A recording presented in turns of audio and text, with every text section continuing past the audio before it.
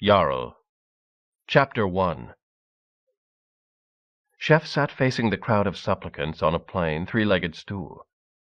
He still wore a hemp tunic and woolen breeches, with no signs of rank.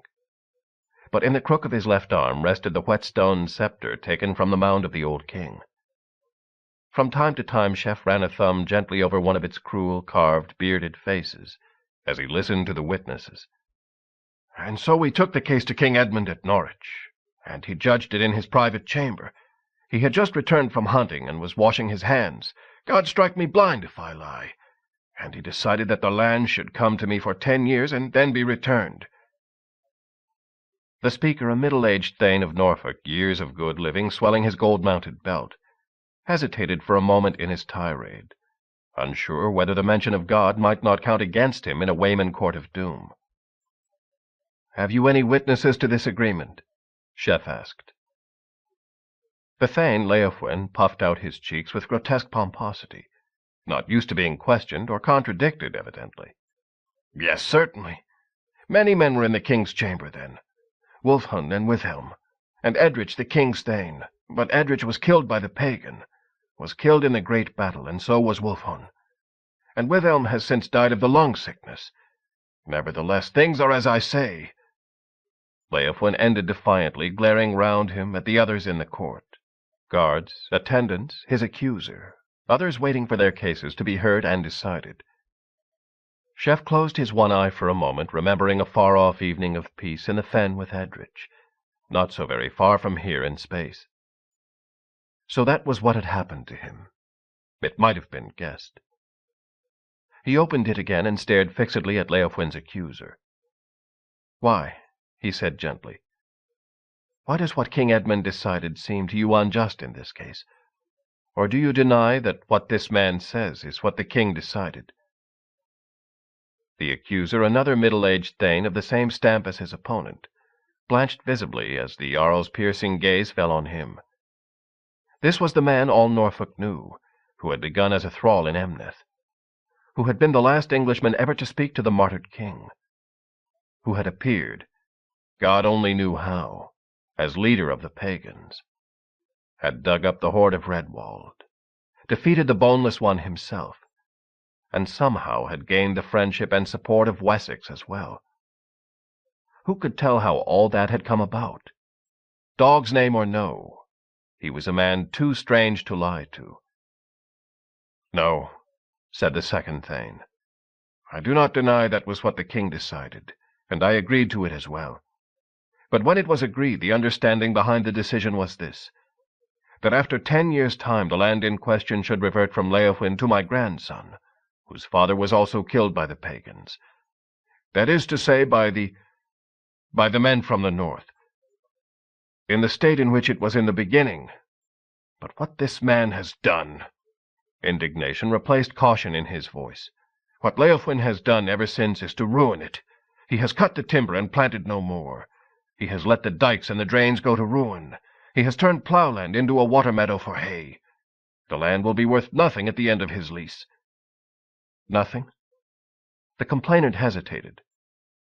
"Not as much as before, Lord Jarl." Somewhere outside a bell rang, a sign that the doomsgiving was over for the day.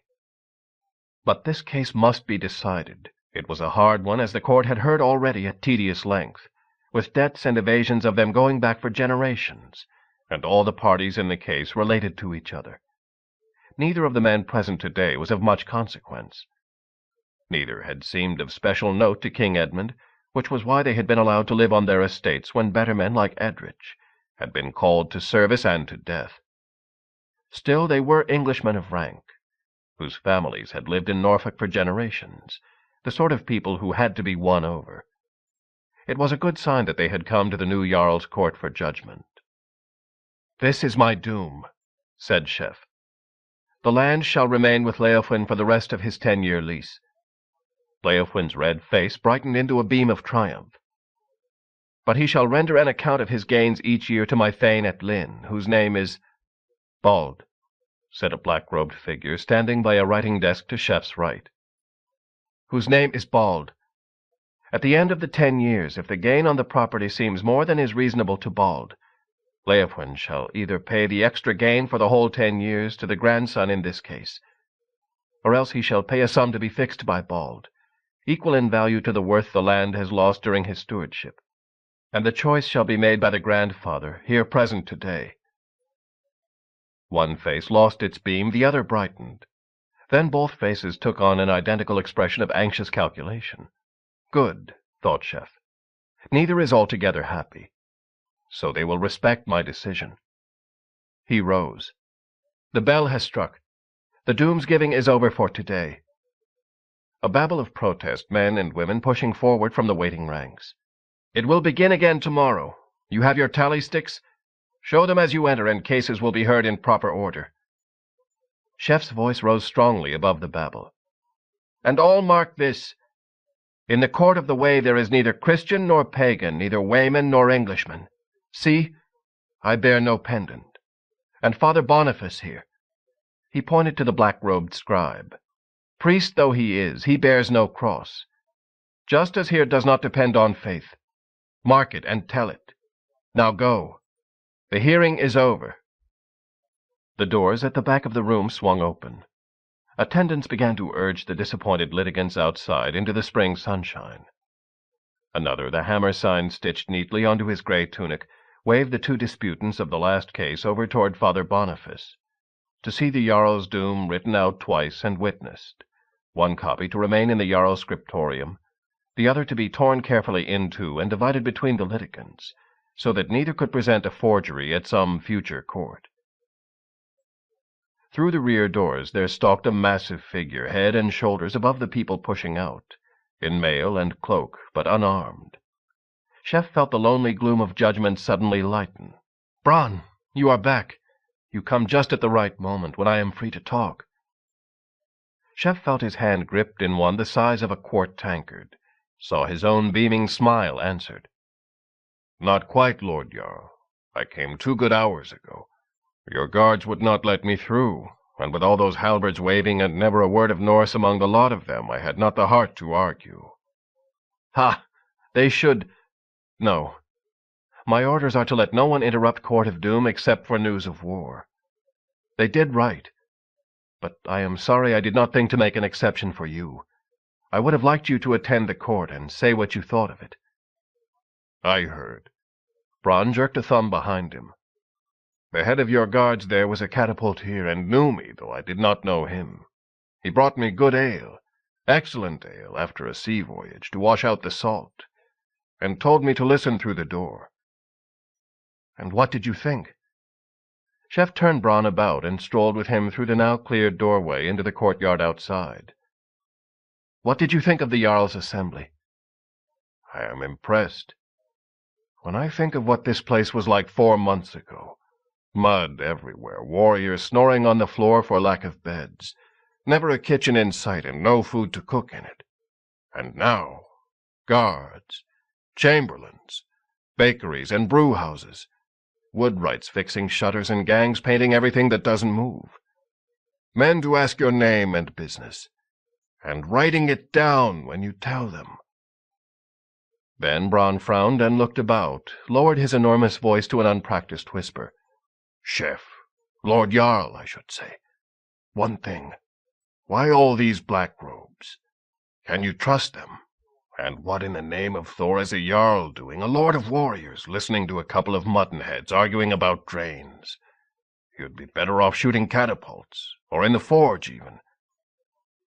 Chef laughed, looking across at the massive silver buckle holding together his friend's cloak, the bulging purse on his sword belt, the ornamental waist chain of linked silver coins. "Tell me, Bron, how did your trip home go? Were you able to buy all you meant to?" Bron's face took on a hucksterish look of caution. "I put some money in safe hands. Prices are high in Halogalan, and folk are mean. Still, when I hang up my axe for good, it may be there is some small farm for me to retire to in my old age." Chef laughed again. "With your share of all our winnings, in good silver, you must have bought up half the county for your relatives to look after." This time Bron grinned too. "I did pretty well, I admit. Better than ever in my life before. Well, let me tell you about the black robes. What none of us has ever realized is the money the stay-at-homes have. The wealth in a whole county, a rich county of England, not a poor stony one in Norway where you come from. Tens of thousands of men, all tilling the soil and raising sheep, and trimming wool and keeping bees and cutting timber and smelting iron and raising horses. More than 1,000 square miles, maybe 1,000 acres. All those acres must pay something to me, to the Jarl, if it is only the war tax or bridge and road money. Some of them pay everything. I took all church land into my own possession. Some of it I gave at once to the freed slaves who fought for us, 20 acres a man. Wealth to them, but a flea bite compared to the whole. Much I leased out straight away to the rich men of Norfolk at low rates for ready money. Those who got it will not want to see the church come back. Much I kept in my own hand for the Jarldom. In future it will make money for me to hire workers and warriors. But I could not have done it without the black robes, as you call them. Who could keep all this land, all these goods, all these leases in his head? Thorvin knows how to write in our letters, but few others. Suddenly there were many lettered men, men of the church, with no land and no income all of a sudden. Some now work for me. But can you trust them, chef? The ones who hate me and will never forgive me, or you, or the way. They have gone off to King Burgred, or to Wulf here, the archbishop, to stir up war. You should have just killed them all. Chef hefted his stone scepter. They say, the Christians, that the blood of martyrs is the seed of the church.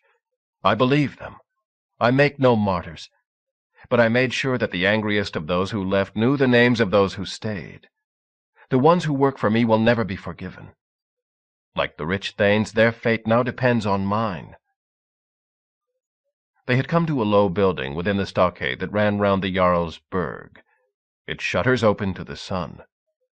Chef pointed inside to the writing desks, the men conferring quietly, writing on parchment. On one wall Bronn could see hung a great mappa, a newly made one, devoid of ornament, full of detail. By the winter I shall have a book of every piece of land in Norfolk, and a picture of the whole shire on my wall.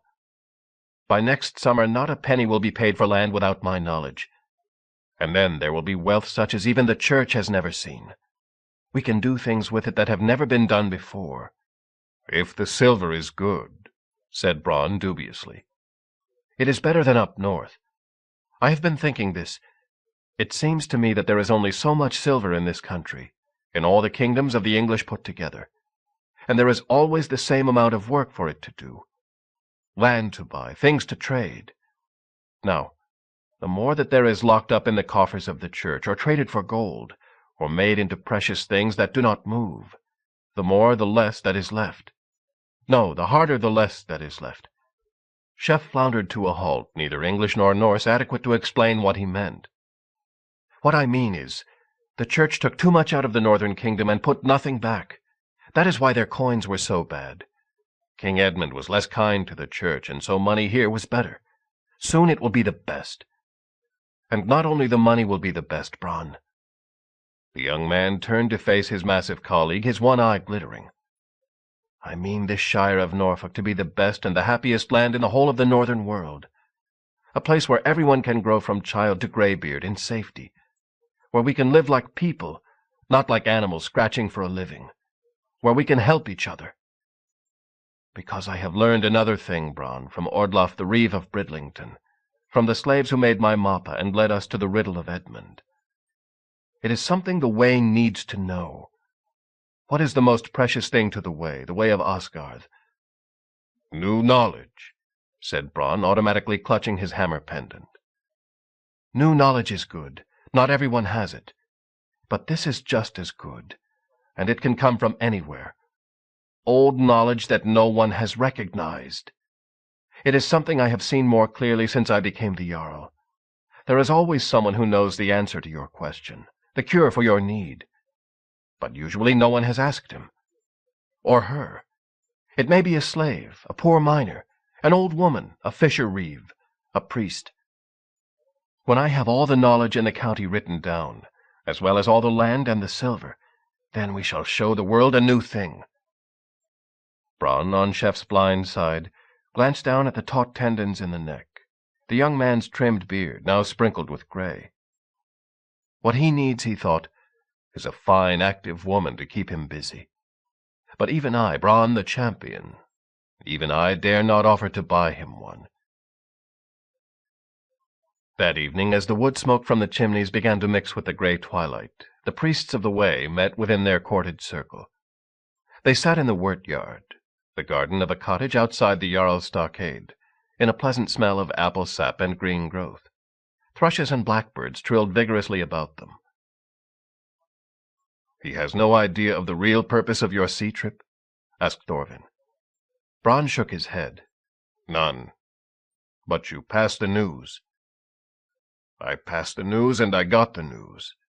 The word of what has happened here has gone to every Way priest in the northern lands, and they will tell their followers. It has gone to Birko, and to Kaupang, to Skiringsol, and to the Trons." "So we can expect reinforcements," said Geirulf, Tyr's priest.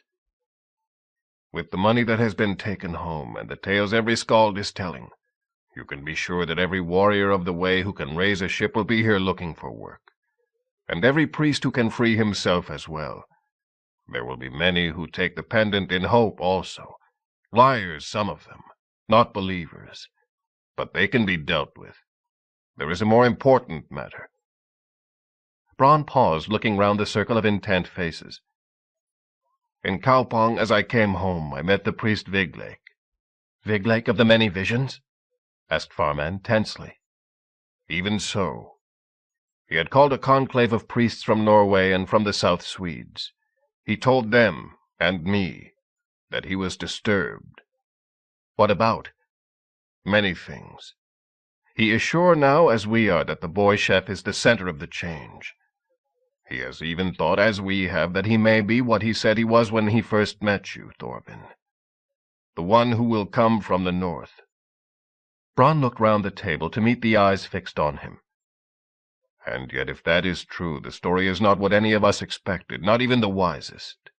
Viglake says, for one thing, he is not a Norseman. He has an English mother." Shrugs.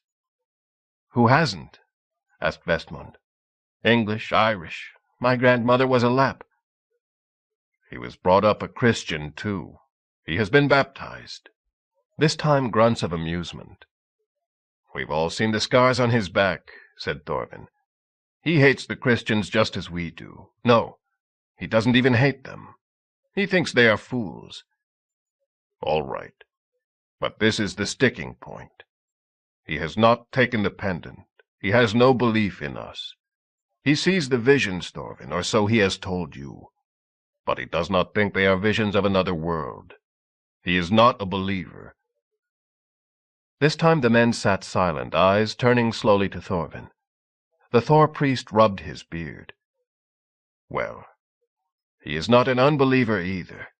If we asked him, he would say that a man with a pendant of a heathen god, as the Christians call them, could not rule Christians. Not even for as long as it will take for them to stop being Christians.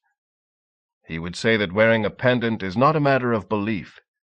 It would just be a mistake, like starting to hammer before the iron was hot. And he does not know which pendant he should wear." "I do," said Bronn. "I saw it, and said it last year when he killed his first man." "I think so, too," agreed Thorvin. "He should wear the spear of Odin, god of the hanged, betrayer of warriors. Only such a one would have sent his own father to death. But he would say, if he were here, that it was the only thing to do at that time." "Is Viglake only talking of probabilities?" asked Farman suddenly. "Or did he have some particular message? Some message a god sent him?" Silently Bronn pulled a packet of thin boards wrapped round with sealskin from inside his tunic and passed it over. Runes were cut on the wood and inked in. Slowly Thorvin scanned them, Geirulf and Skaldfinn leaning close to look also. The faces of all three darkened as they read on. "Viglake has seen something," said Thorvin at length. "Bronn, do you know the tale of Frodi's mill?" The champion shook his head. 300 years ago there was a king in Denmark called Frodi. He had, they say, a magic mill which did not grind corn, but instead ground out peace and wealth and fertility. We believe it was the mill of new knowledge.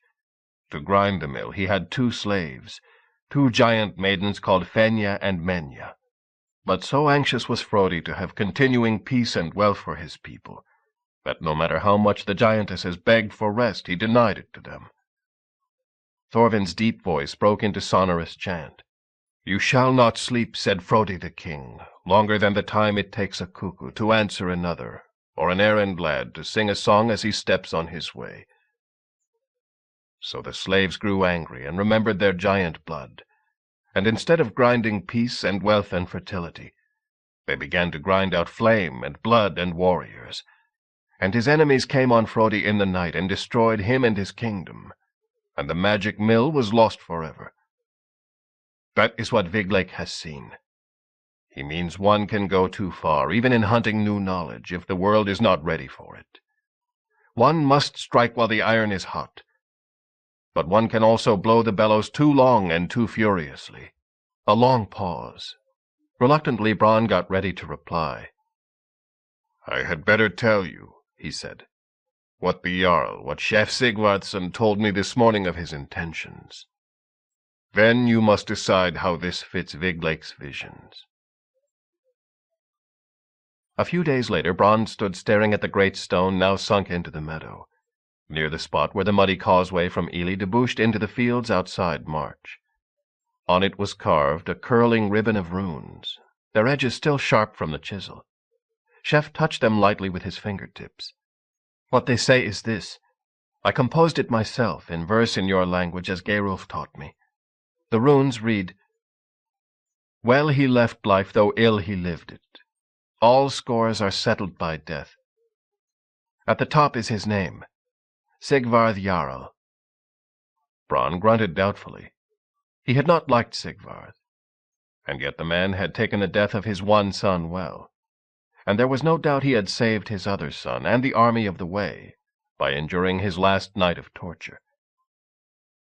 "Well," he said at last, "he has his Bauta stain, right enough. It is an old saying. Few stones would stand by the way if sons did not set them up. But this is not where he was killed." "No," said Chef. "They killed him back in the mire. It seems my other father, Wulfgar, could not wait even till he reached firm ground.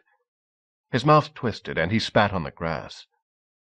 But if we had set it up there, it would have been out of sight in the marsh in 6 weeks. Besides, I wanted you here to see this." He grinned, turned, and waved an arm in the direction of the almost imperceptible rise that led toward March. From somewhere out of sight there came a noise like the squealing of a dozen pigs being butchered simultaneously.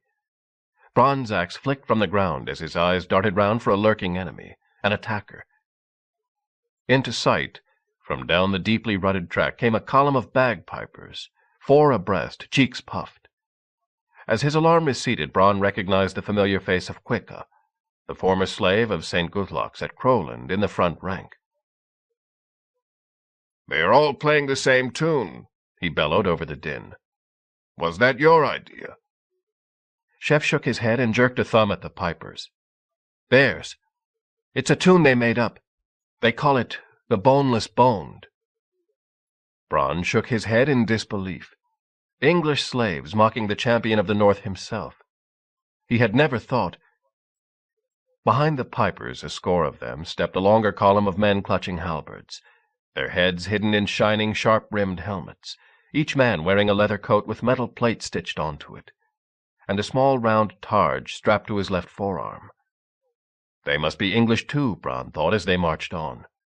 How could he tell? Mainly it was their size.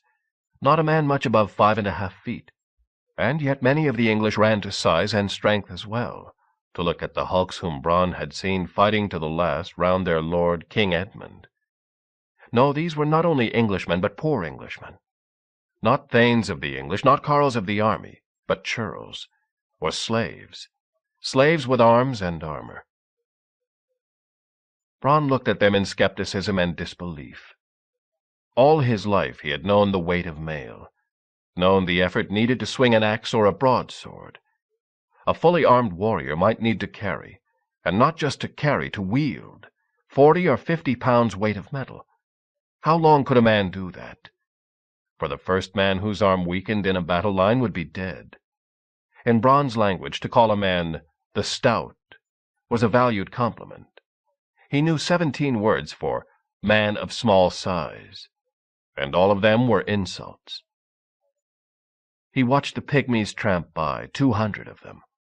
All held their halberds the same way, he noticed, straight up above the right shoulder. Men marching close together could not afford the luxury of individual decision. But a Viking army would have straggled and held its weapons any way that seemed good, to show proper independence of spirit. Behind the halberdiers came team after team of horses, he noticed with surprise. Not the slow, dogged ox teams that had dragged Chef's catapults round the flank of Ivar's army. The first 10 pairs of horses dragged the carts with the disassembled beams he had seen before, the pull-throwers, the traction catapults that lobbed stones. By each cart walked its crew, a dozen men with the same grey jerkins and white hammer insignia as the pipers and halberdiers. In each crew, a familiar face. Chef's paid-off veterans of the winter campaign had seen their land, had left men to till it, and had returned to their master, the wealth-giver.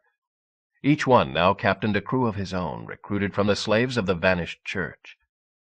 The next 10 pairs were something new again. Behind the horses came a thing on broad cart wheels, a long trail on each lifted high so that the other end bowed like a chicken scratching for worms in the mud. A twist shooter, the torsion catapults that shot the great darts, not disassembled but ready for action, the high wheels marking the only difference from the one that had killed King Ella, the ones that had brought down the coiling worm standard of Ivar. Again a dozen men crewed each, marching with their winding levers sloped and bundles of darts over their shoulders. As they too tramped by, Bronn realized that the bagpipe music, though changed, had not moved into the distance. The 500 men he had seen already were filing past, and then turning back on themselves, lining up in ranks behind him. But here at last was something like an army approaching. Scores and scores of men, not in ranks, not marching, but slouched on ponies and flooding forward down the track like a grey tide. Mail shirts, broadswords, helmets, familiar faces. Bronn waved cheerfully as he recognized Gudmund, still known as the Greedy, in front of his ship's crew. Others waved back, calling out as the English had not done. Magnus Gaptooth and his friend Kolbein, clutching halberds as well as the rest of their armament. Vestlivi, who had been the helmsman of Sigvard Jarl, and a dozen others he knew for followers of the Way. "Some went off to spend their winnings like you," said Chef in Bronn's ear. "Others sent the money off or kept it and stayed on here. Many have bought land. It is their own country they are defending now." The pipers ceased their din simultaneously, and Bronn realized he was surrounded by a ring of men. He stared round, counting, calculating. 10 long hundreds, he said at last.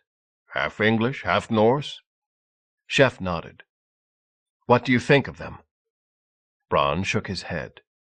"The horses to pull the teams," he said. "Twice the speed of ox teams. But I did not know the English knew how to harness them properly. I have seen them try, and they harness them as if they were oxen, pushing against a pole. Cuts their wind off, and they cannot use their strength. How did you realize that?" "I told you," said Chef. "There is always someone who knows better. This time it was one of your men, one of your own crew, Gouty, who walks with a limp. The first time I tried to harness horses, he walked by and told me what a fool I was. Then he showed me how you do it in Halogalan, where you always plow with horses. Not new knowledge, old knowledge. Old knowledge not everyone knows. But we worked out how to hitch up the catapults ourselves."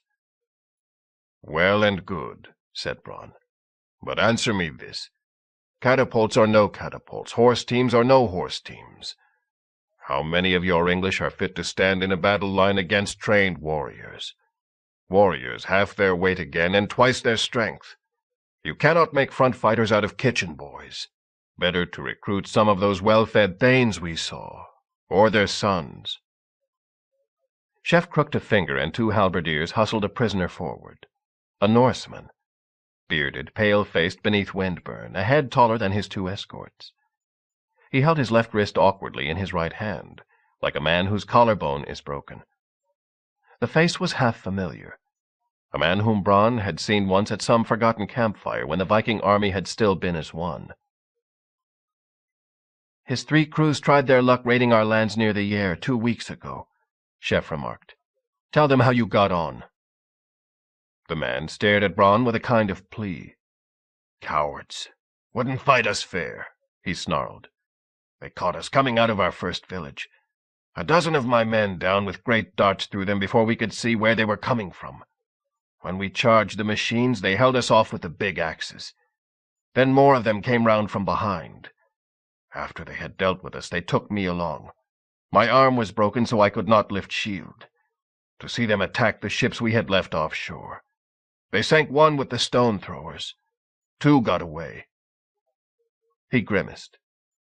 "My name is Snækolf, from Raumariki. I did not know you men of the Way had taught the English so much, or I would not have raided here. Will you speak for me?" Chef shook his head before Bronn could reply. "His men behaved like beasts in that village," he said. "We will have no more of it. I kept him to say his piece, and he has said it. Hang him when you can find a tree." Hoofbeats came from behind them as the halberdiers hustled the silent Viking away. Chef turned without haste or alarm to meet the rider cantering down the muddy track. The man reached them, dismounted, bowed briefly, and spoke. The men of the Wayland army, English and Norse together, stretched their ears to listen. "News from your burg, Lord Jarl. A rider came in yesterday from Winchester. King Ethelred of the West Saxons is dead, of the coughing sickness. His brother, your friend Alfred the Atheling, is expected to succeed him and take power." "Good news," said Bronn thoughtfully. "A friend in power is always good." "You said expected?" said Chef. "Who could oppose him? There is no other of that royal house left." Chapter 2.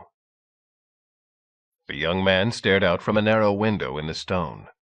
Behind him, very faintly, he could hear the sound of the monks of the old minster singing yet another of the many masses he had paid for. Masses for the soul of his last brother, King Ethelred. In front of him all was activity. The wide street that ran east to west through Winchester was crowded with traders, stalls, customers. Through them pushed carts laden with timber. 3 separate gangs of men were working on houses either side of the street, digging foundations, driving beams into the soil, fitting planks over timber frames. If he lifted his eyes he could see, round the edge of the town, many more men strengthening the rampart his brother had ordered, driving in the logs and fitting the fighting platforms. From all directions came the sound of saws and hammers. The young man, Alfred the Atheling, felt a fierce satisfaction. This was his town, Winchester. The town of his family for centuries, for as long as the English had been on their island, and longer even than that, for he could number ancestors among the British and the Romans, too. This minster was his. His many great-grandfather, King Kenwal, had given the land on which it was to be built to the church 200 years before, as well as the land to support it and provide its revenues. Not only his brother Ethelred was buried here, but his father Ethelwulf as well, and his other brothers, and uncles and great-uncles in number more than a man could count. They had lived, they had died, they had gone back to the earth. But it was the same earth. Last of his line, the young Atheling did not feel alone. Strengthened, he turned to face the saw-edged voice that had been grating away behind him in competition with the sounds from outside.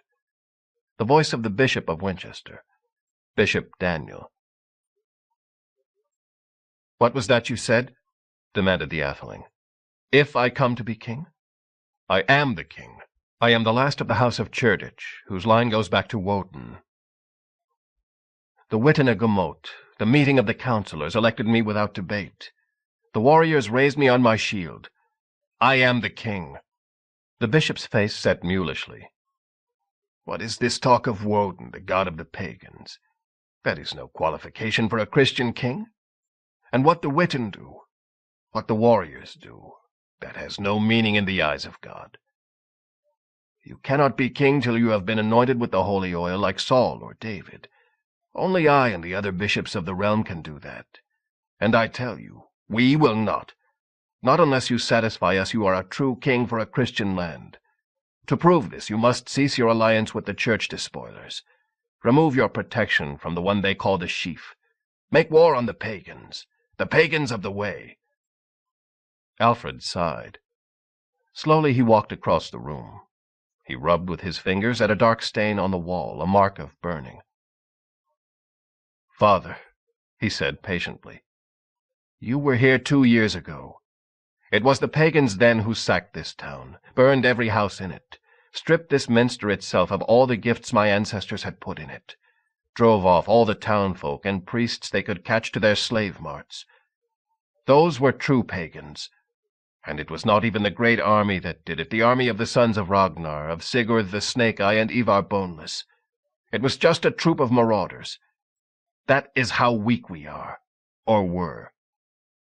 What I mean to do," his voice rose suddenly and challengingly, "is to see to it that bane never comes on Winchester again, so that my long-fathers can rest in peace in their graves. To do that I must have strength and support. The men of the way will not challenge us. They will live in fellowship, pagans or no pagans. They are not our enemies. A true Christian king cares for his people. That is what I am doing.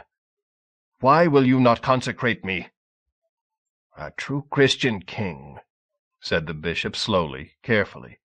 "A true Christian king cares first and above all for the church. The pagans may have burned the roof from this minster, but they did not take its land and revenues forever. No pagan, not the boneless one himself, has taken all the church land for his own and given it to slaves and hirelings." That was the reality, thought Alfred. Gangs of marauders, the great army itself, might come down on minster or monastery and strip it of its goods, its treasures and relics. Bishop Daniel would resent it bitterly, torture to death every last stray Viking he caught. But it was not yet to him a matter of survival. The church could re-roof its minsters, restock its lands, breed new parishioners, and even ransom back its books and holy bones. Pillage was survivable. Taking away the land that was the basis of permanent wealth, land the church had booked to itself from deathbed donations over many centuries, that was more dangerous. That was what the new alderman, no, the Jarl of the Wayfolk, had done. That had taught Bishop Daniel a new fear. Daniel feared for the church. He himself, Alfred realized. He feared for Winchester. Rebuilding or no, ransoms or no, long view or short view, he would never see it ravaged and burned again. Church was less important than city. "I do not need your holy oil," he said peremptorily. "I can rule without you. The aldermen and the reeves, the thanes and the councillors and the warriors, they will follow me as king whether I am consecrated or not." The bishop stared unwinkingly at the young face set before him, shook his head with cold anger. "It will not be. The scribes, the priests, the men who write your royal writs and book your leases, they will not aid you. They will do as I tell them. In all your kingdom, if king you call yourself, there is not one man who can read and write who is not a member of the church. What is more, you cannot read yourself, much though your holy and pious mother wished you to learn the craft." The young atheling's cheeks flushed with rage and shame as he remembered the day he had deceived his mother. Had the priest read one of her much-loved English poems over and over, until he had learned it by heart. Then had stood in front of her reciting it, and pretending to read from the book he had coveted. Where was the book now? Some priest had taken it. Probably had scraped the writing from it so he could inscribe on it some saintly text. The bishop's voice rasped on. "So, young man, you do need me. And not only for the power of my subordinates, the power I lend you. For I have allies too, yes, and superiors. You are not the only Christian king in England. The pious Burgred of Mercia, he knows his duty. The young man you dispossessed of Norfolk, Ulfgar the alderman, and his worthy father Wulfgar, whom the pagans mutilated, they know their duty too. Tell me, are there none of your thanes and aldermen who might not follow one of them? As king? The thanes of Wessex will only follow a man of Wessex. even if they are told different, if the order comes from Rome." The name hung in the air. Alfred paused, contemptuous reply checked on his lips. Once before in his lifetime Wessex had challenged Rome, when his brother Ethelbald had married his father's widow against all the rules of the Church. The word had come, the threats had been made. Ethelbald had died soon after. No one knew what of. The bride had been returned to her father, King of the Franks. They had not let Ethelbald's body lie in Winchester. The bishop smiled, knowing his words struck home. "You see, Lord King, you have no choice. And what you do does not matter in any case. It is only a test of your loyalty. The man you supported, Shippey, the son of the heathen Jarl, the Englishman who was brought up as a Christian and then turned his back on it, the apostate, worse than any pagan, worse than the boneless one himself. He has no more than weeks to live. His enemies ring him round. Believe me, I hear news that you do not. Sever your bond with him at once. Show your obedience to the Church, your mother." The bishop leaned back in his new carved chair, sure of his power, anxious to mark an ascendancy which would last as long as the young man in front of him might live. "King though you may be," he said, "you are in our minster now. You have our leave to go. Go, and issue the orders I demand." The poem he had learned for his mother years ago came back suddenly to the young atheling's mind. It had been a poem of wise advice for warriors, a poem from before Christian times. "Answer lie with lie," it had said, "and let your enemy, the man who mocks you, miss your thought. He will be unaware when your wrath shall fall." Good advice, thought Alfred. Maybe my mother sent it. "I will obey your words," he said, rising humbly. "And I must beg you to forgive the errors of my youth, while I thank you for your prudent direction." Weakling, thought the bishop. He hears news that I do not, wondered the king. To anyone who knew him, and to many who did not, the marks of defeat and shame and ignominious flight in the depths of winter, all were visible on Ivar Ragnarsson's face. The terrible eyes were still there, the eyes under frozen lashes that never blinked. But there was something in them that had not been there before, an absence, a withdrawal. Ivar walked like a man with something forever on his mind, slowly, absently, almost painfully, shorn of the lithe grace that had once marked him out. It was still there when needed. The long flights from the fields of Norfolk across England to his brother's base at York had not been an easy one. Men who had slipped out of sight when the great army passed that way before now emerged from every lane and by-road as a mere pair of exhausted men cantered back.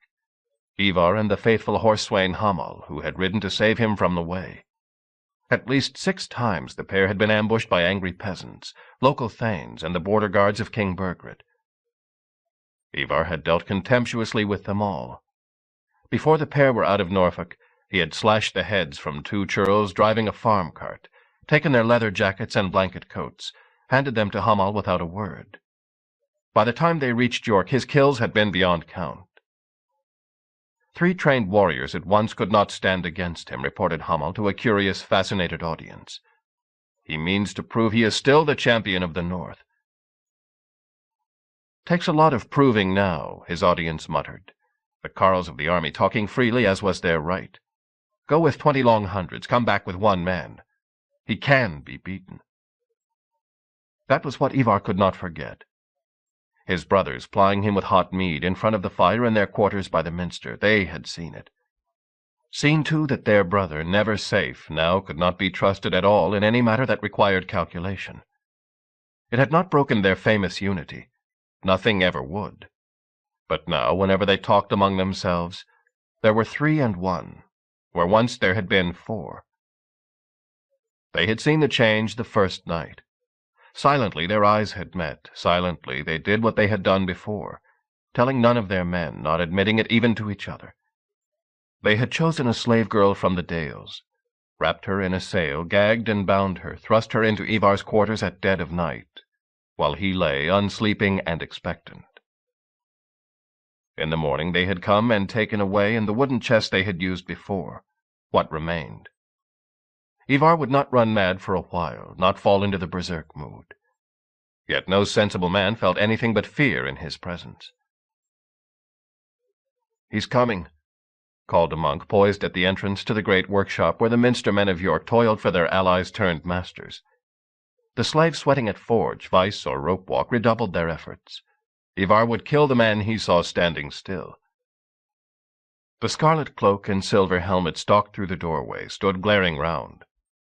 Erkenbert, the deacon, the only man whose behavior did not change, turned to meet him. Ivar jerked a thumb at the workmen. "All ready?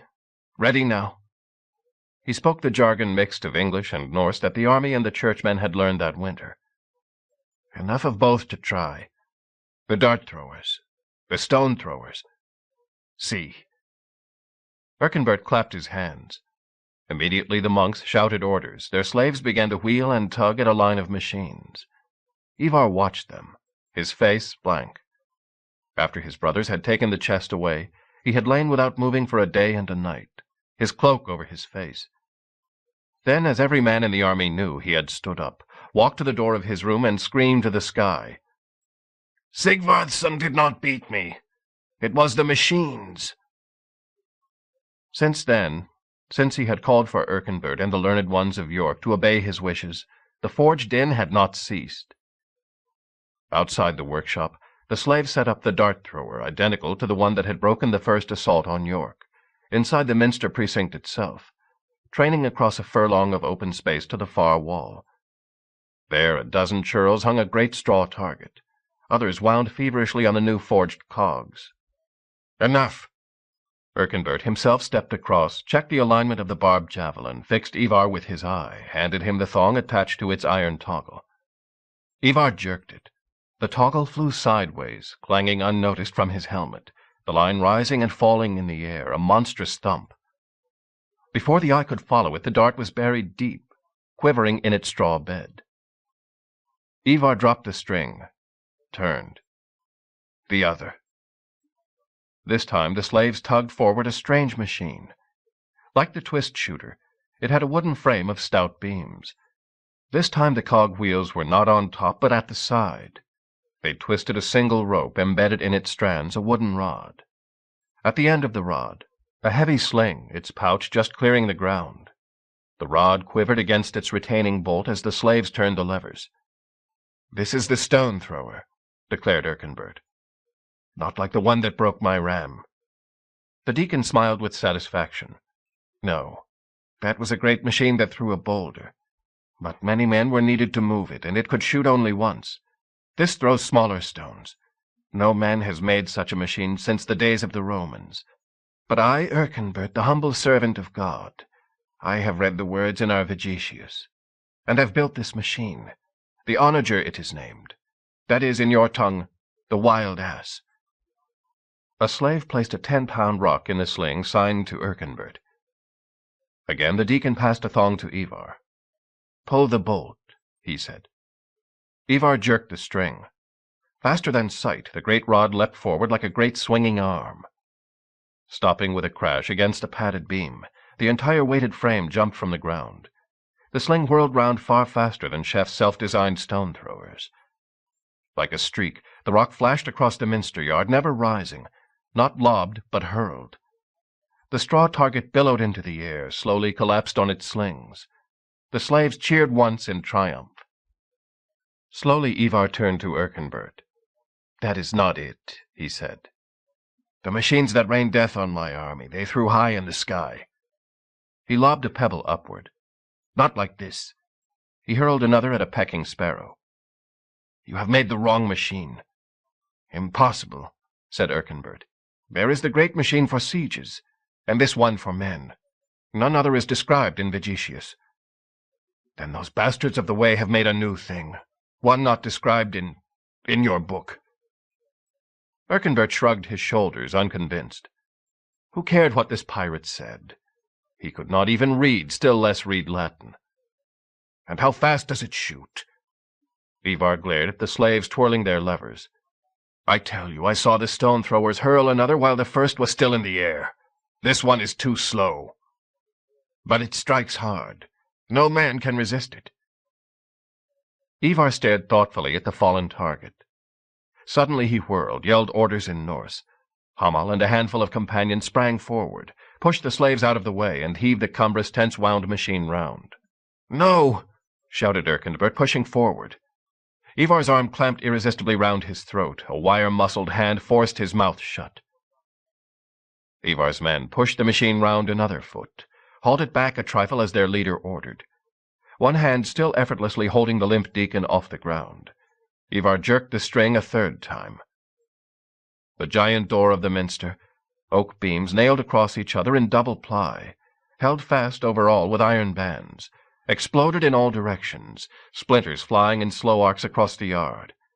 From inside came a chorus of wails, monks leaping out, darting back, shrieking in terror. They all stared in fascination at the great hole the boulder had smashed. "You see," said Erkenbert, "this is the true stone-thrower. It strikes hard. No man can resist it." Ivar turned, eyes fixed on the little monk in contempt. "It is not the true stone-thrower. There is another kind in the world of which you know nothing. But strike hard it does. You must make me many." Across the narrow sea to the land of the Franks beyond, 1,000 miles away in the land of the Romans, there within the gates of a minster greater than Winchester, greater even than York, deep silence lay. Popes had had many troubles, many failures, since the time of their great founder. Some had met martyrdom, some been forced to flee for their lives. Not 30 years before, Saracen pirates had made their way to the very gates of Rome, and had sacked the holy basilica of St. Peter himself, which was then outside the wall. It would not happen again. He who was now the equal of the apostles, the successor of Peter, the holder of the keys of heaven, he had set his face above all toward power. Virtue was great, humility, chastity, poverty. But without power none of those could survive. It was his duty to the humble, the chaste, and the poor to seek power. In pursuit of it he had put down many mighty ones from their high seats on their thrones. He, Nicholas I, Pope of Rome, servant of the servants of God. Slowly the hawk-faced old man stroked his cat, his secretaries and attendants sitting round him in silence. The foolish archbishop from the town in England, the town with the strange outlandish name, Eboracum, evidently, though hard to tell with his barbarous pronunciation. He had been dismissed with courtesy, and a cardinal deputed to show him all honor and provide him with amusement. What he had said had been nonsense. A new religion, a challenge to the authority of the Church, the barbarians of the North developing intellect, panic and terror stories. Yet it corroborated his other information from England: robbery of the Church, alienation of land, willing apostasy. There was a word for it: dispossession. That was striking at the base of power itself. If that were to become known, there might be too many ready to imitate. Yes, even in the lands of the Empire, even here in Italy. Something would have to be done. And yet the Pope and the Church had other problems, many more pressing ones, more immediate than this matter of English barbarians and northern barbarians, fighting over land and silver in a country he would never see. At their heart lay the partition of the empire, the great empire founded by Charlemagne, king of the Franks, crowned emperor in this very cathedral on Christmas Day, 800, a lifetime before. For 20 years now that empire had been in pieces, and its enemies ever encouraged. First, the grandsons of Charlemagne had fought against each other, till they had hacked out peace and partition, Germany to one, France to another, the great, long, ungovernable strip from Italy to the Rhine to a third. And now that third was dead, and his third of the empire divided once again among three, the emperor himself, eldest son of the eldest son, holding a bare ninth of what his grandfather had ruled. And what did that emperor, Louis II, care about it? Nothing. He could not even drive back the Saracens. What about his brother Lothar, whose only interest in life was to divorce his barren wife and marry his fertile mistress, a thing he, Nicholas, would never permit? Lothar, Louis, Charles, the Saracens and the Norsemen. Land, power, dispossession. The Pope stroked his cat and considered them all. Something told him that here in this trivial far-off squabble, brought by a foolish archbishop running from his duty, might be the solution to all his problems at once.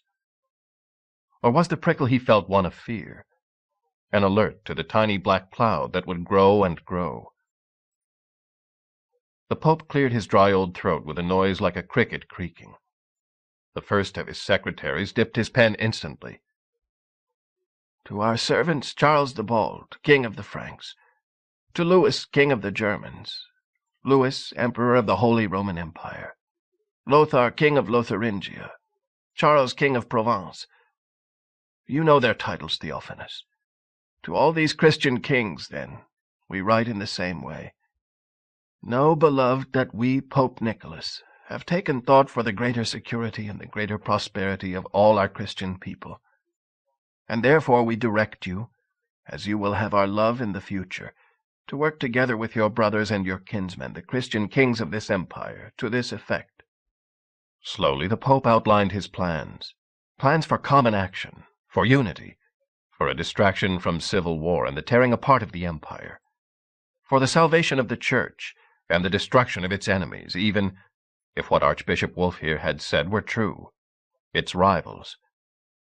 And it is our wish, the dry, creaky voice concluded, that in recognition of their service to Mother Church, each man of your armies who shall join this blessed and sanctified expedition shall wear the sign of the cross upon his clothing over his armor. Finish the letters in proper form, Theophanes. I'll sign and seal them tomorrow. Pick appropriate messengers. The old man rose, clutching his cat, and left the office without haste for his private quarters. Nice touch about the cross, remarked one of the secretaries, busily drafting copies in the Pope's own purple ink.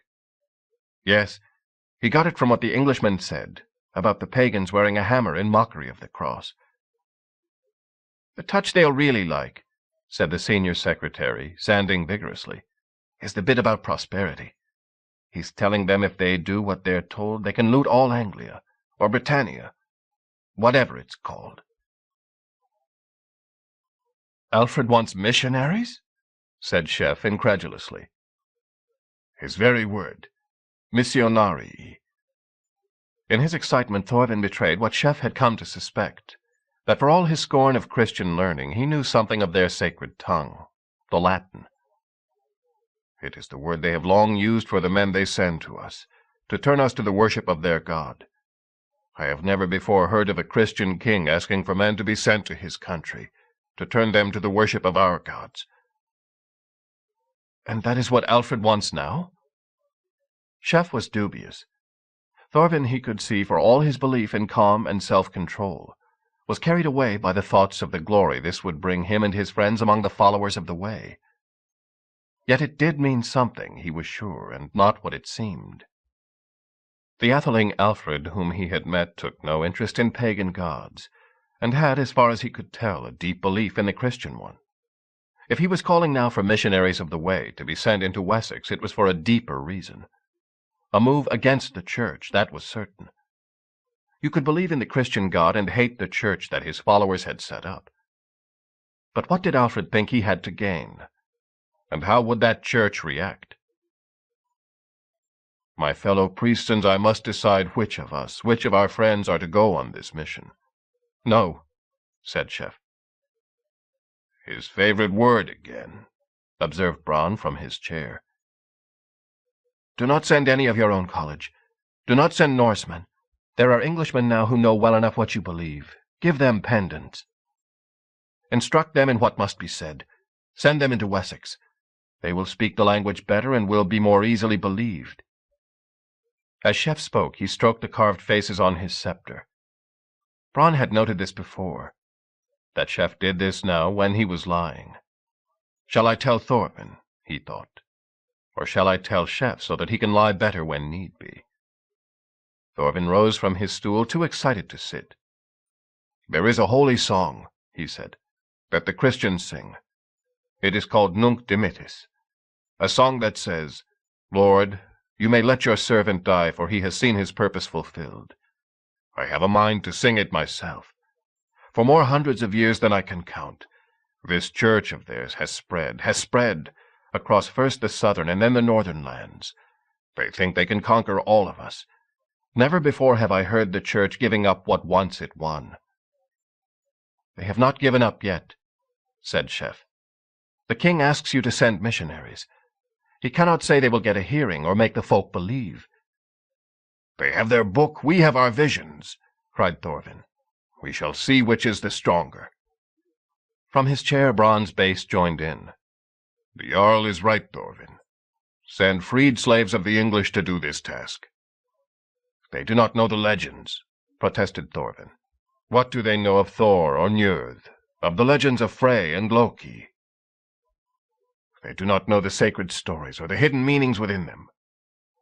"They don't need to," said Bronn. "We're sending them to talk about money." Chapter 3. That fine Sunday morning, as every Sunday morning, the villagers of Sutton in the county of Berkshire in the kingdom of the West Saxons drew together, as directed, before the hall of Herreswith their lord, Thane of King Ethelred that was. Thane now, so they said, of King Alfred. Or was he still only Atheling? They would be told.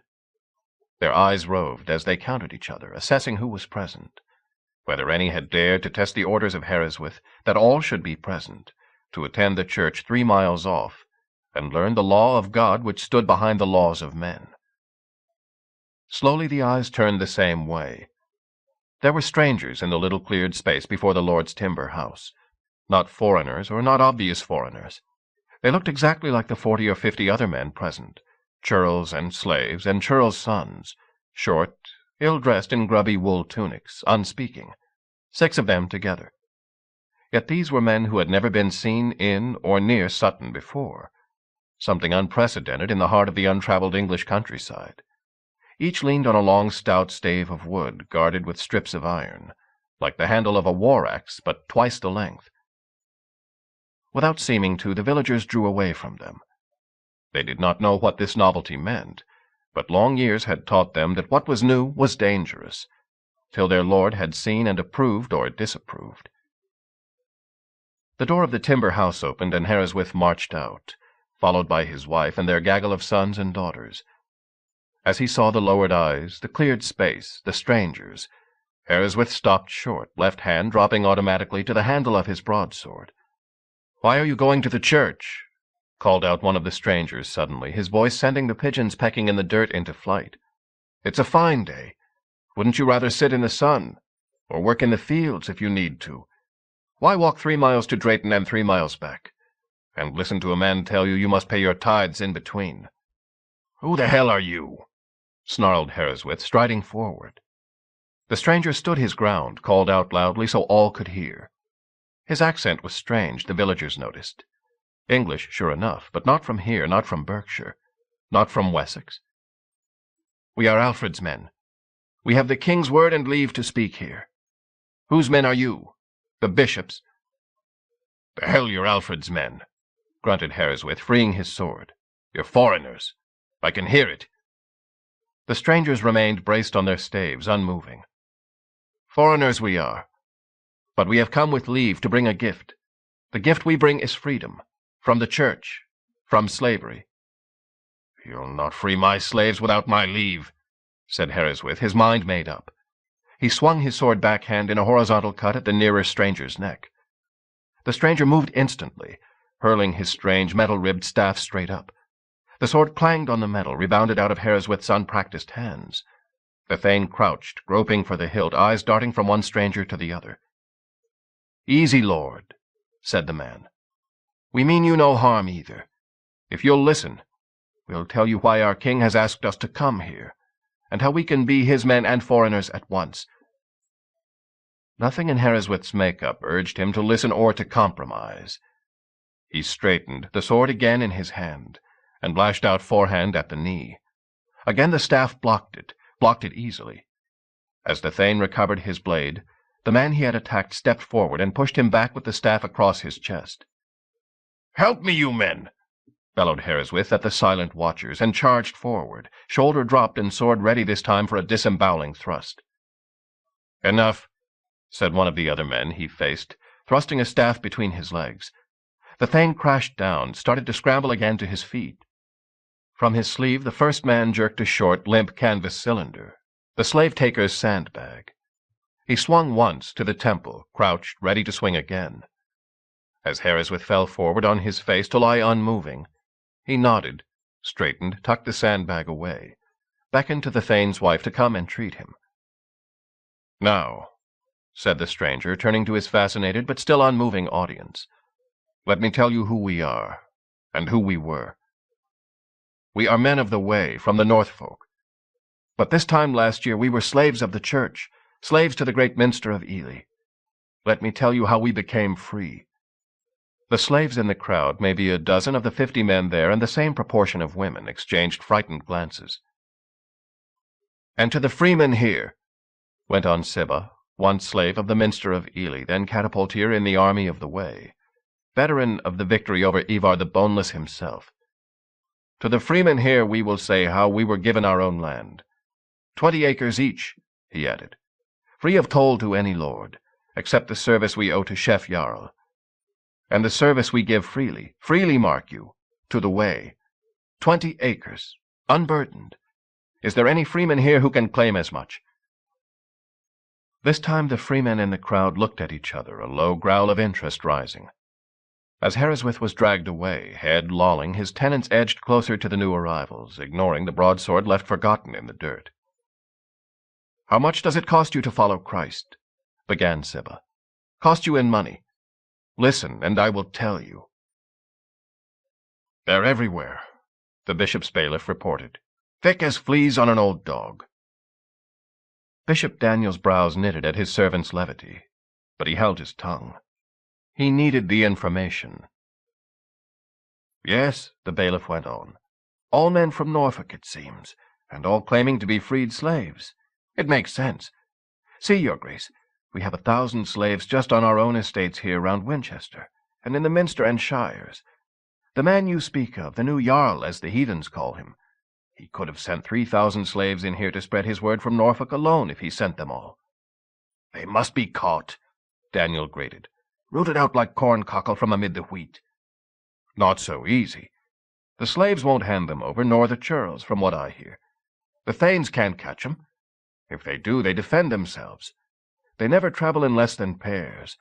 Sometimes they group together to be a dozen or a score, no light matter for a small village to deal with. And besides—" "Besides what?" The bailiff picked his words with care.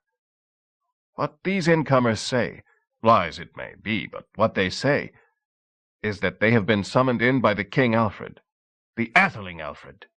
He has never been crowned. Your pardon, lord. By the Atheling Alfred. But even some of the Thanes would be loath to hand over men sent by the king to the church.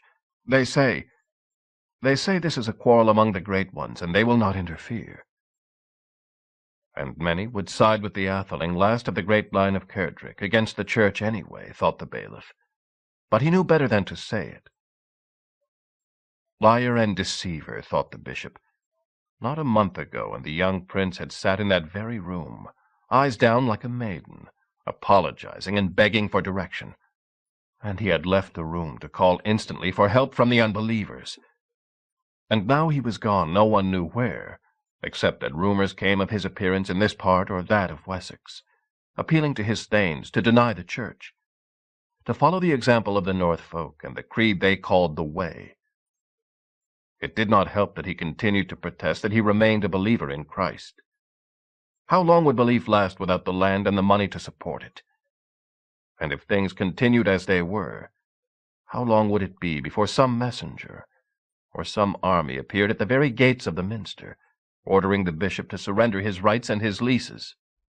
"So," Daniel said at last, half to himself, "we cannot cope with this thing in Wessex. We must send outside. And indeed there is force coming from outside which will cure this evil so that it never raises its head again. Yet I cannot afford to wait. It is my Christian duty to act." And also, he added silently, "my duty to myself.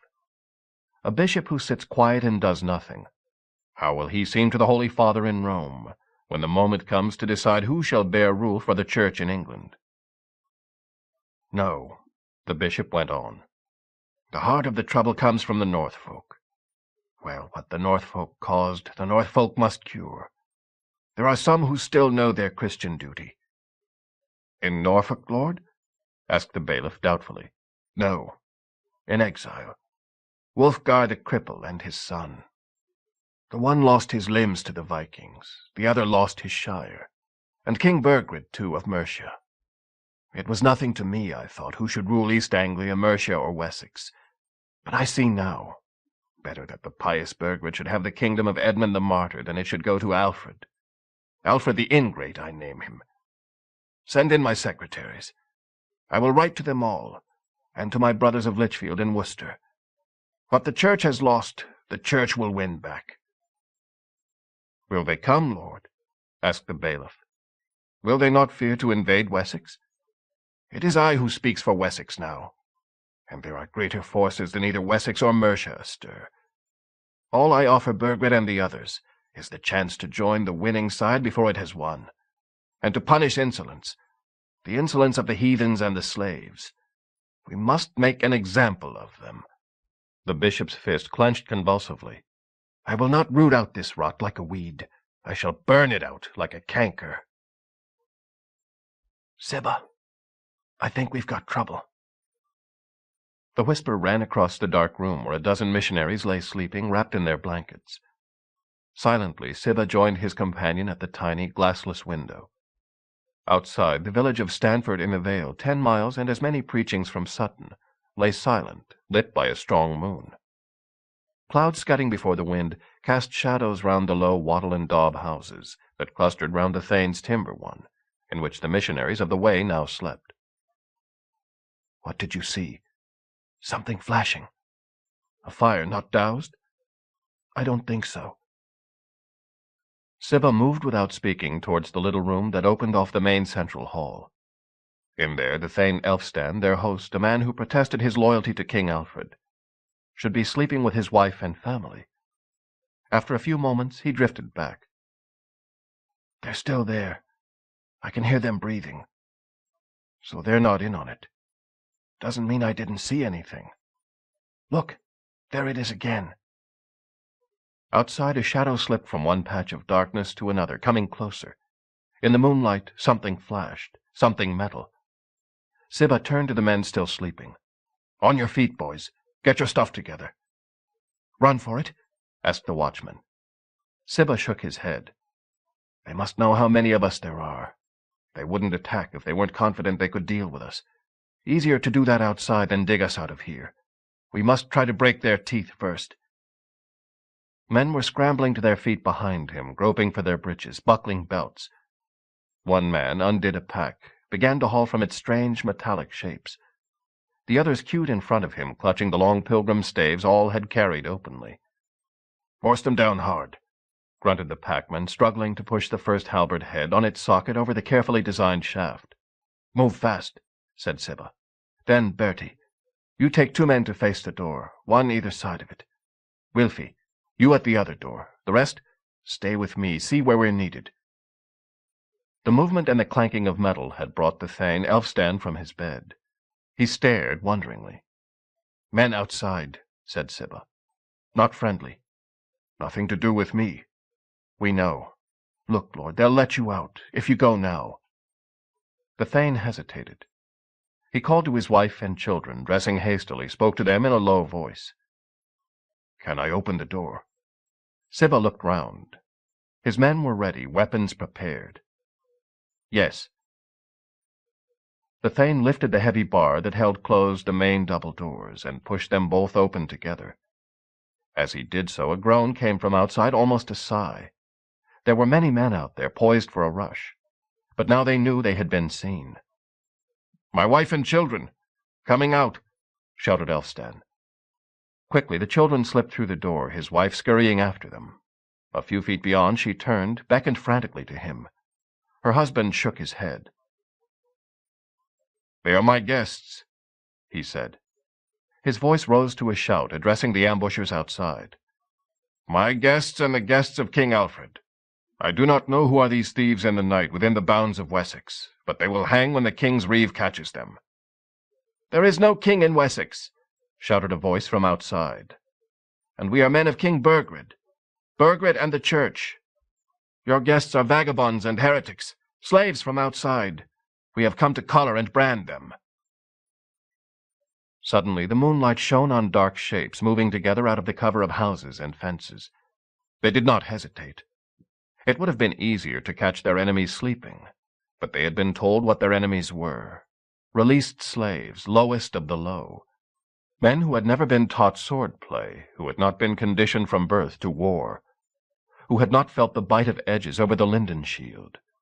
A dozen Mercian warriors swarmed together at the dark doors of the hall. Behind them, now that concealment was gone, horns blew for the assault. The double doors of the hall were 6 feet across, a man's full arm span. Room only for 2 armed men to enter at once. 2 champions rushed in together, shields up, faces glaring. Neither saw the blows that killed them. As they peered into the gloom for men to face them, faces to hack at, the halberd swept from both sides at thigh level below shield and mail shirt. The halberd heads, axe one side, spike the other, were twice the weight of a broadsword. One shore through a warrior's leg and deep into the facing thigh. The other sliced upward from the bone, deep into the pelvis. As one man lay in the flow of blood that would kill him in seconds, the other flapped and twisted, shrieking, trying to tear free the great blade lodged in bone. More men pushed over them.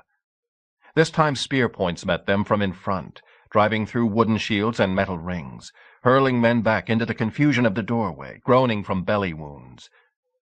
Now the long blades, sweeping in 6-foot arcs, chopped down the mailed warriors like cattle before the poleaxe. For a few seconds it seemed as if the sheer weight and numbers of the first rush would break through the defenders. But against the dim-seen menace nerves failed. The Mercians scrambled back, those in front weaving desperately behind their shields, trying to drag their dead and wounded with them. "So far so good," muttered one of the waymen. "They'll come again," said Shippey. 4 more times the Mercians came on, each time more warily, trying now, as they realized the tactics and the weapons against them, to draw the blow and evade it, to leap forward before the halberdiers could recover their cumbrous weapons. The Norfolk freedmen used their advantage of numbers, 2 men to face each door, a man striking from each side. Slowly the casualties on both sides grew. "They're trying to cut through the walls," muttered Elfstan to Shippey, still on his feet as the sky began to pale. "Makes no difference," replied Shippey. "They still have to climb in, as long as there's enough of us to block each gap." Outside, a fair, angry face stared at a bleeding, exhausted one. Alfgar had come with the attackers to watch the destruction of the waymen. He was not pleased. "You can't break in," he shouted, "against a handful of slaves. We've lost too many good men to this handful of slaves. 8 dead, a dozen hurt, and all of them badly. I'm going to do what we should have done first." Turning to his men, he waved a group forward to the undamaged gable end of the hall. With them they carried thorn fencing. They piled it against the walls, damped it into a pile of thick brush. Steel struck flint, sparks dropping onto dried straw. The fire flared up. "I want prisoners," Alfgar said. "If we can get them," said the Mercian. "Anyway, now they have to come to us." As the smoke began to pour into the drafty hall, Shippey and Elfstan exchanged glances. They could see each other now in the growing dawn. "They might still take you prisoner if you went out," said Shippey. "Hand you over to your own king. You being a thane, who knows?" "I doubt that strongly." "What are we going to do?" "What is always done. We will wait in here for every breath we can draw until the smoke is thickest. Then we will run out and hope 1 or 2 of us may get away in the confusion." The smoke poured in more thickly, followed by the red gleams of fire eating at planking. Elfstan moved to draw a wounded man lying on the floor out of the smoke, but Shippey waved him back. "Breathing smoke is the easy death," he said. "Better than feeling the fire in your flesh." One by one, as their endurance waned, the halberdiers ran out in the smoke, trying to run downwind for a few yards of screen. Gleefully their enemies pounced, blocking their path, making them strike or lunge, leaping in behind with sword or dagger, and a long night of loss and frustration to avenge. Last and unluckiest ran Sibba. As he came out, 2 Mercians, realizing by now which way their prey would go, stretched a rawhide rope across his path. Before he could rise or draw his short knife, there was a knee on his back, brawny arms on his wrists. The last man left in the shell of his home, Elfstan stepped slowly forward, not running downwind like the others, but taking 3 long strides out of the smoke, shield raised, broadsword drawn. The Mercians running in hesitated. Here at last was a man like themselves. At a safe distance, Elfstan's serfs and tenants watched, to see how their lord faced death. Huskily, Elfstan snarled a challenge, gesturing to the Mercians to come on. One detached himself, stepping forward, swinging backhand, forehand, clubbing upward with his iron shield boss. Elfstan parried, edge to edge, with the skill of a lifetime's practice, chopping with his own shield, circling one way, then the other, as he tried to detect a weakness in his enemy's wrist or balance or technique. For minutes the grave ballet of the sword duel, the thing Thanes were bred for, went on. Then the Mercian sensed the Wessex Thane's exhaustion. As the shield arm facing him drooped, he feinted a low cut, turned it into sudden short thrust. The blade drove in below the ear. As he fell, Elfstan struck one last failing blow. His enemy staggered, looked unbelievingly at the arterial blood spouting from his thigh, and fell also, struggling to cover the flow with his hands. A groan rose from the men of Stanford in the Vale. Elfstan had been a hard master, and many had felt the weight of his fist if slaves, or the power of his wealth if free. Yet he had been their neighbor. He had fought the invaders of the village. "Good death," the Mercian captain said professionally. "He lost, but maybe he took his man with him." Alfgar moaned with disgust. Behind him, men rolled the traveling cart of his father forward. Through the shattered palisade of the village, a further cortege advanced, black-robed priests in the van. In the midst of it, the rising sun glittered on the bishop's gilded crozier. "At least we have some prisoners," he said. "2?" asked Bishop Daniel disbelievingly. "You killed 9 and caught 2. No one bothered to answer him. "We must make the best of it," said Wulfgar. "Now, how are you going to deal with them? Make an example, you said." The 2 freedmen stood in front of them, each held by 2 warriors. Daniel paced forward, stretched his hand out, pulled a thong from round one captive's neck, broke it with a jerk. He stared at what lay in his hand, did the same to the other prisoner. A silver hammer for Thor, a silver sword for Tyr. He tucked them into his pouch. For the Archbishop, he thought. No, Keilnoth is too much a weakling, feeble as the weathercock wolf here of York. These are for Pope Nicholas. With this silver in his hand, he may reflect that the Church in England cannot afford weakling archbishops any longer. "I swore to burn the canker out," he said, "and so I will." An hour later, Wilfy of Ely stood tethered to the stake, legs tightly bound to prevent him kicking out. The brushwood burned brightly, caught at his woolen breeches. As the fire blistered his skin, he began to twist in his bonds, gasps of agony forced from him despite his efforts. The Mercian warrior stared at him judgmentally, interested to see how a slave-born bore pain. The villagers watched more fearfully. Many had seen executions. But even the wickedest, secret murderers and housebreakers faced no more than the noose. To kill a man slowly was outside English law, though not outside church law. "Breathe the smoke!" yelled Sibba suddenly. "Breathe the smoke!" Through the pain Wilfy heard him, ducked his head, breathed in great gasps. As his tormentors hesitated to approach, he began to fall forward in his bonds. As unconsciousness came on him, he rallied for an instant, looked upward. "Tyr!" he called. "Tyr, aid me!" The smoke billowed up round him as if in reply. When it cleared, he hung limp. A rumble of talk rose from the watchers. "Not much of an example there," observed Wulfgar to the bishop. "Why don't you let me show you how to do it?" As they dragged Sibba forward to the second stake, men went running at Wulfgar's word to the nearest house, came out moments later trundling the beer barrel which even the meanest home could boast. At a gesture they stove in one end, tipped the barrel over, stove in the other to create a short, stout cylinder. The barrel's owner watched unspeaking as his summer ale ran into the dirt. "I've thought about this," said Wulfgar. "What else have I to do? What you need for this is draught, like a clay chimney in a fireplace." They tied Sibba, pale and glaring, next to the stake where his comrade had died. As they piled the brushwood deeply round him, Daniel stepped forward. "Abjure your pagan gods," he said. "Return to Christ.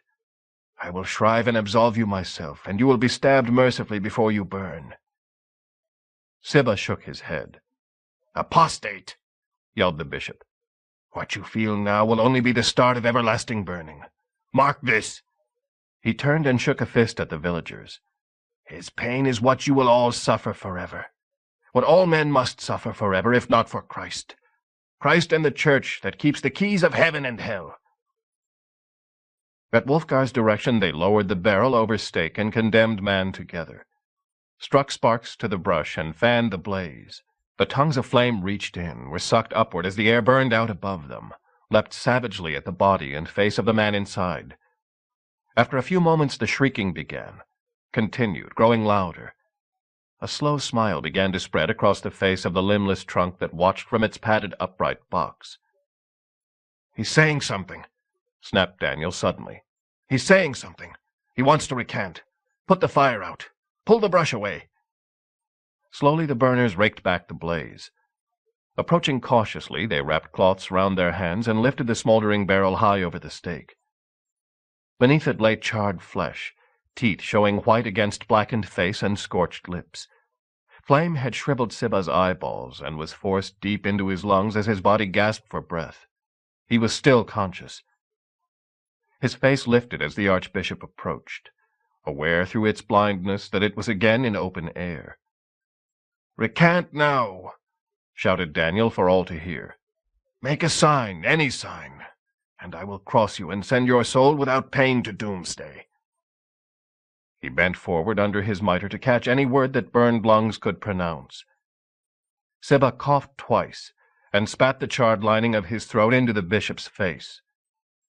Daniel stepped back, wiping the black mucus with disgust onto his embroidered robe, shaking involuntarily. "Back," he gasped. "Put it back. Put it over him again. Restart the fire. And this time," he shouted, "he can call on his pagan gods till the devil has him." But Sibba did not call out again.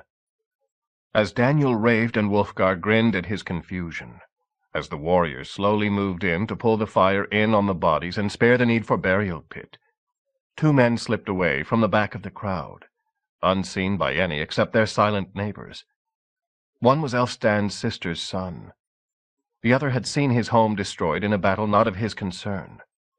The rumor of the Shire had told them where to take their news. Chapter 4. Chef's face did not change as the messenger, staggering with fatigue after his long ride, poured out his news. A Mercian army in Wessex. King Alfred vanished, no one knew where. The emissaries of the Way mercilessly hunted down wherever they could be found. The Church proclaiming King Alfred and all allies of the Way anathema, stripped of all rights, to be neither helped nor harbored. And everywhere the burnings, or by order of the Bishop of Winchester, where the dreaded living corpse Wulfgar was not present, the crucifixions. Long lists of names of those caught, catapulteers, comrades, veterans of the battle against Ivar. Thorvin moaned, shocked as the list ran on and on, moved even though those caught and killed were not of his race or blood, and were only for a few short weeks of his faith. Chef remained seated on his camp stool, thumb running again and again across the cruel faces of his whetstone. He knew, thought Bronn, watching and remembering the sudden veto Chef had imposed on Thorvin's eager readiness to spread the word himself. He knew this would happen, or something like it. That means that he had sent his own folk, Englishmen, men he raised from the dirt himself, to what he must have known would be death by torture. He did the same for his own father. I must be very sure, very, very sure, that he never looks at me in quite that same considering fashion. If I had not known before that he was a son of Odin, I would know it now. And yet if he had not done it, I would be grieving for the death of Thorvin by now, not for a bunch of gangrel churls. The messenger ran down, news and horror finally exhausted. With the word, Chef dismissed him to food and rest, turned to his inner council sitting round him in the sunlit upper hall. Thorvin and Bronn, Farman the visionary, Boniface the former priest with his ever-ready ink and paper. "You heard the news," he said. "What must we do?" "Is there any doubt?" asked Thorvin. "Our ally called us in. Now he is being robbed of his rights by the Church. We must march at once to his assistance." "More than that," added Farman. "If there is a moment for lasting change, surely it is this. We have a kingdom divided within itself. A true king, Christian though he may be, to speak for us, for the way. How often have the Christians spread their word through converting the king, and having him convert his people? Not only will the slaves be with us, but the freemen and half the thanes. Now is our chance to turn the Christian tide, not only in Norfolk, but in a great kingdom." Chef's lips set stubbornly. "What do you say, Bronn?" Bronn shrugged massive shoulders. "We have comrades to avenge. None of us are Christians. Your pardon, Father. But the rest of us are not Christians to forgive our enemies. I say march." "But I am the Jarl. It is my decision."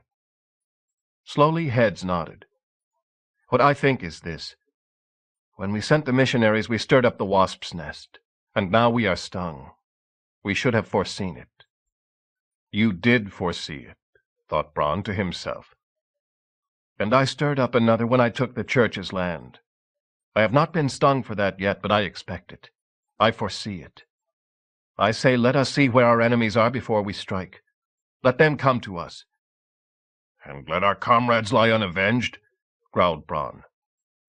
"We will miss our chance of a kingdom for the way," cried Farman. "What of your ally, Alfred?" demanded Thorvin. Slowly Chef wore them down, repeated his conviction, countered their arguments, persuaded them in the end to wait a week for further news. "I only hope," said Bronn in the end, "that good living has not made you soft, made us all soft. You should spend more time with the army and less with the mutton heads in your doom court." That at least is good advice, thought Chef. In order to cool feelings, he turned to Father Boniface, who had taken no part, waiting only to record decisions or write down orders. "Father, send out for wine, will you? Our throats are dry. At least we can drink the memorial for our dead comrades in something better than ale." The priest, still stubbornly black-gowned, paused on his way to the door. "There is no wine, Lord Jarl. The men said they were looking for a cargo from the Rhine, but it has not come. There have been no ships from the south for 4 weeks, not even into London. I will broach a barrel of the finest hydromel instead. Maybe the wind is wrong." Quietly, Bronn rose from the table, stalked to the open window, stared at the clouds and the horizon. Why, he thought, I could sail from Rhinemouth to the Yare in my mother's old wash-tub in weather like this. And he says the wind is wrong. Something is wrong, but it is not the wind. That dawn the crews and captains of 100 impounded trading vessels, half-decked single-masters, round-bellied cogs, English, Frankish, and Frisian longships, all rolled unhappily from their blankets to stare at the sky above the port of Dunkirk, as they had done every day for a month and more, to see if the conditions were right, to wonder whether their masters would deign to make a move. They saw the light that had come from the east, that had raced already across the tangled forests and huddled settlements of Europe, across river and toll-gate, schloss and chastel and earthwork. Everywhere on the continent it had lit soldiers gathering, provision carts mustering, horseboys leading remounts. As it swept towards the English Channel, though at this time men called it still the Frankish Sea, it touched the topmost banderole on the stone dungeon within the wooden keep that guarded the port of Dunkirk. The guard commander looked at it, nodded. The trumpeter wetted his lips, pursed them, sent a defiant bray down his metal tube. Immediately the quarter guards answered from each wall. Men began to roll from their blankets inside the keep, and outside in the camp and the port, and along all the horse lines that trailed off into the open fields. The soldiers stirred and checked their gear, and began the day with the same thought as the sailors who were trapped in the port. This time, would their master stir? Would King Charles, with his levies, with the levies sent him by his pious and pope-fearing brothers and nephews, give the sign for the short trip to England? In the harbor, the skippers looked at their weather vanes, stared towards the eastern and western horizons. The master of the cog Dieu Aide, the cog which would carry not only the king but the Archbishop of York and the Pope's legate himself, nudged his chief mate, jerked a thumb at the flag standing out stiffly from the mast. High tide in 4 hours, both knew. Current would be with them then and for a while. Wind in the right quarter and not dropping. Could the landsmen get themselves down and embarked in time? Neither bothered to speculate. Things would be as they would be.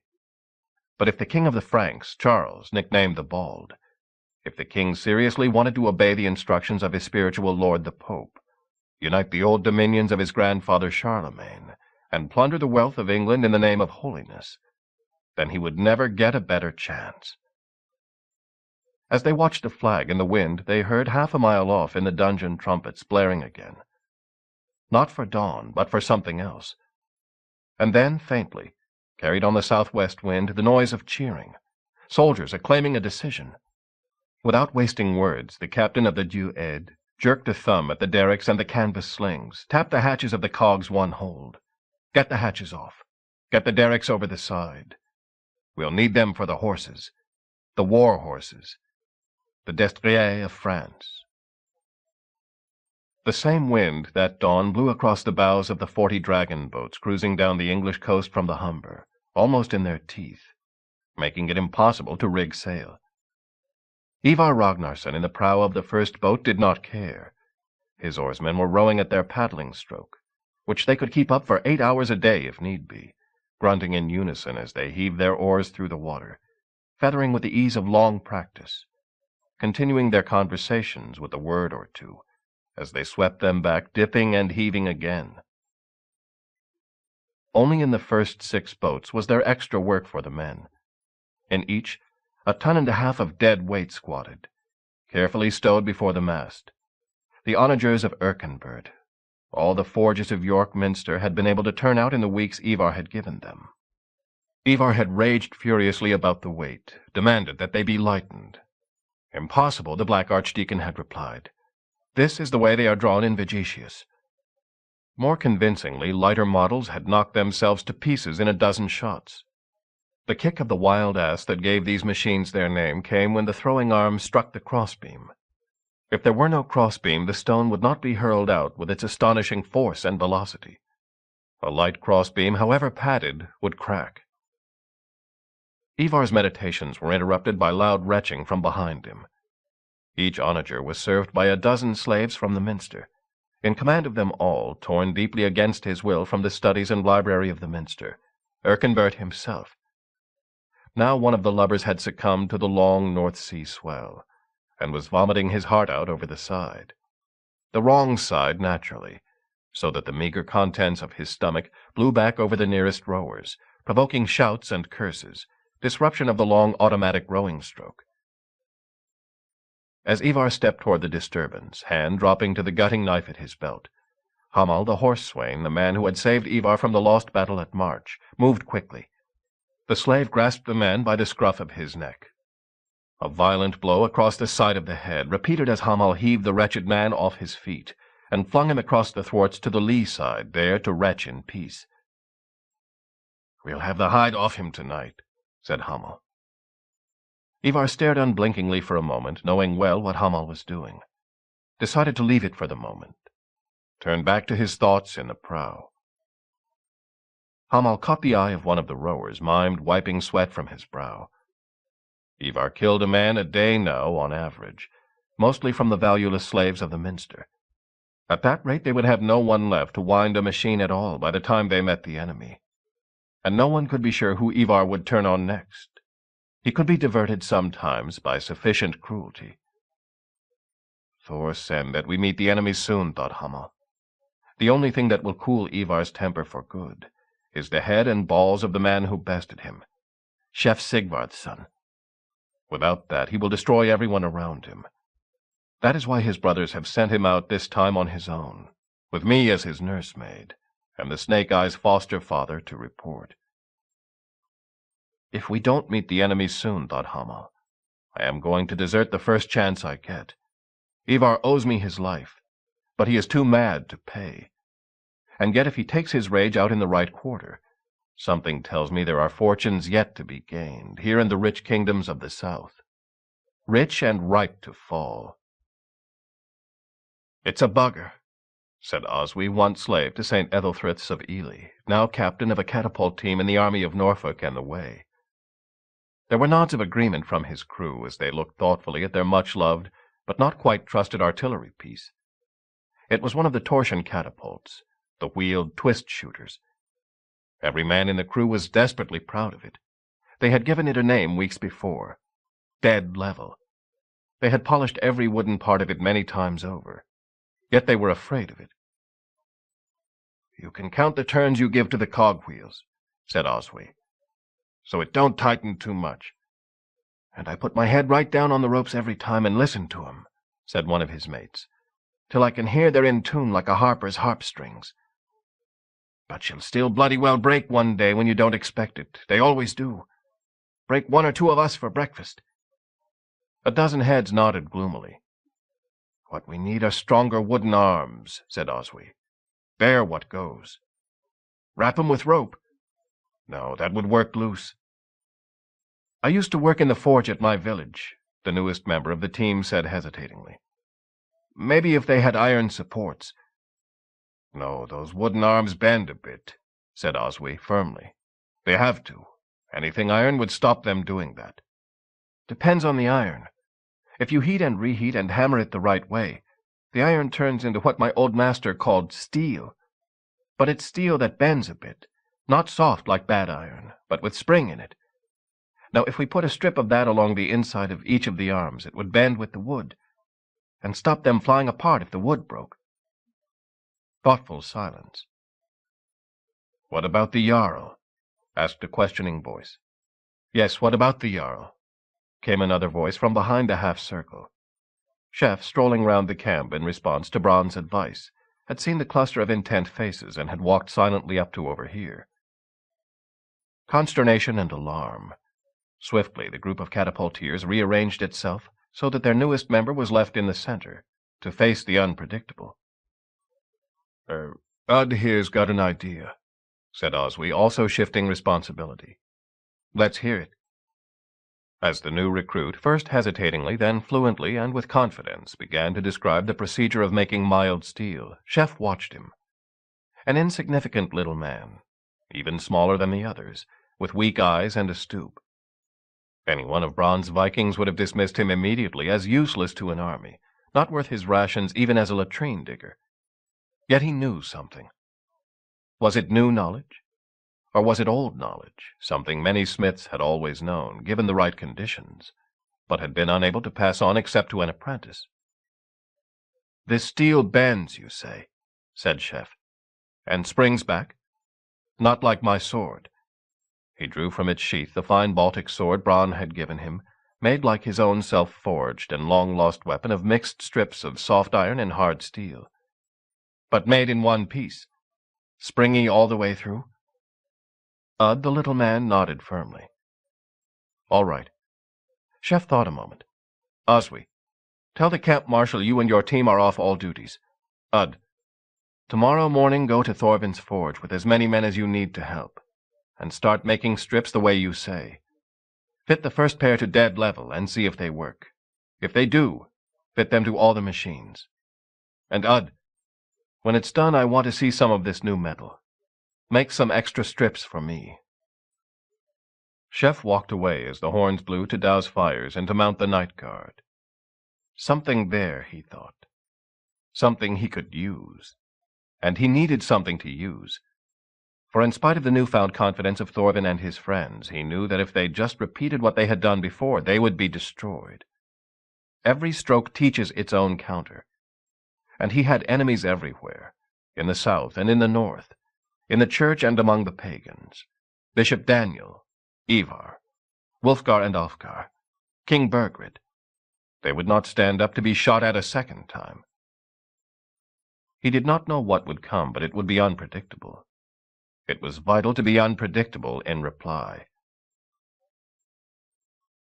The dream or vision came this time almost as a relief. Chef felt himself surrounded by difficulties. He knew he did not know the way through them. If some greater agency did, he would welcome the knowledge. He did not think it was Odin in his guise as Bulwark, bale-worker, who was guiding him, for all that Thorvin continued to urge him to accept the spear pendant, the sign of Odin. But who else would help him? If he knew, Chef reflected, he would wear that one sign. In his sleep he found himself suddenly looking down from what seemed a great height, at what he realized as his eyes cleared was a great board, a chessboard with the pieces on it, in the middle of a game, and the players of the game were the mighty figures he had seen before, the gods of Asgard, so Thorvin said, here playing at chess on their sacred board with squares of gold and silver. But there were more than two playing. So gigantic were the shapes round the board that Chef could not bring them into focus all at once, any more than he could a mountain range. But he could see one of the players. Not the ruddy, bronze-shaped figure he had seen before, who was Thor. Not the one with the axe for a face and a voice like a calving glacier, who was Odin. This one seemed somehow sharper, slighter, his eyes not level. An expression of intense glee crossed his face as he shifted a piece. Loki the trickster, perhaps. Loki, whose fire burned always in the holy circle, but whose followers went unknown. No, Chef reflected. Tricky this god might be, but he did not have the Loki look. The look of Ivar. As his vision cleared, Chef realized he had seen him before. It was the god who had looked at him as if he were a horse to be bought. And the expression on his face. Surely this, too, was the owner of the ever-amused voice which twice had given him warnings. That is my protector, thought Chef. It is not a god I know. I wonder, what are his attributes, his purpose? What is his sign? The board they were playing on, Chef saw suddenly, was not a board but a mappa. Not a mappa mundi, but a map of England. He strained forward to see, sure now that the gods knew where his enemies were and what they planned. As he did so, he realized that he was up on a mantelpiece, like a mouse in a king's hall. But like a mouse, though he could see, he could not understand. The faces were moving their pieces, laughing in voices like rumbles of thunder. None of it made any sense to him. And yet he was here. He had been brought here, he was sure, to see and understand. The gleeful face had turned up toward him. Chef stood transfixed, unsure whether to duck back or to freeze. But the face knew he was there. It held a piece up to him, the other gods remaining intent on the game. It was telling him, Chef realized, that this was the piece he had to take. What was it? It was a queen, his eyes made out at last. A queen, with a face of...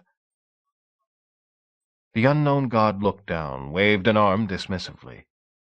As if caught by a gale, Chef was toppling away back toward his camp, his bed, his blankets. As he fell, he recognized in an instant whose the face was on the chess queen. Chef sat up suddenly with a gasp. Godive, he thought slowly, his heart thumping. It must be my own wish that sent me that vision.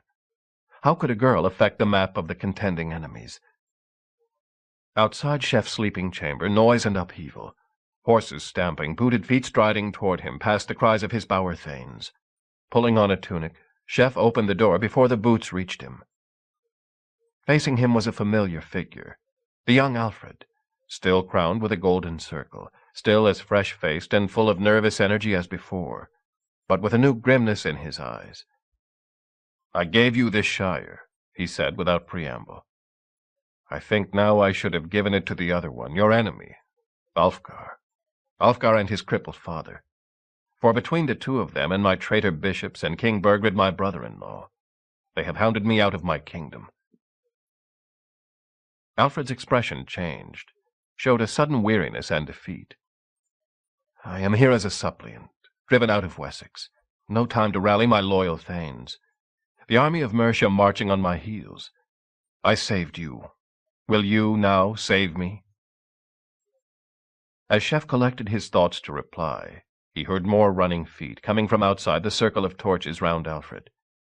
A messenger too anxious and hasty to remember protocol. As soon as the man saw Chef standing in the doorway, he poured out his alarm.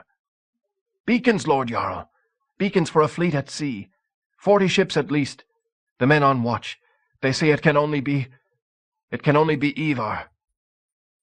As Chef watched the consternation on the face of King Alfred, something cold inside him drew a conclusion. Alfgar on one side, Ivar on the other. And what have they in common? I took a woman from one, the other took the same woman from me. At least I can be sure now that it was a true dream the god sent me, whoever he may be. Godive is the key to this. Someone is telling me to use her. Chapter 5. Early in his experience of being Jarl, Chef had discovered that news was never quite as good or quite as bad as it was made to seem on first hearing. So it proved again. Beacons were a good way of signaling danger, and direction, and even, with care, number. They said nothing about distance. The beacon chain started far up the coast in Lincolnshire. It could mean only that Ivar, if Ivar it was, had left the Humber with, as Bronn had immediately pointed out, the wind dead in his teeth. He could be 3 days off, or even more. As for King Burgred, with Ulfgar and Wulfgar in his train, Alfred was sure that he was in pursuit, and that he meant, on the urgings of his bishops, nothing less than the entire destruction of the land of the Way, and the submission of the whole of England south of the Humber to his rule. But Alfred was a young man who rode hard, and who had only his personal bodyguard with him. Burgred was famous for the splendor of his camp furniture and the number of ox wagons needed to carry it. 40 miles to him was 4 days' march.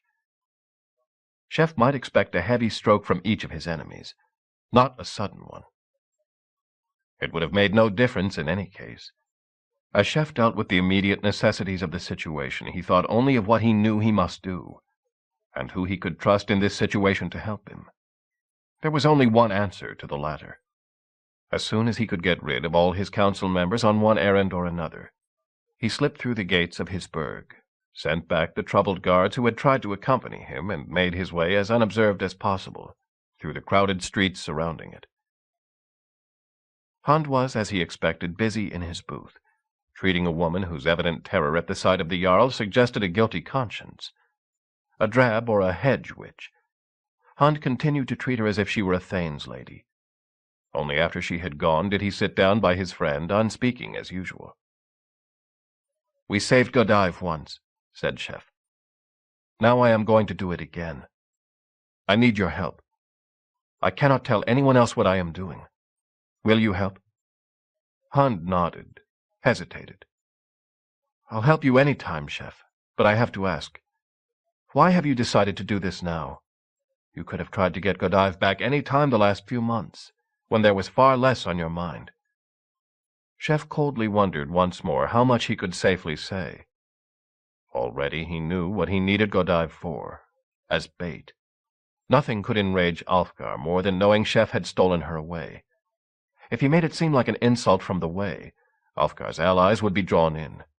He wanted them to pursue Godive like a great fish striking. Onto the hook of Ivar, and Ivar too could be baited, by a reminder of the woman he had lost and the man who had taken her. But he dared say none of this to Hund, not even to his childhood friend. Hund had been a friend of Godive too. Chef allowed concern and confusion to show on his face. "I know," he said. "I should have done it before, but now suddenly I am afraid for her." Hund looked his friend steadily in the eye. "All right," he said. "I dare say you have good reason for what you do. Now, how are we going to work it?" "I'll get out at dusk. Meet me where we used to shoot the catapults. During the day I want you to collect 6 men. But listen, they must not be Norse, all English, all freedmen. And they must all look like freedmen, understand? Like you. Undersized and underfed, Chef meant. With horses and rations for a week, but dressed shabby, not in the clothes we've given them. And there's another thing, Hund, and this is why I need you. I am too easy to recognize with this one eye. The one eye you left me with, Chef did not say. When we went into the Ragnarsson camp, that did not matter. Now, if I am to go into a camp with my half-brother and stepfather in it, I need a disguise. Now, what I thought was... Chef poured out his plan, Hund occasionally altering or improving on it. At the end, the little leech slowly tucked his apple pendant for Idun out of sight, adjusting his tunic so nothing showed. "We can do it," he remarked, "if the gods are with us. Have you thought what will happen here in the camp when they wake up and find you gone?" "They will think I have deserted them," Chef realized. "I will leave a message to let them think I have done it for a woman. And yet it will not be true." He felt the old king's whetstone dragging at his belt, where he had tucked it. Strange, he thought. When I went into the camp of Ivar, the only thought I had in my head was to rescue Godive, to take her away with me and find happiness together. Now I mean to do the same again. But this time I am not doing it for her. I am not even doing it for me. I am doing it because it must be done. It is the answer. And she and I, we are just parts of the answer. We are like the little cogs that turn the ropes that wind the catapults. They cannot say they do not want to turn any more, and neither can we. He thought of the strange tale of Frothi's mill, which Thorvin had told him, about the giant maidens, and the king who would not let them rest. I would like to give them rest, he told himself, and the others who are caught up in this mill of war. But I do not know how to release them, or myself. When I was a thrall, then I was free, he thought. Godive came through the women's door at the back of King Burgred's immense camp pavilion and began to edge down the long rows of trestle tables, at the moment unfilled. She had a task, in case anyone questioned her, a message for King Burgred's brewer to broach extra barrels, and instructions from Ulfgar to stand over him while he did it.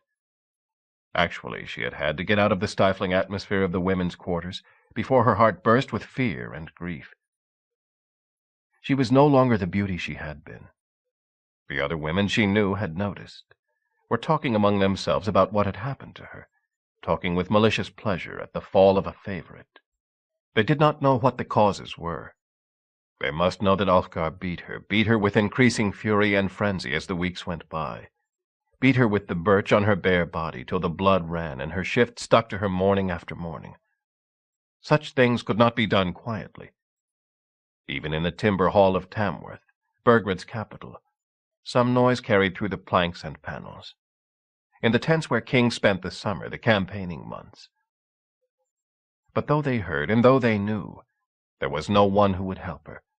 Men would hide their smiles the day after a thrashing. Women, to begin with, spoke quietly and consolingly. They all thought that it was the way of the world, however they speculated on how she had failed to please her man. None of them, except Wulfgar, and he no longer cared, knew the weight of despair and dismay that came upon her whenever she thought of the sin that she and Ulfgar committed every time they lay together, the sin of incest that must surely mark their souls and bodies forever. No one at all knew that she was a murderess as well. Twice in the winter she had felt the life swell within her, though, thank God, she had never felt it quicken. If she had, she might not have had the strength to go into the woods, find the dog's mercury, the birthwort, and drink the bitter drench that she made from it to kill the child of shame in her own womb. And even that was not what had made her face drawn and lined beyond its years, her walk stooped and shuffling like that of an old woman. It was the memory of pleasure that she hugged to herself. That hot morning in the woods, the leaves above her head, the warm skin and thrusting flesh in her arms, the sense of release and freedom. An hour it had lasted. The memory of it blotted out the rest of her young life. How strange he had looked when she had seen him again. The one eye, the fierce face, the air of pain mastered.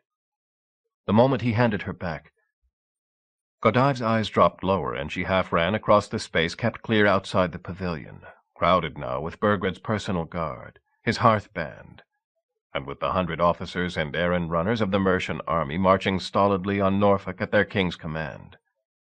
Her skirts brushed past the group standing idly listening to a blind minstrel and his attendant. Dimly, without thinking of it, she heard that they were listening to a lay of Siegmund the Dragon Slayer. She had heard it before in her father's hall. Chef watched her go with a curious chill at his heart. Good, she was there, with her husband, in the camp. Very good. She had failed completely to recognize him, though not 6 feet away. Bad that she looked so ill and frail. Worse, that when he saw her his heart had not turned over as he expected, as it had done every time he had seen her, since the day he had known she was a woman. Something was missing in himself, not his eye. Something in his heart. Chef dismissed the thought as he finished his song, and Hund, his attendant, pushed forward quickly, bag outstretched in appeal. The listening warriors pushed the little man from one to the other as he moved round the ring, but in little more than good nature. His bag filled a little with bread, a lump of hard cheese, half an apple, whatever they had about them. This was no way to work, of course. What a sensible pair would have done was to wait till evening, approach the lord after dinner and ask permission to entertain the company. Then there would be a chance of proper food afterward, a bed for the night, maybe even a gift of money or a bag filled with breakfast. But their own ineptitude fitted their cover. Chef knew he could never have passed for a professional minstrel. He meant instead to look like a part of the debris of war that covered all England.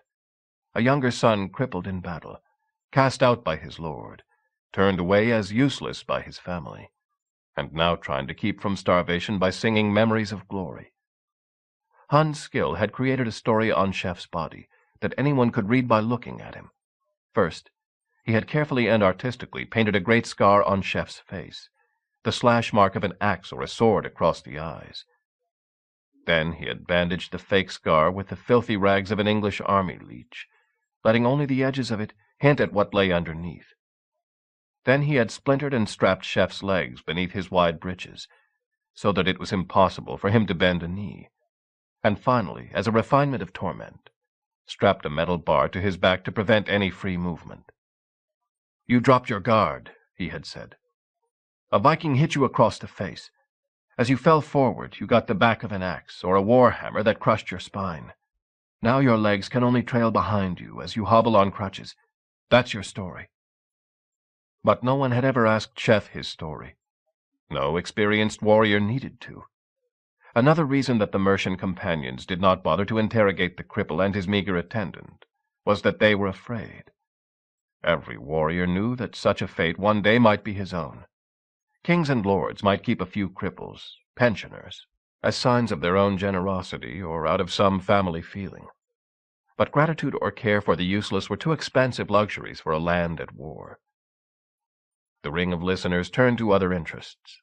Hund emptied the bag, passed half of the bits to Chef, squatted by him as they both devoured their gifts, heads down. Their hunger was not an act. For 2 days now they had worked closer and closer into the center of Burgred's camp, trailing behind it for 10 miles each day.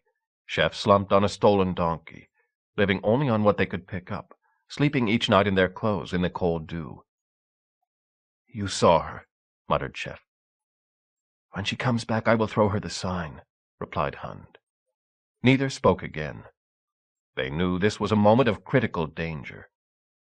Eventually Godive could prolong her errand no further. Back in the women's quarter she knew the old woman Alfgar had set to watch over her would be growing suspicious, fearful. Alfgar had told her that if his whore of a wife found a lover, he would sell her to the slave market in Bristol, where the Welsh chiefs bought cheap lives. She began to make her way back across the still crowded courtyard. There were the minstrel and his boy still. Poor folk, a blind cripple and a starveling. Even the Welsh would not buy such. How long would they live? Till the winter, maybe. They might outlive her at that. The minstrel had raised his coarse brown hood against the slow drizzle that was turning the dust into mud, Or maybe it was against the cruel stares of the world, for his face was in his hands. As she came level with them, the attendant bent forward and dropped something onto the ground at her feet. Instinctively, she stooped for it. It was gold, a gold harp, a tiny brooch for a child's dress. Small as it was, it would buy food for 2 men for a year. How could a wandering beggar have such a thing? Tied to it with a thread was... It was a sheaf. Just a few cornstalks threaded together, but tied to make the shape unmistakable. But if the harp meant the minstrel, then the sheaf was... She turned convulsively to the blind man. His hands came away from his face, bandage in them. She saw the one eye staring deep into her own. Gravely, slowly, the eye winked. As Chef dropped his face into his hands once more, he said 4 words, low but clear. The privy, at midnight. "But it's guarded," said Godive. "And there's Ulfgar." Hun stretched out his bag towards her as if begging in desperation. As the bag touched her, he slipped a small flask from his hand to hers. "Put it in the ale," he whispered.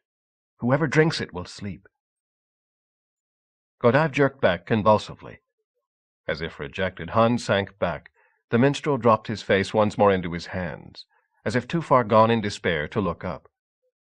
A few yards away, Godive saw old Polga hobbling towards her, reproaches already forming. She turned away, fighting an urge as she did so to leap, fighting an urge to run and embrace the old woman as if she was a young virgin with never a care or a fear. The lacerations on the backs of her thighs caught her woolen dress and slowed her to a cramped shuffle. Chef had not expected to sleep on the edge of the abduction, but it had come upon him irresistibly. Too irresistibly to be natural, he feared. As he fell asleep, a voice was speaking. Not the now recognized, amused voice of his unknown patron. The cold voice of Odin, fosterer of battle, betrayer of warriors, the god who took the sacrifices offered to Dead Man's Strand. "Be very careful, mannikin," said the voice. "You are free to act, you and your father, but never forget to pay me my due. I will show you what happens to those who do." In his dream, Chef found himself sitting at the very edge of a circle of light, in the dark but looking in. Within the light a harper sang. He sang to a man, an old man with gray hair, but with a forbidding, cruel-beaked face like the ones on his whetstone. The harper sang to this man, but he sang, Chef knew, for the woman who sat at her father's feet. He was singing a lay of love, a lay from the Southlands about a woman who heard the nightingale sing in an orchard, and pined away helplessly for her lover. The old king's face relaxed in pleasure, his eyes closing, remembering his youth and the wooing of his dead wife. As he did so, the harper, never missing a note, placed a runakefli, a stick carved with runes, by the woman's skirt, the message from her lover. He himself was the lover, Chef knew, and his name was Heodin. The harper was Heorenda, the peerless singer, sent by his lord to woo the woman Hild away from her jealous father, Hagena the remorseless. Another time, another scene. This time 2 armies faced each other by a restless strand, the sea hurling in rollers over the kelp. One man stepped forward from the ranks, went toward the other. It was Heoden this time, Chef knew, come to offer bride price for the stolen bride. He would not have done it if Hagena's men had not caught up with him. He showed the bags of gold, the precious jewels. But the other man, the old man, was speaking. Chef knew he was rejecting the offer, for he had drawn the sword Daneslav, which the dwarves had made, and which could never be sheathed till it had taken a life. The old man was saying he would be satisfied with nothing less than Heoden's life, for the insult put upon him. Haste and pressure from somewhere. He must see this last scene. Dark, and a moon shining through scattered clouds. Many men lay dead on the field, their shields cloven, their hearts pierced. Heoden and Hagena lay close together in a death grapple, each the other's bane. But one figure was still alive, still moving. It was Hild, the woman, who now had lost both husband, abductor, and father. She moved among the corpses, singing a song, a Galdorleoth, which her Finnish nurse had taught her. And the corpses began to move, began to rise, stared at each other in the moonlight, lifted their weapons and began again to strike.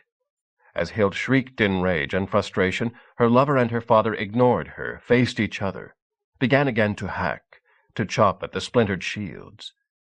So it would go till doomsday, Shef knew, on the strand of Hoy in the far-off Orkney Isles. For this was the everlasting battle. The pressure grew till he woke with a start. Hund was pressing a thumb under his left ear, to bring him awake silently. Around them the night was quiet, broken only by the stirring and coughing of hundreds of sleepers in their tents and shelters, the army of Burgred. The noise of revelry from the great pavilion had finally stopped. A glance at the moon told Shef it was midnight. Time to move. Rising from their places, the 6 freed slaves Shef had brought with him, led by Quicka, the bagpipe player from Crowland, went silently to a cart standing a few yards away. They clustered round it, seized the push handles, and set off. Immediately a great squeaking of ungreased wheels filled the night, provoking immediate complaints. The gang of freedmen took no notice, marched doggedly on. No longer strapped and bandaged, but still dragging himself on his crutches, Shef followed 30 paces behind. Hund stood watching them for a moment, then slipped away in the moonlight toward the edge of camp and the waiting horses. As the cart shrieked its way toward the pavilion, a thane of Burgred's guard stepped across. Shef heard his snarl of challenge, heard his spear shaft crack across some unfortunate's shoulder. Wails of complaint, expostulation. As the thane stepped closer to find out what the men were doing, he caught the reek of the cart and stepped back again, gagging and waving a hand in front of his face. Dropping his crutches, Shef slid past behind his back and into the maze of the pavilion guy ropes. From there he could see again the thane ordering Quicka's gang back, Quicka cringing but sticking to his litany of explanation. "Clean out them pots now," they said. "Chamberlain said he don't want no shit-shoveling in daylight, nor no shit-shovelers disturbing no ladies. We don't want to do it, Lord. We'd sooner be in bed, but we got to do it. It's our hides if it ain't done by morning. Chamberlain told me he'd have the skin off me for sure." The whine of the slave was unmistakable. As he spoke, he kept pushing the cart forward, making sure the aged reek of 20 years of human dung got well to the thane's nostrils. The thane gave up, walked away, still waving a hand in front of his face. It would be hard to make this a story for poets, Shef reflected. No poet had ever found a place for the likes of Quicka. Yet the plan could never work without him. Slaves, freemen, and warriors looked different from each other, walked and talked differently. No thane could ever doubt that Quicka was a slave on an errand. How could an enemy warrior be so undersized? The gang reached the door of the women's privy at the rear of the great quarter-acre pavilion. In front of it stood the permanent sentry, one of Burgred's hearth companions, 6 feet tall and fully armed from helmet to studded boots. From his place in the shadows, Shef watched intently. It was a critical moment, he knew. Quicka had blocked as much of the view as possible with his cart, but just the same a watchful eye might be there in the darkness. The gang surrounded the companion sentry, pressing round him, deferential but determined, pawing at his sleeve as they tried to explain. Catching his sleeve, catching his arm, pulling him down as a skinny arm shut off his throat. A momentary heave, a strangled half-cry. Then a spurt of blood, black in the moonlight, as Quicka passed a razor-sharp knife across vein and artery and windpipe, cutting down to the neck bone with the force of one slash. As the sentry fell forward, was seized by 6 pairs of hands and upended into the cart, Shef reached them, grabbing the helmet, spear, and shield. In a moment he too was out in the moonlight, waving the dung cart impatiently on. Now any watchful eye would see only what was normal. The armed 6-footer waving forward a gang of dwarvish toilers. As Quicka's gang got the door open, pressed round it with their shovels and buckets, Shef stood for a moment in full view, then stepped back into the shadow as if to watch the slaves more closely. A moment later, and he was through the door, and Godive was in his arms, naked beneath her shift. "I couldn't get my clothes," she whispered. "He locks them away every night, and Ulfgar took the drink. But Wulfgar sleeps also within our booth, and he would drink no ale because it is a fast day. He saw me leave. He may cry out if I do not return. Good, thought Chef, his brain cold as ice in spite of the warmth in his arms. Now what I meant to do all along will seem natural to her. So much less to explain. Maybe she will never know that I did not come for her. Behind him Quicka's men were pressing in, still giving the impression of men trying to work quietly but openly. "I am going into the sleeping chamber," Chef whispered to them. "The lady will show me. If you hear an alarm, flee at once." As they stepped into the unlit passage between the little individual sleeping places of Burgred's most trusted courtiers, Godive moving with the sureness of one who had walked it 100 times, Chef heard Quicka's voice behind him. "Well, since we're here, we might as well do the job. What's a few buckets of shit in a day's work?" Godive paused as they reached the lowered canvas flap, pointed, spoke almost soundlessly. "Wulfgar, to the left. He sleeps in our room many nights, so I can turn him. He is in his box." I have no gag, thought Chef. I expected him to be asleep. Silently he caught the hem of Godive's shift, began to lift it up over her body. For a moment she caught at the material with automatic modesty, then gave way, let him strip her naked. The first time I have done that, thought Chef. I never imagined it would be no pleasure. But if she enters naked, Wulfgar will be confused. It may give me an extra moment. He pushed her bare back forward, felt the wince and the familiar feel of dried blood. Rage filled him, rage at Ulfgar, rage too at himself. Why had he not thought, not once these long months, what they must be doing to her? Moonlight through the canvas showed Godive walking naked across the room to the bed where her husband lay in drugged sleep. A grunt of surprise, anger from the short, padded box to the left. In an instant, Chef was standing over it, looking down into his stepfather's face. He saw the recognition, saw the mouth open in horror, stuffed the bloody shift firmly between Wulfgar's teeth. Instant resistance, a furious twisting like a giant trapped snake. Though Wulfgar had neither arms nor legs, he still struggled desperately with all the force of his back and belly muscles to get a stump over the edge of the box, maybe roll to the floor. Too much noise, Chef knew, and the privileged couple sleeping in the little canvas boxes around him would wake as well, perhaps decide to intervene. Perhaps not. Even noble couples learn to turn a deaf ear to the sounds of love, the sounds of punishment, too. Chef thought of Godive's scarred back, thought of his own, conquered the momentary repugnance. A knee in the belly, hands forcing the shift deep down into the throat, twisting the ends behind the head and knotting them again. And then Godive was with him, still naked, thrusting forward the rawhide ropes Ulfgar's men used to fasten their trunks of belongings onto the pack mules. Quickly they ran the ropes round the sleeping box, not tying Wulfgar down, but making sure he could not climb out, crawl across the floor. As they finished, Chef waved Godive to the other end of the box. Carefully they lifted it from its stand, placed it on the floor. Now he could not even tip the box over, make a noise.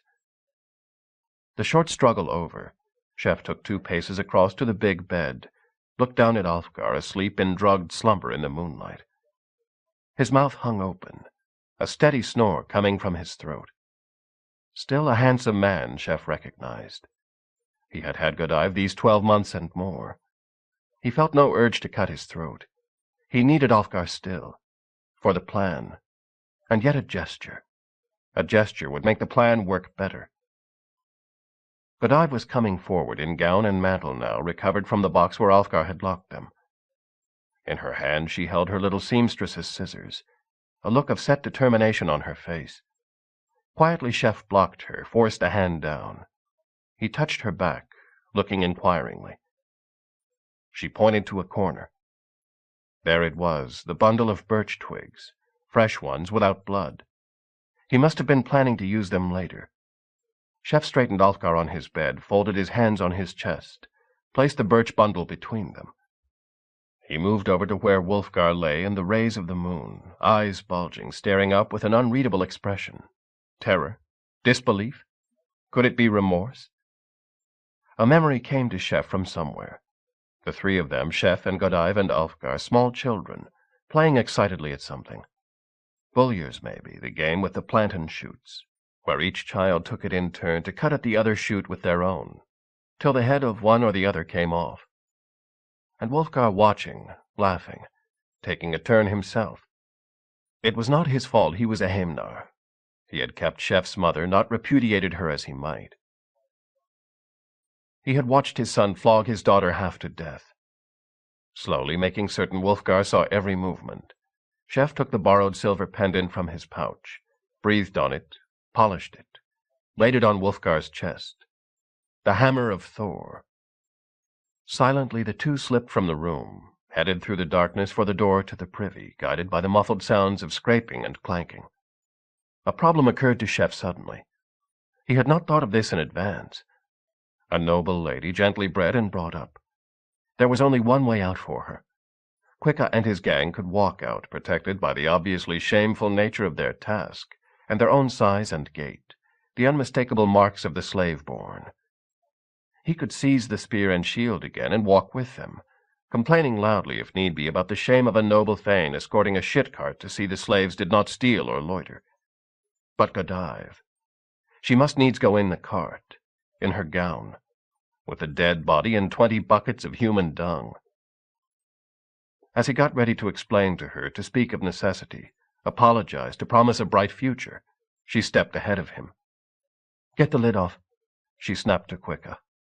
She put her hand on the fouled edge of the cart, vaulted into the dark stomach-gagging reek inside. "Now move," came her voice from the depths. "This is fresh air compared with King Burgred's court." Slowly the cart squeaked its way across the courtyard, Sheff striding ahead, spear shaft sloped. Chapter 6. Sheff looked along the row of faces confronting him, all hostile, all disapproving. "You took your time," said Alfred. "I hope she was worth it," said Bronn, looking with incredulity at the drawn and shabby figure of Godive in her borrowed churl wife's gown, straddling the pony behind Sheff's. "This is not the behavior of a lord of warriors," said Thorvin, "to leave the army threatened on 2 sides and ride off on some private errand. I know you came to us first to save the girl, but to go now. Could she not have waited?" "She had waited too long already," said Sheff briefly. He swung from his horse, grimacing slightly from the pain in his thighs. It had been another long night and day of a ride, though the consolation was that even coming on hell-bent, with the fury of Wulfgar and the bishops to spur him, Burgred must still be 2 days behind. Sheff turned to Quicka and his comrades. "Go back to your places in the camp," he said, "and remember, this was a great deed that we did. You will see in time that it meant even more than it seems. I will not forget to reward you all for it." As the men trotted off, Hund among them, he turned back to his counselors. "Now," he said, "we know where Burgred is. 2 days behind and coming toward us as fast as he can bring himself to march. We can expect him to reach our boundary the 2nd night from this. But where is Ivar?" "Bad news there," said Bronn briefly. "He came down on the mouth of the Ouse 2 days ago with 40 ships. The Norfolk Ouse, of course, not the Yorkshire Ouse. Attacked Lynn at the river mouth straight away. The town tried to resist him. He battered the stockade down in a few minutes and stamped the place flat. No survivors to say how he did it, but there's no doubt it happened." "The mouth of the Ouse," muttered Sheff. 20 miles off, and Burgred about the same. Without orders, Father Boniface had produced the great map of Norfolk and its borders, which Sheff had had made for the wall of his main chamber. Sheff stood over it, estimating, looking from place to place. "What we have to do," he began. "Before we do anything," Bronn interrupted, "we have to discuss the matter of whether you are still fit to be trusted as our Jarl." For a long moment Sheff stared at him, one eye against 2. In the end it was Bronn's eyes that dropped. All right, he muttered. "You're up to something, no doubt, and one day you may consent to tell us what." "Meanwhile," Alfred put in, "since you went to such trouble to fetch the lady, it might only be polite to have some thought for what she is to do now, not just leave her standing outside our tents." Sheff looked again from face to hostile face, focusing finally on Godive's eyes. once more brimming with tears. "There is no time for all this," something inside him shrieked. "Persuading people, lulling people, pretending they are important. They are all wheels in the machine, and so am I. But if they thought that, they might refuse to turn." "I am sorry," he said. "Godive, forgive me. I was so sure we were safe that my mind turned to other things. Let me present to you my friends." The dragon boats cruised down the shallow, muddy stream of the great Ouse River, the western frontier of the Wayland Jarldom they had come to destroy, 40 in line ahead. Some of the crews were keeping up a song as they wound through the green summer countryside, the masts and furled sails marking their passage over the flat levels. Ivar's men did not bother. They knew the time without a song or a shantyman to mark it. Besides, wherever Ivar Ragnarsson stood, there was now a cloud of strain and tension, even for veteran pirates who would boast and believe that they feared no man. Not far ahead, the helmsmen, the rower reliefs, and the cowed slaves who manned Ivar's machines, one to each of the front 6 vessels, could see a wooden bridge across the river. Not much of a bridge, not part of a town, just the place where the road happened to cross the stream. Chance of ambush from it, none. Just the same, veteran pirates grew to be veterans by taking no unnecessary risks at all. Even Ivar, totally careless of his own safety as he was, did things the way his men expected. A furlong short of the bridge, the figure in the prow, resplendent in scarlet cloak and grass-green trousers, turned and gave one harsh call. The rowers finished their stroke, recovered oars, and then dropped them in the water, blades reversed. Slowly the ship drifted to a stop, the rest of the fleet easing into close line behind. Ivar waved to the 2 clumps of riders on both banks, here easily visible in the flat meadowland round the city. They moved forward at a trot to check the bridge. Behind them the crews began with the ease of long practice to unstep their masts. No resistance, not a man in view. Yet as the horsemen slid from their ponies and moved to meet each other on the wooden cart bridge, they saw that men had been there. A box, left clear in the middle of the track where no one could fail to spot it. Dogfinn, captain of the mounted scouting party, eyed it without enthusiasm. He did not like the look of it. It had been left there for a purpose. It had been left there by someone who had a very good idea of how a Viking fleet approached. Such things invariably contained a message or a sign of defiance. Probably it was ahead, and there was no doubt that it was meant to be delivered to Ivar. Just to confirm his opinion, there was a crude painting on the top, of a tall man in scarlet cloak, green breeches, and silver helmet. Dogfinn had no great fear for himself.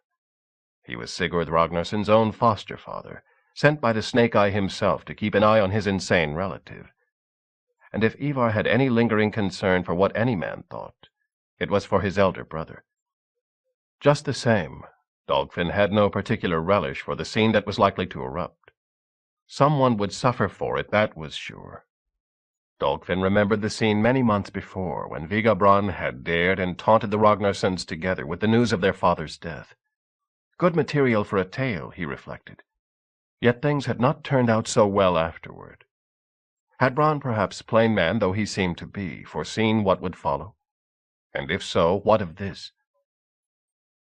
Dogfinn put the thoughts from his mind. Trap it might be. If so, he had no choice but to test it. He picked up the box. Not a head, at least, too light. Walked down to the edge of the water where the dragon boat was edging in, leapt from shore to oar to thwart, and strolled toward Ivar standing on the half-decked prow, near the giant 1.5-ton weight of his machine. Silently he put the box down, indicated the painting, whipped a knife from his belt, and offered it to Ivar hilt first, to pry up the nailed lid. A king of the English would have waved forward a servant to do such a menial task. Chiefs of the pirates had no such dignity to stand on. In 4 brisk heaves, Ivar had the nails out. His pale eyes looked up at Dogfinn, while his face broke into an unexpected smile of pure pleasure and anticipation. Ivar knew insult or provocation was coming. He liked the thought of something to repay. "Let's see what the waymen have sent us," he said. Hurling the box lid aside, he reached in. First insult, a capon. He lifted the dead bird out, stroked its feathers. A neutered cockerel. Now I wonder who that might signify." Ivar held the silence till it was quite clear that neither Dogfinn nor anyone else had anything to say, then reached down again. "Second insult. Tied to the capon, some straw, some stocks." "Not stocks," said Dogfinn. "That is a sheaf. Do I need to tell you who that is for? His name was often in your mouth a few weeks ago." Ivar nodded. "Thank you for the reminder. Have you heard it said, Dogfinn, the old saying, 'A slave takes vengeance at once, a coward never'?" "I did not think you were a coward," thought Dogfinn, but he did not say it. It would have sounded too much like an apology. If Ivar meant to take offense, he would. "Have you heard another old saying, Ivar Ragnarsson?" he countered. "Often from a bloody bag come bad tidings. Let us riddle this bag to the bottom." Ivar reached again, pulled out a third and last object. This time he stared at it with genuine puzzlement.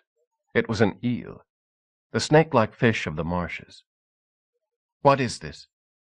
Silence. "Can anyone tell me?" Still only headshakes from the warriors crowding round. A slight stir from one of the slaves of the monks of York, crouching by his machine. Ivar's eyes missed nothing. "I grant a boon to whoever can tell me the meaning of this." The slave straightened up doubtfully, realizing all eyes were now on him. "One boon, Lord, given freely." Ivar nodded. "It is what we call in English an eel, Lord. I think it may mean a place, Ely, down by the Ouse, Eel Island, only a few miles from here. Perhaps what it means is that he, the chief, that is, will meet you there." "Because I must be the capon?" inquired Ivar. The slave gulped. "You granted a boon, Lord, to whoever would speak. I choose mine. I choose freedom." "You are free to go," said Ivar, stepping back from the ship's thwart. The slave gulped again, looking round at the bearded, impassive faces. He stepped forward slowly, gained confidence as no one moved to hinder him, leapt to the side of the ship, and then, in 2 moves, to a trailing oar and to the side of the river. He was off like a flash, heading for the nearest cover, running in awkward bounds like a frog. 8, 9, 10, said Ivar to himself. The silver-mounted spear was in his hand. He poised, took 2 paces sideways. The leaf blade took the running slave neatly between shoulders and neck, hurling him forward. "Would anyone else care to call me a capon?" inquired Ivar generally. "Someone already has," thought Dogfinn. Later that night, after the ships had moored a cautious 2 miles north of the challenge ground, some of Ivar's most senior skippers were talking quietly, very quietly, round their campfire well away from Ivar's tent. "They call him the Boneless," said one, "because he cannot take a woman." "He can," said another. "He has sons and daughters." "Only if he does strange things first. Not many women survive them. They say, 'No,'" cut in a third man. "Do not speak. I will tell you why he is the Boneless. It is because he is like the wind, which comes from anywhere. He could be behind us now." "You are all wrong," said Dogfinn. "I am not a wayman, but I have friends who are. I had friends who were. They say this, and I believe them. He is the Banelouse right enough, but that does not mean boneless." Dogfinn held up a beef rib to point out which of the 2 meanings of the Norse word he meant. "It means legless." He patted his own thigh. "But he has legs?" queried one of his listeners.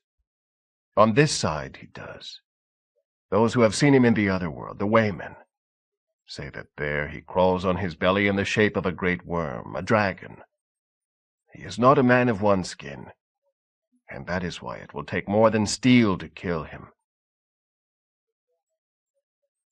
Experimentally, Chef flexed the 2-foot-long, 2-inch-wide strip of metal that Ud, the little freedman, had brought him. The muscles on his arms stood out as he did so, muscles strong enough to bend a soft iron slave collar by main force alone. The mild steel gave an inch, 2 inches, sprang back. "It works on the shooters all right," offered Oswey, watching with interest a ring of catapulteers. I'm wondering if it would work for anything else, said Chef. A bow. He flexed the strip again, this time putting it over one knee and trying to get the weight of his body behind it. The metal resisted, giving only a couple of inches. Too strong for a bow, or too strong for a man's arms. Yet there were many things that were too strong for a man's arms alone. Catapults, heavy weights, the yard of a longship. Chef hefted the metal once more. Somewhere in here there was a solution to his puzzle, a mixture of the new knowledge the way sought and the old knowledge he kept on finding. Now was not the time for him to work the puzzle out. How many of these have you made, Ud? Maybe a score. After we refitted the shooters, that is. Stay in the forge tomorrow. Make more. Take as many men and as much iron as you need. I want 5 score, 10 score, as many as you can make. Does that mean we'll miss the battle? Cried Oswey. Never get a chance to shoot old Dead Level once? All right. Ud chooses just one man from each crew to help him. The rest of you get your chance at the battle. If there is a battle, Chef added silently to himself. But that is not my plan.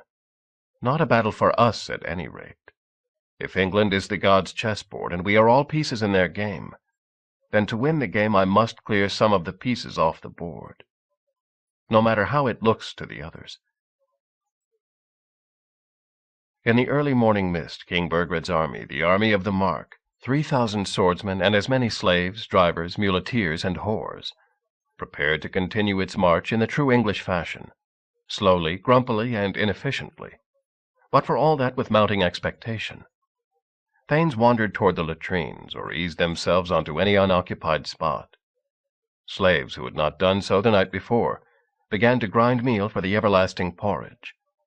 Fires began to burn, pots began to bubble. The voices of Burgred's guardsmen grew hoarse as they attempted to impose the king's will on his loyal but disorganized subjects.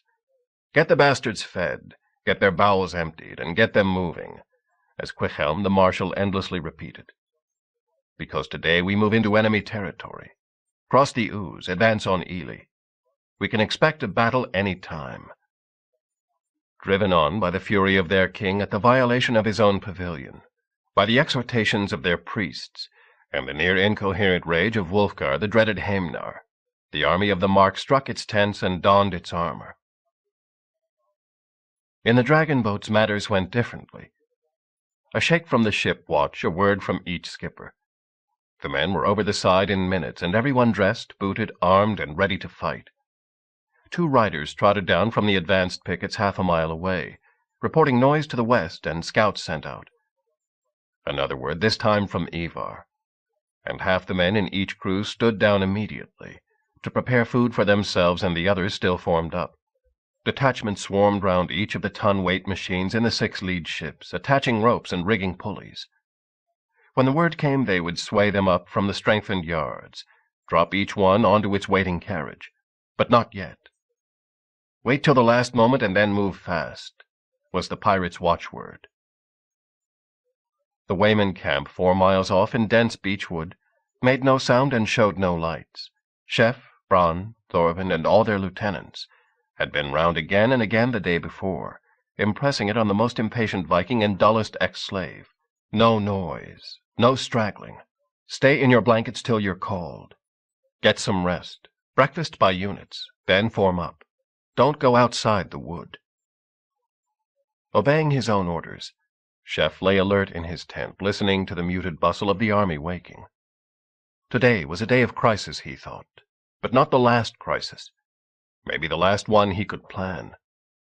It was critically important, then, that this day should go well, to provide him with the start, the reserve of force that he would need before all was over. On the pallet beside him lay Godive. They had been together 4 days now, and yet he had still not taken her, not so much as stripped off her shift. It would be easy to do. His flesh was hard, remembering the one time he had done it. She would not resist.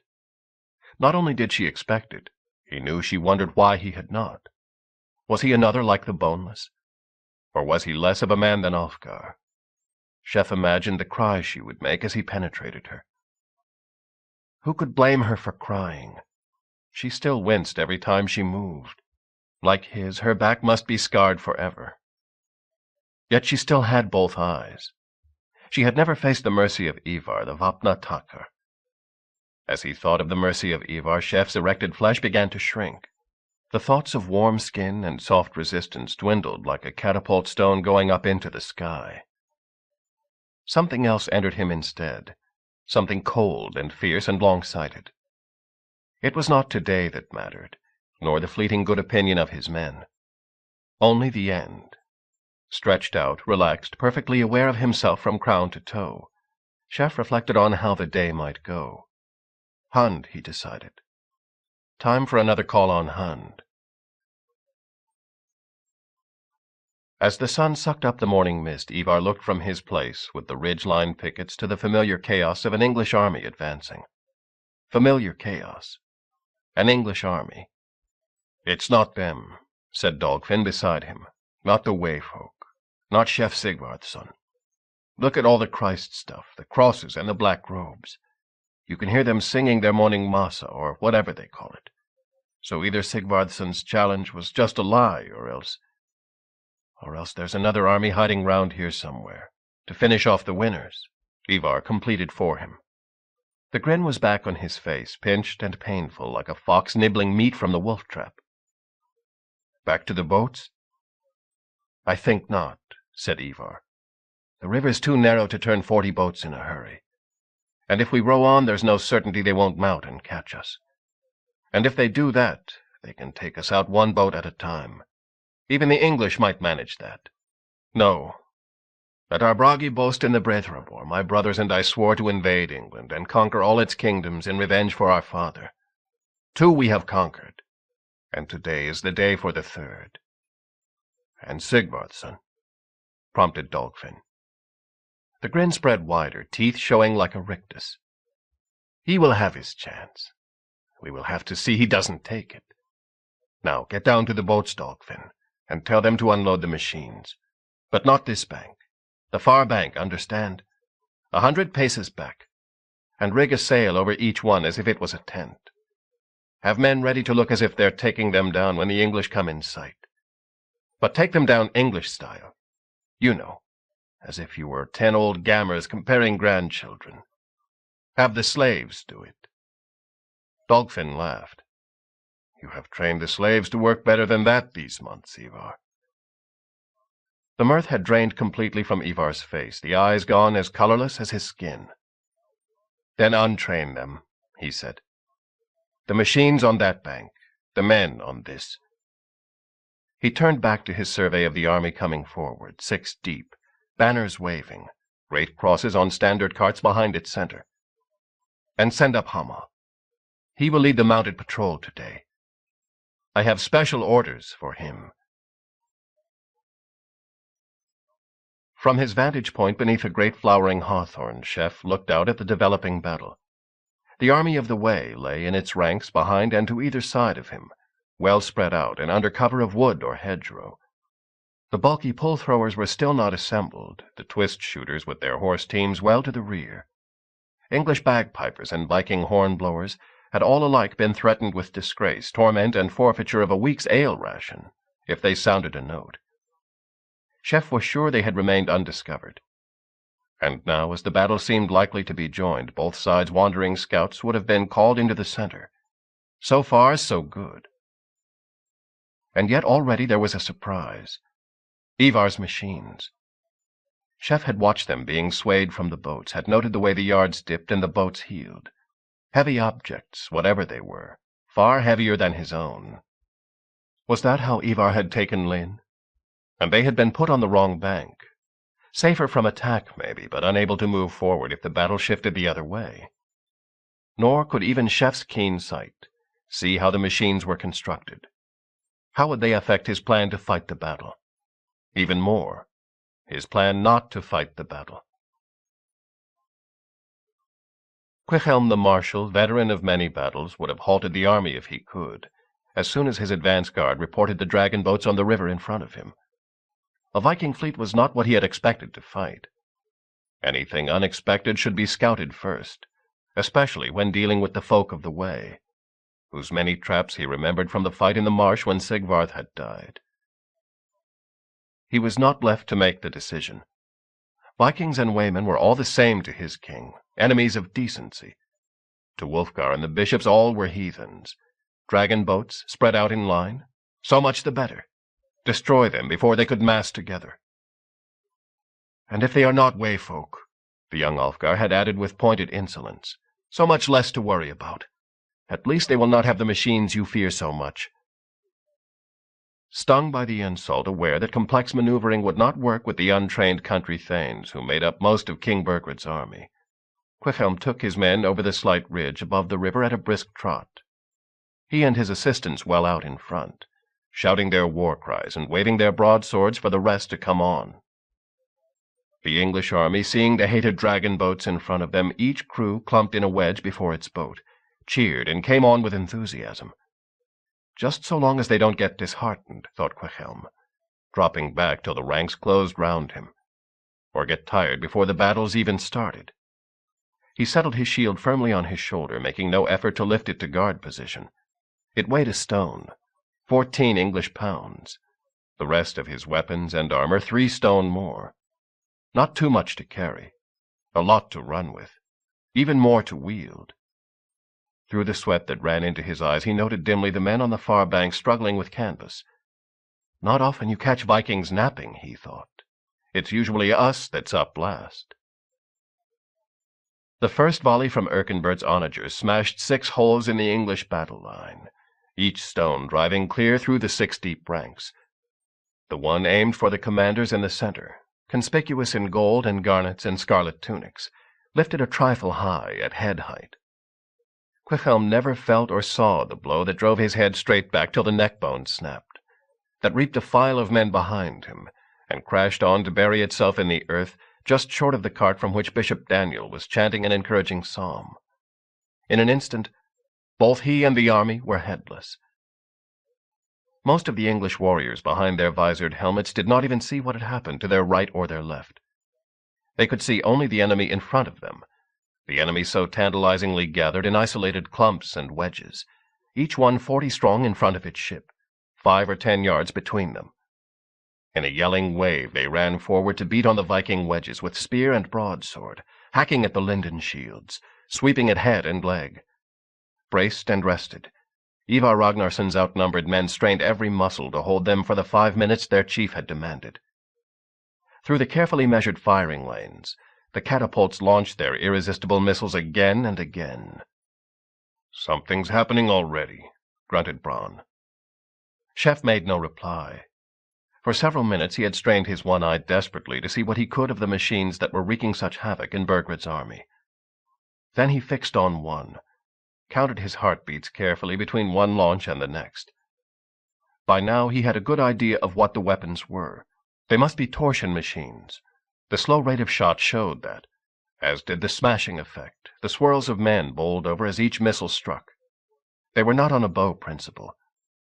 Little as he could see from a mile's distance, the square, high shape showed that. And the weight of them, the weight he could detect from the way they had to be slung on yards and pulleys, that showed they must be built stoutly to take some sort of impact. Yes, a little experiment, a closer look if he got the chance, and... Time now to think more immediately. Chef turned his attention to the battle. Something happening, Bronn said, and easy enough to guess what. After a few volleys, the men on the English side nearest to where the stones were arriving had started to edge sideways, realizing that safety lay in having wedges of their enemies between them and the machines. But as they edged sideways, they hampered the efforts and the sword arms of the champions trying to break through Ivar's crewmen. Many of those champions, half blinded by their helmets, weighed down by their armor, had no idea what was going on, only that something strange was happening round them. Some of them were beginning to step back, to look for space to raise their visors, to shove off the men who should be backing them, but were jostling them instead. If Ivar's men were concentrated, they could use such a moment to break out. But they were not. They themselves were in small groups, each one liable to be swallowed instantly by superior numbers, if they drove forward from their ships and the protecting river bank. The battle hung in balance. Bronn grunted again, this time digging his fingers deep into Chef's arm. Someone by Ivar's machines had given an order to change targets, was enforcing it with kicks and blows. As the English swordsmen rushed forward, the clumsy standard carts behind them were left exposed, each one with a waving banner on it, of king or alderman, or the giant cross of bishop or abbot. But now there was one fewer than there had been a moment ago. Splinters still flew in the air, turning end over end. A direct hit. And there again. A whole file of draft oxen slumped onto their knees in a row, and a wheel hurled itself sideways. From the Wayman army behind Chef and his group, all by now watching intently, there rose an exhalation that would have been a cheer without the instant kicks and curses of marshals and team leaders. A cross held steady for a moment, then tipped inexorably over, crashed to the ground. Something deep inside Chef clicked like a winding cogwheel. Thoughtfully, unnoticed in the rising excitement around him, he took a deep pull at the flask he had held all day in one hand. Good ale. But in it was the contents of the little leather sack he had taken from Hunt that morning. He drank deep, forcing himself to ignore the gagging reflex, the vile taste of long-rotten meat. "How do you give a man a vomit for a purge?" he had asked. "That is one thing we can do," Hunt had said with somber pride. Chef felt no doubt as the drench went down, that was exactly true. He drank the flask to its end, leaving not a drop as evidence, then rose to his feet. A minute, maybe two, he thought. I need all eyes. "Why are they riding forward?" he asked. "Is it a charge?" "A cavalry charge like the Franks do," replied Bronn uncertainly. "I've heard of that. Don't know that the English—" "No, no, no!" snapped Alfred, also on his feet, almost dancing with impatience. "It's Burgred's horse-thanes. Oh, look at the fools. They've decided that the battle is lost, so they're riding forward to rescue their lord. But as soon as he mounts— Almighty God, he's done it!" Far away across the battlefield, a gold-ringed head rose into view from a ruck of bodies. The king mounting. For a moment he seemed to be resisting, waving his sword forward. But someone else had hold of his bridle. A clot of riders began to walk, then canter from the fighting. As they did so, instantly men began to shred away from the fighting lines, following their leader at first casually, then briskly, hastily. Realizing the movement behind them, others turned to look, to follow. The army of the Mark, still undestroyed, still unbeaten, many of its men still unafraid, began to stream to the rear. As it did so, the stones lashed out again. Men began to run. The Wayman army was all on its feet now, all eyes turning expectantly toward the center. The moment, Chef thought. Sweep forward when both sides are fully engaged. Take the machines before they can change target. Board the ships. Take Ivar in flank and rear. "Give me some horsemen," Alfred begged. "Burgred's a fool, but he's my sister's husband. I have to save him. We'll pension him off, send him to the Pope." Yes, thought Chef, and that will be one piece still on the board. And Ivar. Even if we beat him, Ivar will get away, by boat or horse, like he did last time. And that will be another. But we must have fewer pieces now. In the end, one piece alone. I want the mills to stop. Blessedly, as he stepped forward, he felt some dreadful thing rising inside him, his mouth filling with the terrible cold saliva he had felt only once before, the time he had eaten carrion one hard winter. Grimly he clamped it down. All eyes, all eyes. He turned, looked at the men rising from bracken and bush, eyes glaring, teeth showing with expectant rage. "Forward!" he shouted, lifting his halberd from the ground and sweeping it toward the river. "Men of the way!" The vomit shot from his mouth so fiercely it caught Alfred high up on his enameled shield. The king gaped, uncomprehending. Chef doubled up, acting no more. His halberd dropped. Again the great retchings took him, again and again, lifting him off his feet. As he rolled on the fouled earth, the Wayman army hesitated, staring in horror. Alfred raised an arm to shout for his horse, for his companions, then dropped it, turned back to stare at the figure writhing on the ground. Thorvin was running forward from his place in the rear. A buzz of doubt ran along the ranks. "What's the order? Are we going forward?" Sigvardsson is down? Who commands? Is it the Viking? Do we obey a pirate? An Englishman? The Wessex king? As he sprawled in the grass, gasping for breath before the next upheaval, Chef heard the voice of Bronn looking down at him with stony disapproval. "There is an old saying," it said. "When the army leader weakens, then the whole army wavers. What do you expect it to do when he spews his guts out?" Stand fast, thought Chef, and wait till he's better. Please, Thor, or God, or whoever. Just do it. Ivar, his eyes as pale as watered milk, stared out across the battlefield for the trap he knew must be there. At his feet, he had fought by choice at the tip of the wedge of his ship's crew, lay 3 champions of the mark, each in turn eager for the fame that would ring through the whole of Christendom for the bane of Ivar, cruelest of the pirates of the north. Each discovering in turn that Ivar's slim height belied his extraordinary strength of arm and body, though not his snake-like speed. One of them, cut through mail and leather from collarbone to rib-cage, moaned involuntarily as he waited for death. Quick as a snake's tongue, Ivar's sword licked out, stabbing through Adam's apple and spine beneath. Ivar did not want sport for the moment. He wanted quiet for consideration. Nothing in the woods, nothing to either flank, nothing behind him. If they did not spring the trap soon, it would be too late. It was almost too late already. Round Ivar, his army, without orders or briefing, was carrying out one of its many experienced battle drills, securing a battlefield after victory. It was one of the many strengths of Viking armies that their leaders did not have to waste their energies in telling the rank and file how to do anything that could be turned into a routine. They could watch and plan instead. Now some men went forward in pairs, one to stab, one to guard, making doubly and triply sure that no Englishman was lying still but conscious, ready to take a last enemy with him. Behind them came the loot-gatherers with their sacks, not stripping the dead of everything as would be done later, but taking everything visible and valuable. In the ships, leeches were splinting and binding. And at the same time every man kept a tense eye on their leader for further orders. All knew that the moment of victory was a time to exploit advantage.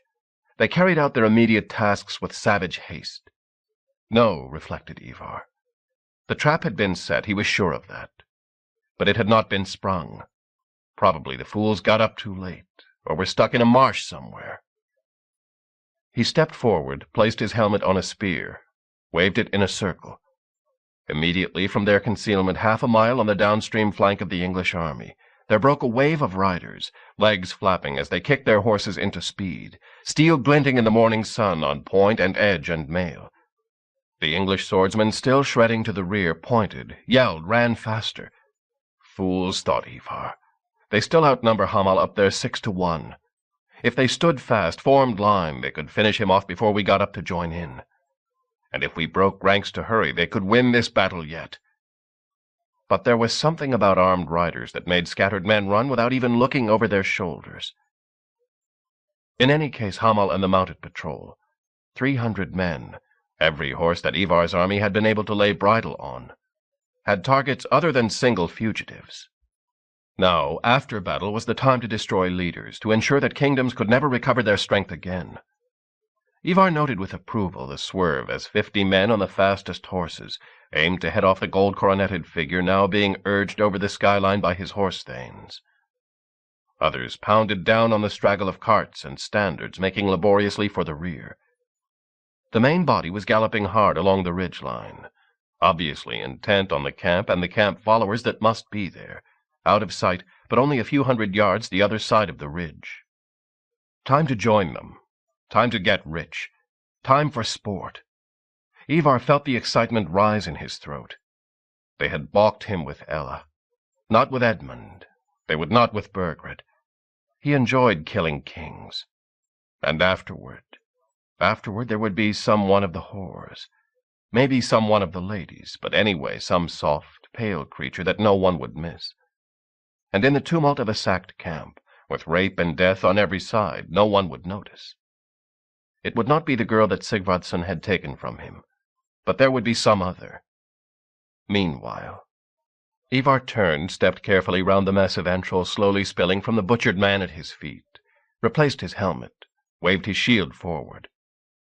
The watching army, loot already stacked, men back in their ranks, gave a short hoarse cheer, and walked forward with him up the hill, over the men they had killed themselves and the men the machines had slaughtered.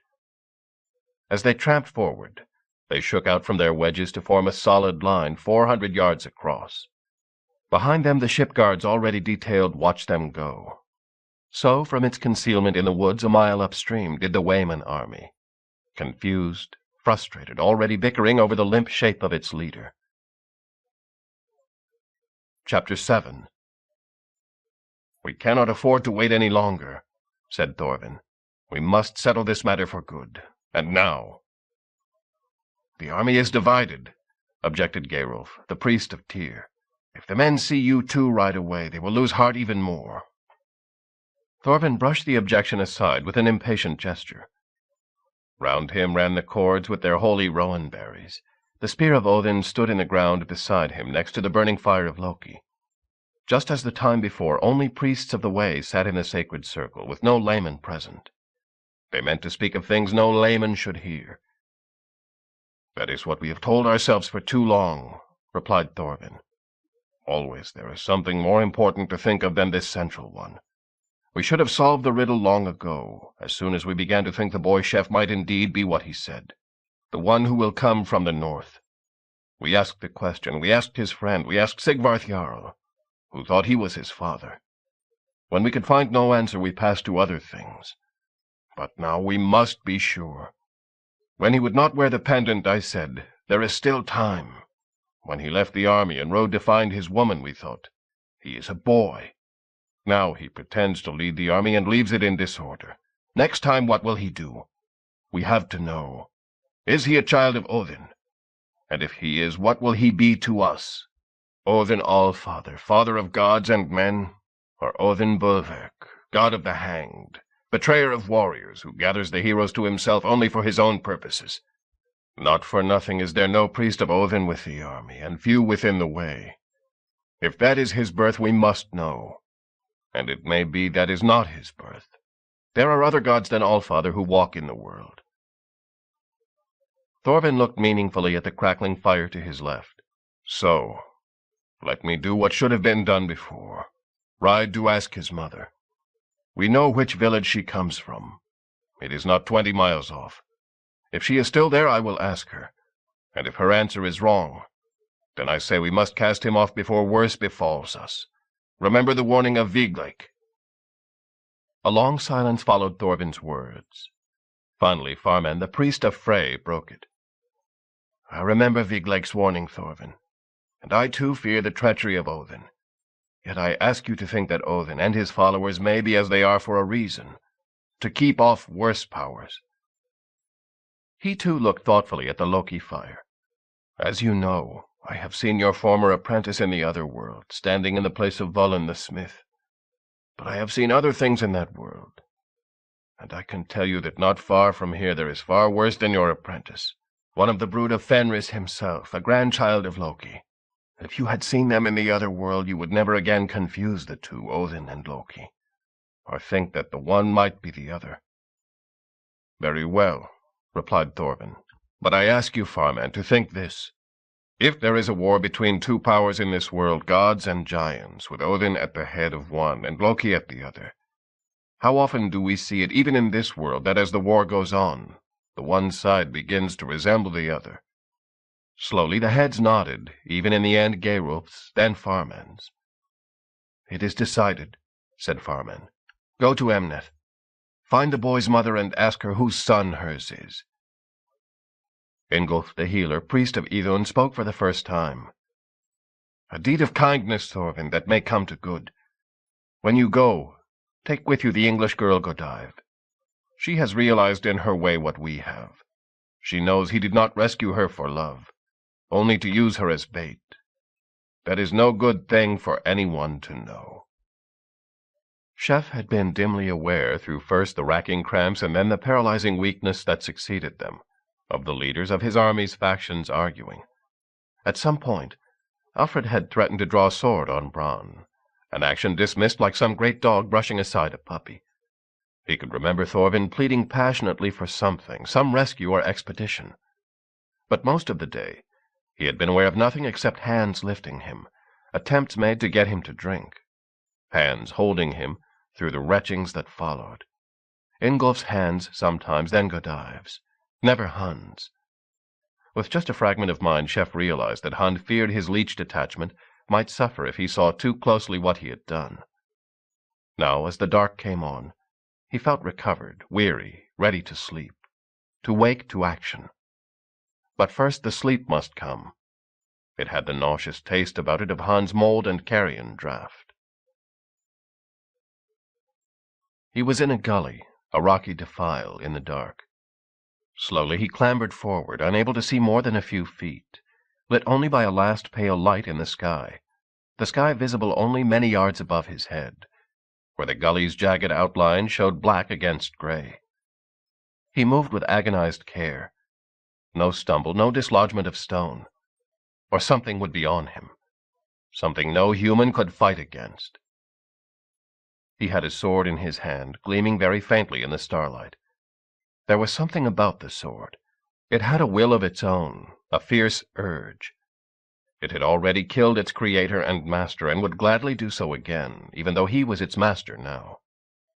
It tugged at his hand, and from time to time it rang faintly, as if he had knocked it on stone. It seemed to know about the need for stealth, though. The sound would be inaudible to anyone or anything except himself. It was covered, too, by the rushing of the water at the bottom of the gully. The sword was anxious to kill, and ready to keep silent till its chance came. As he moved into the dream, Shef realized, as he often did, what sort of person he himself was. This time, a man impossibly broad of hip and shoulder, with wrists so thick they bulged round the gold bracelets he wore. Their weight would have dragged a lesser man's arms down.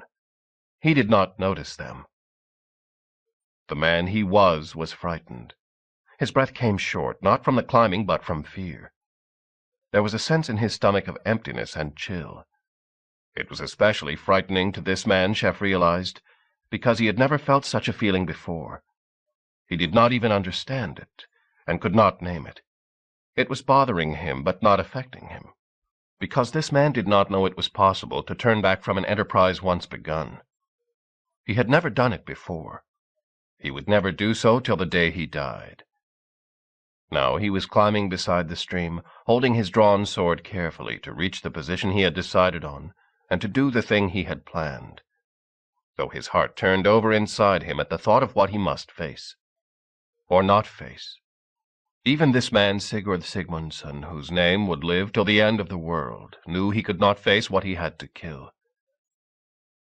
He came to a place where the gully wall on one side was broken down, falling into a jumble of scree and broken stone, as if some great metal creature had smashed it and rolled it flat so that it could get down to the water. And as he reached it, a sudden overwhelming reek stopped the hero in his tracks, a reek like a solid wall.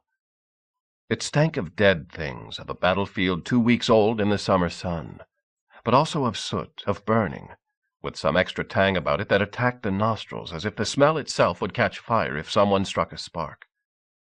It was the smell of the worm, the dragon, dawn ravager, venom blower, the naked spite creature that crawled on its belly, the legless one.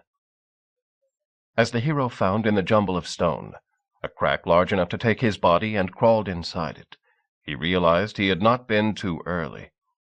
For the dragon was not legless, and seemed so only to those who saw it crawling forward from a distance. Through the stone the hero could hear a heavy stumping, as one foot after another groped forward. In between, and all the time, the heavy slither of the belly dragging on the ground. The leather belly, if reports were true. They had better be. The hero tried to lie on his back, then hesitated, changing position rapidly. Now he lay on one side, facing the direction from which the dragon must come, propped on his left elbow, right elbow down and sword across his body. His eyes and the top of his head projected above the track. It would look like another stone, he told himself. The truth was that even this hero could not lie still and wait for the thing to appear above him. or he, even he, would be unmanned. He had to see. And there it was, the great head silhouetted against the gray like some stone outcrop, but moving, its armored crest and skull bones like a metal war machine rotating, the bloated swag body behind it. Some trick of the starlight caught one foot planted on the stone, and the hero stared at it, shocked almost into paralysis. 4 toes sticking out from each other like the arms of a starfish, but each one the size of a man's thigh, warty and gnarled like a toad's back, dripping slime. The very touch of one of those would kill from horror. The hero had just enough self-command not to shrink back with fear. The slightest movement now would be deadly dangerous. His only hope was to be a stone. Would it see him? It must. It was coming toward him, directly toward him, padding forward with great, slow steps. One forefoot was only 10 yards from him.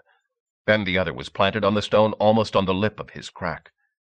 He must let it walk right over him, the hero thought, with his last vestige of sense. Let it walk right down to the river where it drank. And when he heard the first noise of drinking, of the water gushing up as it must into the belly above him, then he must strike. As he told himself this, the head reared up only a few feet above him, and the hero caught sight of a thing of which no man had spoken. The dragon's eyes. They were white as those of an old woman with the film disease, but light shone through them, a pale light from within. The hero realized what it was that he feared the most. Not that the legless one, the boneless long serpent, would kill him. That would almost be a relief in this terrible place, but that it would see him, and stop, and speak before it began its long sport with him. The dragon halted, 1 foot in mid-stride, and looked down. Chef came from his sleep with a shriek and a bound, landing in one movement just feet from the bed where they had stretched him. 3 pairs of eyes stared at him, alarmed, relieved, surprised. One pair, Ingolf's, looked suddenly knowing. "You saw something," he said. Chef passed a hand over his sweat-soaked hair. "Ivar, the boneless one, as he is on the other side." The warriors around Ivar watched him out of the corners of their eyes, too proud to show alarm or even anxiety, yet conscious that at any time now he might break out, turn on anyone at all, even his most trusted followers or the emissaries of his brothers. He sat in a carved chair looted from one of King Burgred's baggage carts, a horn of ale in his right hand, dipped from the great keg in front of him. In his left hand he swung the gold coronet they had taken from Burgred's head. The head itself was on a spike in the stark ring surrounding the Vikings' camp. That was why Ivar's mood was grim. He had been balked yet again. "Sorry," Hummel had reported. "We tried to take him alive as you ordered, to pin him between our shields. He fought like a black bear, from his horse and then on foot. Even then we might have taken him, but he tripped, fell forward on a sword." "Whose sword?" Ivar had demanded, his voice quiet. "Mine," Hummel had said, lying. If he had indicated the young man who had really killed Burgred, Ivar would have taken out his spite and frustration on him. Hummel had a chance of surviving. Not an especially strong one for all his past services. But Ivar had only studied his face for a moment, remarked dispassionately that he was a liar and not a pretty one, and had left the matter there. It would break out some other way, they were sure, as Dagfinn went on with the tale of victory. Prisoners taken, loot from the field, loot from the camp, gold and silver, women and provisions. He wished deeply that some of his own men would turn up. "Go round everywhere," he had told them. "Look at everything. Never mind the women for the moment. There'll be plenty left for you before the night's over. But in the name of old Harry Breeks himself, find something to keep the Ragnarsson amused. Or it could be us he pegs out for the birds tomorrow." Ivar's eyes had shifted past Dagfinn's shoulder. He dared to follow them. So, Greppi and the boys had found something after all. But what in the name of hell, goddess of the dead, could it be? It was a box, a wheeled box that could be tipped forward and trundled along like an upright coffin. Too short for a coffin. and yet there was a body inside. A dozen grinning Vikings pushed the box forward and tipped it to stand in front of Ivar. The body inside looked out at them and licked its lips. Ivar rose, putting down the golden coronet for the first time that evening, and stood in front of Wulfgar. "Well," he remarked at last, "not such a bad job, but not one of mine, I think. Or at least I don't remember the face. Who did this to you, Heimnar?" The pale face, with its bright red, incongruous lips, stared back at him, made no reply. A Viking stepped forward, knife whipping clear, ready to slice or gouge on command. But Ivar's hand stopped him. "Think a little, Cleggy," he urged. "It's not easy to frighten a man who's already lost so much. What's an eye or an ear now? So tell me, Heimnar, you are a dead man already. You have been since they did this. Who did it to you? Maybe he was no friend of mine, either." Ivar spoke in Norse, but slowly, clearly, so an Englishman could pick out some of the words. "It was Sigvarth Jarl," said Wulfgar. "Jarl of the Small Isles, they tell me. But I want you to know what he did to me I did to him, only more. I caught him in the marsh by Ely. If you are the Ragnarsson, then you were not far away. I trimmed him finger by finger and toe by toe. He did not die till there was nothing left a knife could reach. Nothing you can do to me will equal what I did to him." He spat suddenly, the spittle landing on Ivar's shoe. "And so may perish all you godless heathen. And it is my comfort, as you die in torment, for you it is only the gateway to the eternal torment. I will look down from the Neox na Wang, from the plain of the blessed dead, and see you blister in the heat. Then you will beg for the smallest drop from my ale cup to cool your agony. But God and I will refuse." The blue eyes stared up, jaw set in determination. Ivar laughed suddenly, throwing his head back, raised the horn in his right hand, and drained it to the last drop. "Well," he said, "since you mean to be so niggard with me, I will do what your Christian books say, and return you good for evil. Throw him in the keg." As the men gaped, Ivar stepped forward, slashing at the straps which held Wulfgar's trunk and stumps in place. Seizing him by belt and tunic, he lifted him bodily out of the container, took 3 heavy paces to the side, and thrust the Heimnar deep into the 4-foot-high, 100-gallon butt of ale. Wulfgar bobbed, thrashing with the stumps of his arms, truncated legs not quite reaching the bottom. Ivar put one hand on Wulfgar's head, looked round like a teacher demonstrating. "See, Cleggy," he pointed out. "What is a maimed man like this afraid of? Of being helpless." He pushed the head firmly down. "Now he can take a good drink," he remarked. "If what he says is true, he won't need it on the other side, but it's as well to be sure." Many of the watching Vikings laughed, calling to their mates to come and see. Dagfinn allowed himself a smile. There was no credit in this, no glory or drangskapper. But maybe it would keep Ivar happy. "Let him up," he shouted. "Maybe he will offer us a drink from heaven after all." Ivar seized the head, heaved Wulfgar's head up out of the frothing brew. The mouth gaped wide, sucking in air by frantic reflex. The eyes bulged with terror and humiliation. Wulfgar threw the stump of one arm over the edge of the barrel, tried to lever himself up. Carefully Ivar knocked it free, stared into the eyes of the drowning man as if searching for something. He nodded, thrust the head back down again. "Now he is afraid," he said to Cleggy, standing by. "He would bargain for his life if he could. I do not like them to die defying me. They must give in." "They all give in the end," said Cleggy, laughing. "Like women." Ivar thrust the head spasmodically deeper. Chef hefted the object Ud had brought him. They stood in the center of an interested circle, all Englishmen, all freedmen, catapultiers and halberdiers together. Near the front the gang Ud had collected to help him forge the strips of mild steel.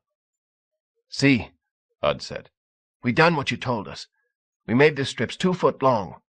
You said try and make bows out of them, so we filed notches in the ends and fitted strings. Had to use twisted gut. Nothing else strong enough." Chef nodded. "But then you couldn't pull them." "Right, Lord. You couldn't and we couldn't. But we thought about that for a bit, and then Saxa here." Bud indicated another member of his gang. "Said anyone who's ever carried loads for a living knows legs are stronger than arms. So, we took thick oak blocks. We cut slots for the metal near the front and slid the strips through, wedged 'em tight. We fitted triggers like we got already on the big shooters. And then we put these iron hoops like on the front of the wood. Try it, Lord. Put your foot through the hoop." Chef did so. "Grip the string with both hands and pull back against your own leg. Pull till the string goes over the top of the trigger." Chef heaved, felt the string coming back against strong resistance, but not impossibly strong. The puny Udd and his undersized colleagues had underestimated the force a big man trained in the forge could exert. The string clicked over the trigger. He was holding, Chef realized, a bow of sorts, but one that lay crosswise to the shooter, not up and down like a wooden hand bow. A grinning face from the crowd handed Chef a short arrow. Short because the steel bow flexed only a few inches, not the half-arm's length of a wooden bow. He fitted it in the rough gouge in the top of the wooden block. The circle parted in front of him, indicating a tree 20 yards off. Chef leveled the bow, aimed automatically between the arrow feathers as he would have with a twist shooter, squeezed the trigger. There was no violent thump of recoil as there would have been with a full-sized machine, no black streak rising and falling. Yet the bolt sped away, struck fair in the center of the oak trunk. Chef walked over, grasped the embedded arrow, worked it backward and forward. After a dozen tugs, it came free. He looked at it speculatively. "Not bad," he said, "but not good either. Although the bow is steel, I do not think in the end it strikes harder than the hunting bows we use already. And they are not strong enough for war." Udd's face fell. He started automatically to make the excuses of the slave with a hard master. Chef held up a hand to stop him. "Never mind, Udd. We are all learning something here. This is a new thing that the world has never seen before. But who made it? Saxa for remembering that legs are stronger than arms? You for remembering how your master made the steel? I for telling you to make a bow? Or the Rome folk of old for showing me how to make the twist shooters that started all this? None of us. What we have here is a new thing, but not new knowledge, just old knowledge put together, old knowledge from many minds. Now we need to make this stronger. Not the bow, for that is strong enough. The pull. How can we make it so that my pull-up is double the strength of what I can do now?" The silence was broken by Oswey, leader of the catapult team. "Well, if you put it like that, Lord, answer's obvious. How do you double the pull?" "You use a pulley, or a windlass. A little one, not a great big one like the Norse folk use on their ships.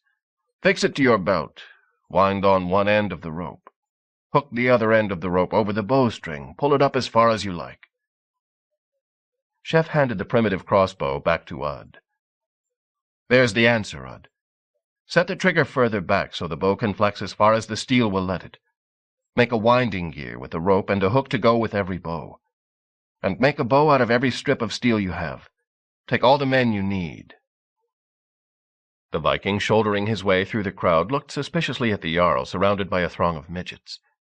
He had arrived only that summer, called from Denmark by incredible stories of success, wealth, and profit, and of the Ragnarssons defeated. All he had seen so far was an army drawn up to fight that had then suddenly stopped in its tracks. And now here was the Jarl himself, talking like a common man to a crowd of thralls. The Viking was 6 feet tall, weighed 200 pounds, and could lift a Winchester bushel with either hand.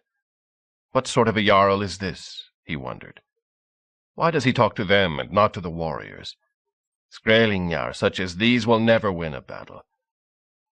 Out loud he said, with a minimum of deference, "Lord, you are called to council." His message delivered, he turned away, contempt in the set of his shoulders. Greatly daring, Oswey asked what all had wondered. "Battle this time, Lord? We got to stop that Ivar sometime. We wouldn't have minded if we'd done it sooner." Chef felt the reproach, overrode it. Battle always comes soon enough, Oswy. The thing is to be ready." As soon as Chef stepped into the great meeting tent, he felt the hostility that faced him. The whole of the Wayman Council was present, or seemed to be. Bronn, Ingolf, Farman, and the rest of the priests, Alfred, Gudmund, representatives from every group and unit of the joint army. He sat down at his place, hand groping automatically for the whetstone scepter left lying there for him. "Where is Thorvin?" he said, suddenly noting one absence.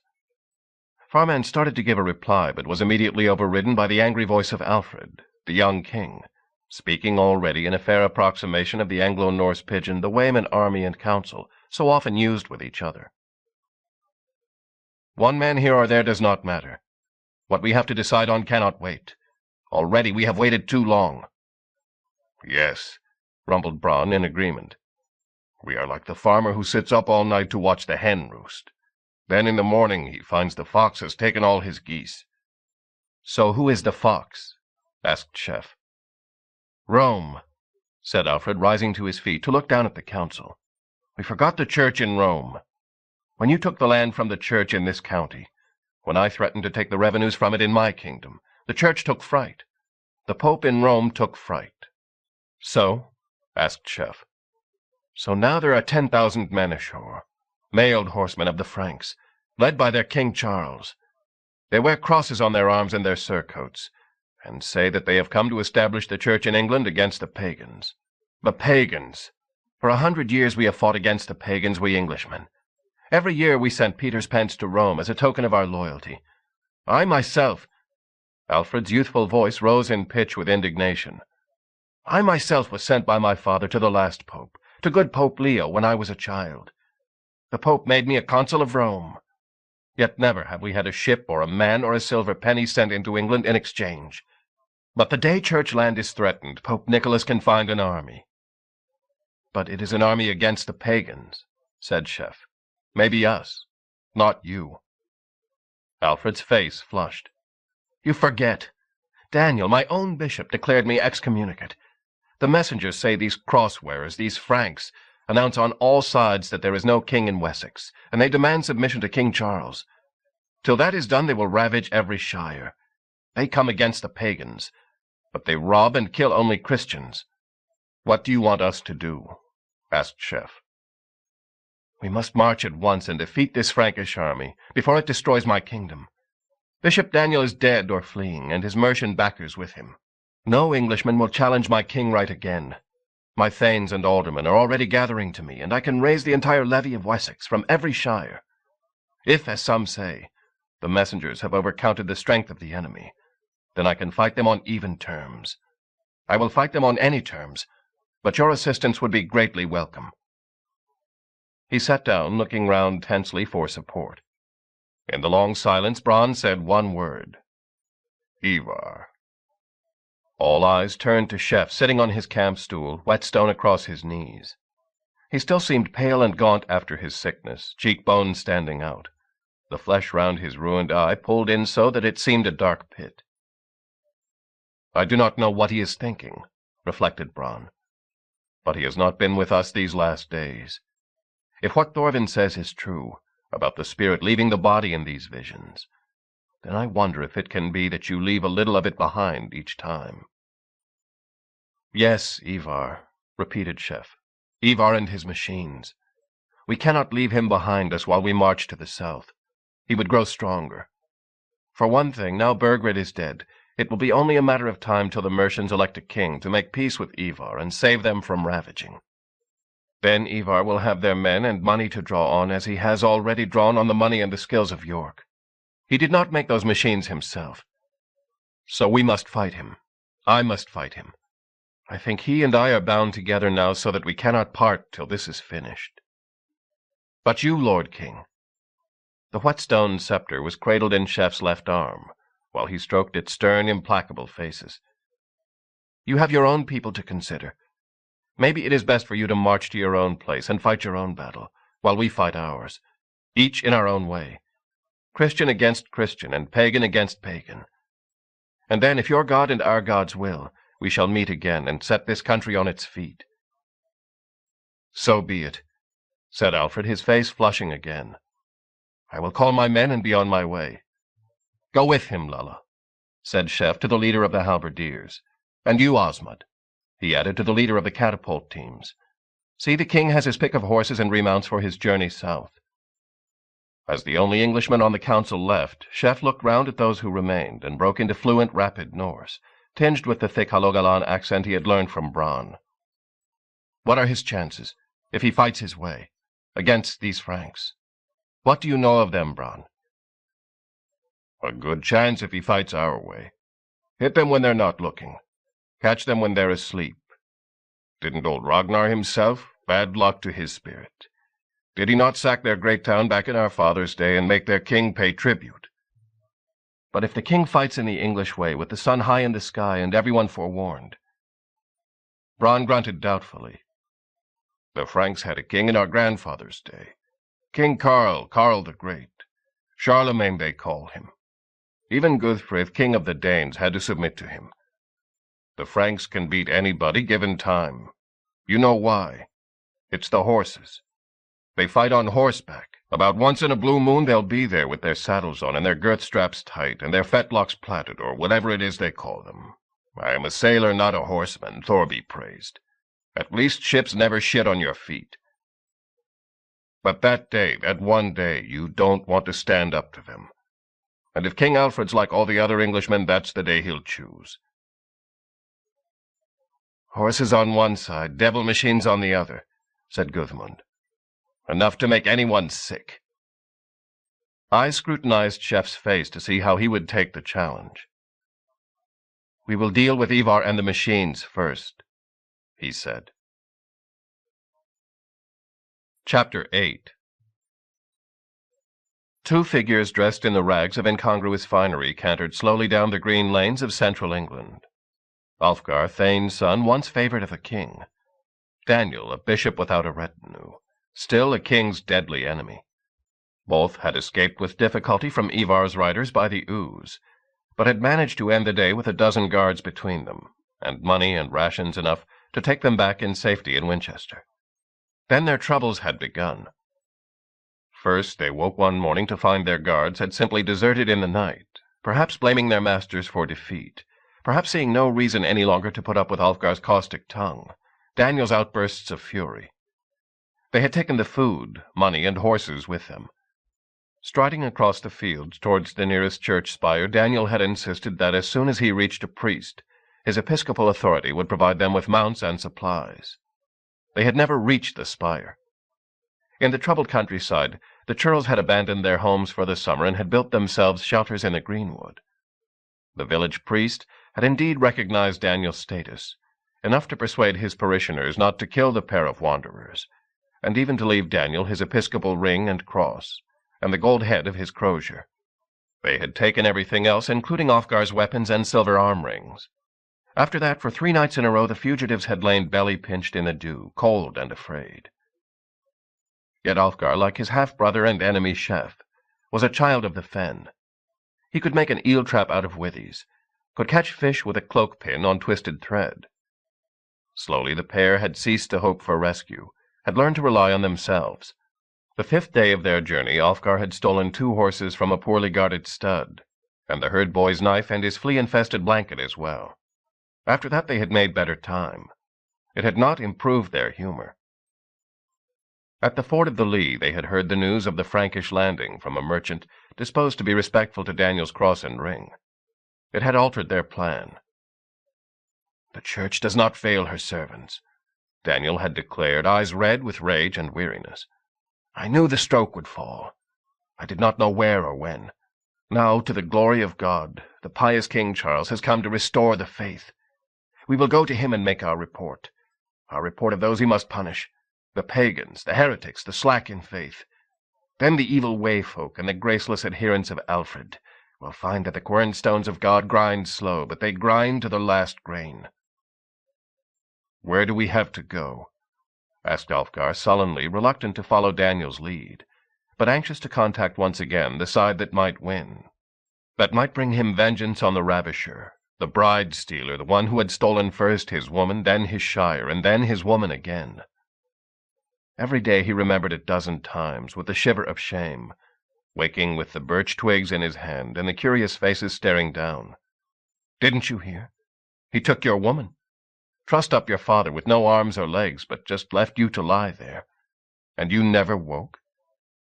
"The Frankish fleet crossed the narrow sea and landed in Kent," Daniel replied, "not far from the See of St. Augustine in Canterbury. They are camped at a place called Hastings."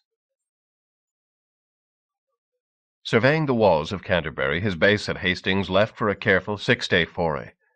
Charles the Bald, king of the Franks, sat on his horse and waited for the procession trailing from the open gates to reach him. He was sure enough what it was. In the lead he could see holy banners, choir monks singing, censers waving. Behind them, carried in a chair of state, came a grey-bearded figure in purple and white, tall mitre nodding. Surely the Archbishop of Canterbury, the Primate of England. Though back at camp in Hastings, Charles reflected, he had Wolfe here, Archbishop of York, who would probably dispute this archbishop's claim. Perhaps he should have brought him and let the two old fools fight it out. "What's this one called?" he asked his constable, Godefroy, sitting his charger next to him. Godefroy, like his king, sitting easily in a deep saddle, high pommel in front, high saddle bow behind, feet braced in steel stirrups, raised his eyes to heaven.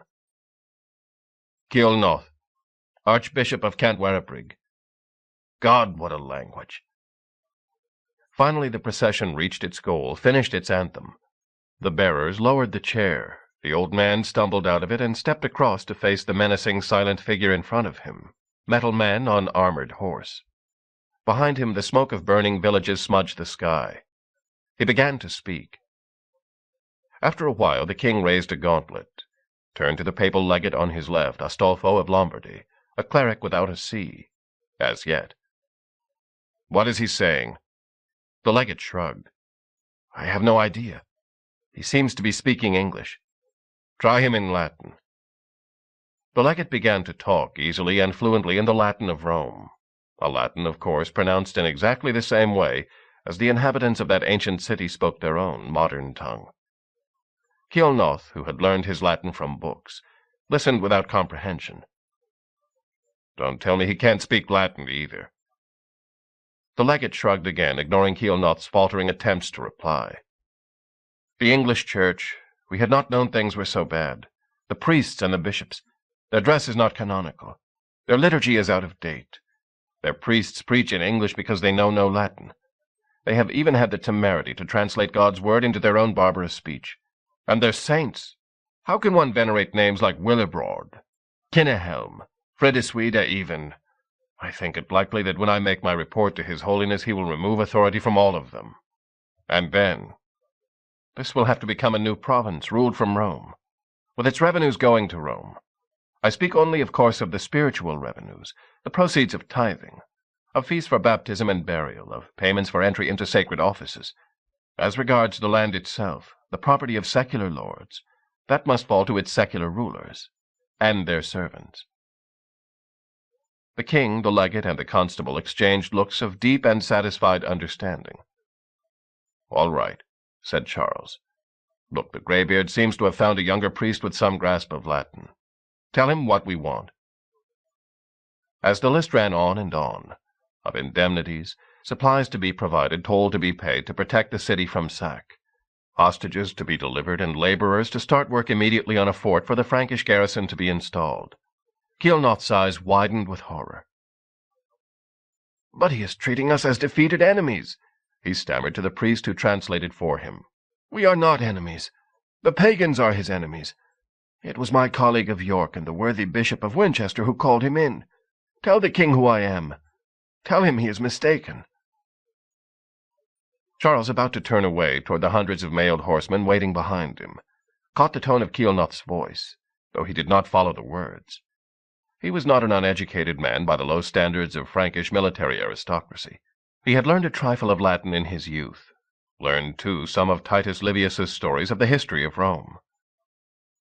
Smiling, he drew his long, double-edged sword from its scabbard, held it like a merchant's balance. "This will not need translating," he said to Godefroy. Then, bending from the saddle to Ciolnoth, he said slowly and clearly 2 words. "We Victis." Woe to the conquered. Chef had considered all the possible plans he could use to attack Ivar's camp, weighed them like moves on a chessboard, rejected them one by one. These new ways of making war introduced complexities that could lead to confusion in battle, loss of lives, loss of everything. It had been much easier when line had clashed with line, battled hand to hand until the stronger side won. He knew that his Vikings were becoming more and more displeased with these new things, yearned for the certainty of the clash of arms. But the new ways had to be used if Ivar and his weapons were to be defeated. Old and new must blend. Of course. He must weld the old and the new together like the soft iron and hard steel of a pattern-welded sword, like the sword he had forged and lost in battle when Edmund was taken. A word formed in his mind. "Flugstrith!" he cried, leaping to his feet. "Flugstrith?" said Bronn, turning from the fire. "I do not understand." "That is how we will fight our battle. We will make it the Eldin Flugstrith."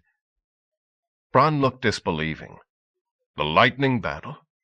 I know Thor is with us, but I doubt you can convince him to hurl his thunderbolts to clear our way to victory." "It is not the thunderbolts I want. What I want is a battle fast as lightning. The thought is there, Bronn. I feel I know what must be done, but I must make it clearer, as clear in my head as if it had already happened." Now, waiting in the mist in the dark hour before dawn, Chef felt sure his battle plan would work. The Vikings had approved it. So had his machine-tending Englishman. And it had better work. Chef knew that after his rescue of Godive and then his collapse as the army waited to attack, his credit with the council and the army, too, was almost exhausted. Things were being kept secret from him. He did not know where Thorvin had gone, nor why Godive had slipped away with him. As he had before the walls of York, he reflected that in this new style of battle the fighting was the easiest part, or at least it promised to be so for him. Yet somewhere inside himself, his flesh still crawled with a kind of fear, not of death or disgrace, fear of the dragon he sensed in Ivar's skin. He fought the fear and repulsion down, glanced at the sky for the first pale streaks of dawn, strained his eyes through the mist to see if he could see the outline of Ivar's battlements. Ivar had made his fortified camp in exactly the same style as the one which King Edmund had stormed south of Bedricksward by the Stour. A low ditch and bank with stakes driven into it, forming three sides of a square with the river Ouse as the fourth side, his ships drawn up along the muddy bank. The sentry who paced the bank behind the stockade had been at that battle too, and lived. He needed no urging to keep alert. Yet to him the dark hours were the dangerous ones, short enough at this time of year. As he saw the sky beginning to pale, and felt the little wind that comes before the dawn, he relaxed and began to think of the day that might follow. He had no great desire to see Ivar Ragnarsson at his butcher's work again among his prisoners. Why, he wondered, did they not move on? If Ivar had been challenged to fight at Ely, he had met the challenge. It was Sigvardsson and the Way-folk who must feel disgrace. The sentry halted, braced himself chest-high against the wall of the stockade, fighting to keep alert. He brooded on the sounds he had heard so often in the last few days, coming from under the bloody hands of Ivar. Out there, 200 corpses lay in fresh graves, the product of a week's sacrifice and slaughter of Mercian prisoners taken after the battle. An owl called, and the sentry started, thinking for an instant it was the shriek of a spirit come for vengeance. It was his last thought. Before he heard the thrum of the bowstring, the quarrel drove through his throat. From the ditch, the figures who had crept up in the mist caught him, eased him to the ground, waited, knowing the other sentries on the wall had been dispatched in the same instant, on the cry of the owl. Even the softest of shoes makes a sound moving through the grass. The hundreds of running feet sounded like small waves rushing down a pebbled strand. Dark bulks loomed, moving swiftly toward the western palisade of the camp, their moment carefully chosen. They were black shapes against a black sky behind them. But the lightening sky in the east would silhouette the defenders when they awoke and rushed to battle. Chef stood to the side, watching the attack, fists clenched. The success or failure of everything depended on the next few seconds. Taking the camp would be like taking York. only simpler and quicker. No clumsy moving towers, no slow development of the attack in stages. This was being done in a way even the Ragnarssons would understand. An explosive attack, win or lose in the first minute. His eager men had shaped the bridges, stout planks pegged together, 12 yards long and 3 wide. Iron bands clamped the oars beneath the structure, their handles projecting to either side. Each handle grasped by a Viking, secure in the feel of the familiar wood, proud of the strength needed to lift the structure and run forward with it at the stockade of the camp. The tallest warriors were in front. As they ran, they grunted with the effort, not only from carrying the dead weight, but at the last moment they lifted it over their heads until the front was more than 7 feet off the ground, enough to clear the 6-foot-high stakes of the camp. And clear it they did with a final explosive heave, as they leaped over the ditch, slammed wood down on wood, the man in the front springing clear at the last second and rolling down into the ditch. But not those that ran behind. The instant the bridge was in place, they thundered up it and leapt into the enclosure behind. 10, 20, 100, 200 were over before the bridge carriers could unsheathe their weapons and join in the attack. Chef smiled into the darkness. 6 had been built, 6 had attacked, and only 1 had not succeeded in topping the wall. It lay half in, half out of the ditch, while cursing Vikings crawled out from under it and joined the rush to the other bridges. Screams of pain, roars of anger over there, as the sleeping men realized that the enemy was in among them. First the thud of axes into flesh, then the clang of metal as men woke, seized arms, defended themselves. Chef took one last look in the growing light, saw that the warriors were following instructions and advancing in a steady line, slaughtering as they went, but keeping position even after they had cut down the man they faced, keeping pace with the murderous advance. Then Chef ran. On the eastern side of the camp, his English freedmen had waited in the darkness as they had been instructed, trotting forward to the attack only when they heard the first clash of battle. Chef hoped his timing had been correct. He had stationed them 200 yards from the palisade, estimated that if they ran forward when they heard the attack, they would reach the camp when the armed struggle was joined and intense. All eyes should be on the Viking attack force, all of Ivar's men rushing to the aid of their comrades. So he fervently hoped. He reached the corner of the camp just as the running men appeared. Halberdiers led the way, each weighted with a great bundle of brushwood as well as his weapon, to be hurled into the ditch before the sharp blades were wielded against the stakes and the leather thongs that bound the palisade together. The second wave of attackers approached. Crossbowmen who pushed between the halberdiers, used knives to sever the last of the bindings, heaved stakes aside, climbed over and through them. Chef followed them, pushing forward through the jostling ranks. No need to shout orders. The crossbowmen were following their long-rehearsed instructions, pacing forward 10 carefully counted steps, then stopping and forming a line. Others halted behind them to make a double line that stretched from wall to river line. Swift runners dashed forward to cut the tent ropes, fled back to safety as the archers fitted bolts to cocked strings. A few drabs and youths had seen them, had stood gape-mouthed and fled. But incredibly, none of Ivar's men seemed aware of their presence, totally taken up with the familiar clash of weapons coming from the other wall. Chef stepped a pace beyond the double line, saw the faces turning toward him for the prearranged signal. He raised his arm, dropped it. The heads turned to their front, sighted for an instant. Then the sharp snap of 100 strings released together. The short, stout arrow shot across the camp, driving through leather and mail and flesh. Already the front rank had hooked on to their tackle to reload, while the second rank stepped forward between them, looked to Chef, caught his signal, loosed their second volley. Shouts of alarm and disbelief were now mingling with cries of pain, as the warriors saw men falling all to the rear of the battle. Heads turned, faces pale in the dawn's light, to see the silent death that was striking them from the rear, while the Vikings of the Way still kept up their violent pressure from the front, expending energy furiously in an assault they had been promised would last only minutes. The first row of bowmen was ready again. As each man finished loading, he stepped through the line in front to resume rank. Some faster than others. Chef waited impassively till the last had formed up. The lines must be kept separate if this maneuver was to work, before he dropped his arm again. 4 times the line shot, before the first of the defenders could turn, order themselves, and race across the camp in a wavering line, hindered by collapsed tents and the embers of cooking fires. As they closed, the bowmen obeyed orders again, shot if they had loaded, then turned and ran with the rest, through the ranks of halberdiers dressed behind them.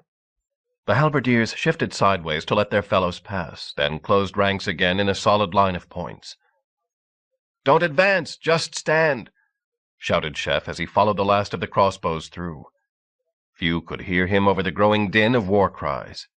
Yet he knew this was the moment Bronn had said would not work, the puny slave-born taking the full weight of a Viking charge. The English obeyed their orders, stood still, points leveled, second rank bracing the first. Even a man whose belly crawled with fear knew he had to do no more than he could. And the Viking charge did not come with full weight. Too many men shot down, and those the leaders. Too many of the rest uncertain, unprepared. The wave that came to hack at the wall of steel came piecemeal. Each man who ran in faced a point in front, blades chopping from either side. The blows they swung were caught by long shafts thrusting from the rear ranks. Slowly the Vikings drew back from the unshaken line, looking round for leadership. As they did so, a cry of triumph rang from behind them. Viga Bronn, seeing the battle line in front of him thin and shred, had thrown his picked men through the center of what remained, to wheel instantly and to start to roll up the Ragnarsson line. Beaten men began to throw their weapons down. From the river bank, Ivar Ragnarsson stood and watched his men fall, then surrender.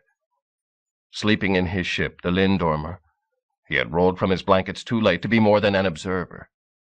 Now he knew that he had lost this battle. He knew why, too. The last few days of blood and slaughter had been a delight for him, a relief, the easing of some frenzy that had lain within him for many years, consoled only now and then, and only for a time, by the brief pleasures his brothers had arranged for him, or by the grand executions the great army had tolerated as appropriate. A delight for him. The army had slowly sickened of it. It had rotted their morale, not much, enough to make them put a little less than their best into the desperate defense they had needed. He did not regret what he had done. What he regretted was that this attack could only come from one man, from the Sigvardsson. The attack in the night, the instant breaching of his defenses. Then, when his warriors rallied for battle, the cowardly attack from the rear. The engagement was truly lost. He had fled a lost battle before. Must he flee again?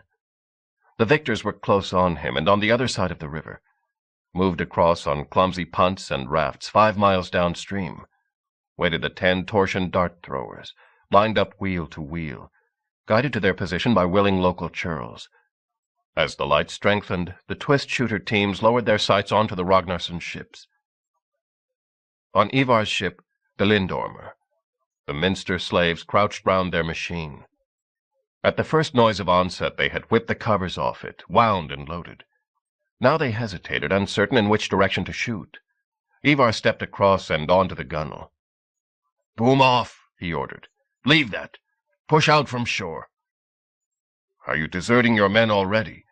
asked Dagfinn, standing with a clutch of senior skippers a few feet away. "Without so much as a blow struck? That may sound bad when the story is told." "Not deserting. Getting ready to fight. Come aboard if that's what you mean to do. If you mean to stand round like old whores waiting for trade, stay where you are." Dagfinn flushed at the insult, stepped forward with his hand on hilt. Feathers sprouted suddenly from his temple, and he fell. With the camp taken, the crossbowmen had fanned out again, shooting wherever they saw resistance. Ivar stepped behind the protecting bulk of the machine mounted on the prow of his ship.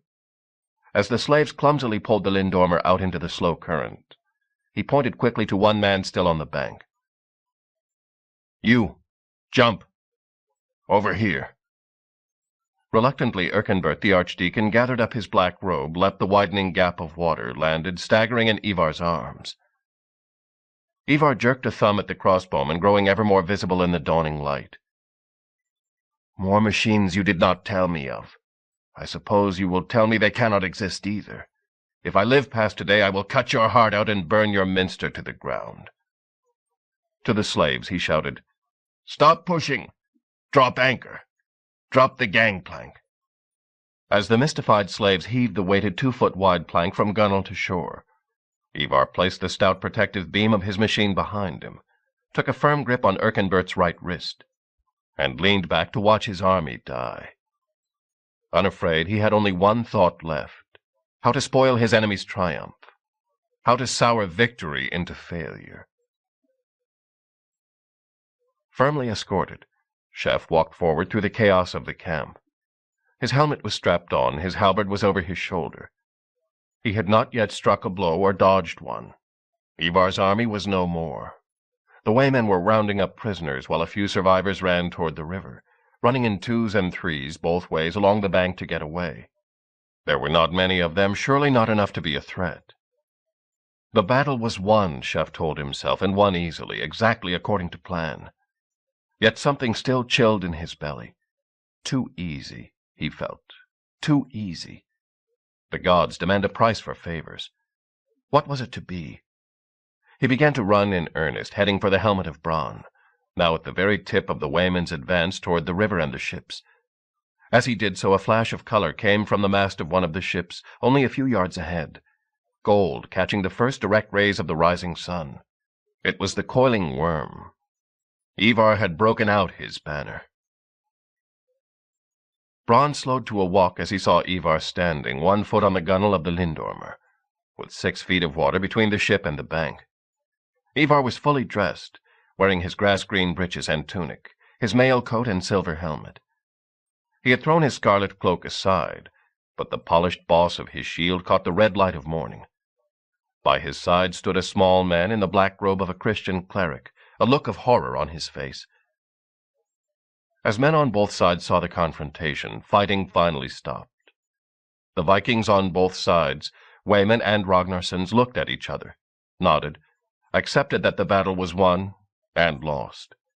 As the English halberdiers, less businesslike in their attitudes, closed in, those Ragnarsson troops still resisting began hastily to throw their weapons down, put themselves under the protection of their former enemies. Then all, English and Norse, waymen and pirates, faced inward, to see how their leaders would behave. At the rear of the watching ring, Chef struggled and cursed to get through. Bronn checked for a moment, breathing hard with the exertion of 10 minutes' desperate struggle. Then he strolled forward toward the gangplank. He raised his right hand, split between 2 fingers in King Edmund's battle the previous year. He moved the fingers to show how they had healed. "We had words a while back, Ivar," he remarked. "I told you should look after your women better. You did not take my advice. Maybe you don't know how to. But you said when your shoulder was whole you would remember what I said. And I said when my hand was whole I would remind you of it. Well, I have kept my word. Will you keep yours? You look as if you are thinking of sailing away." Ivar grinned, showing his even teeth. Deliberately he drew his sword and threw the decorated scabbard into the ooze. "Come and try me," he said.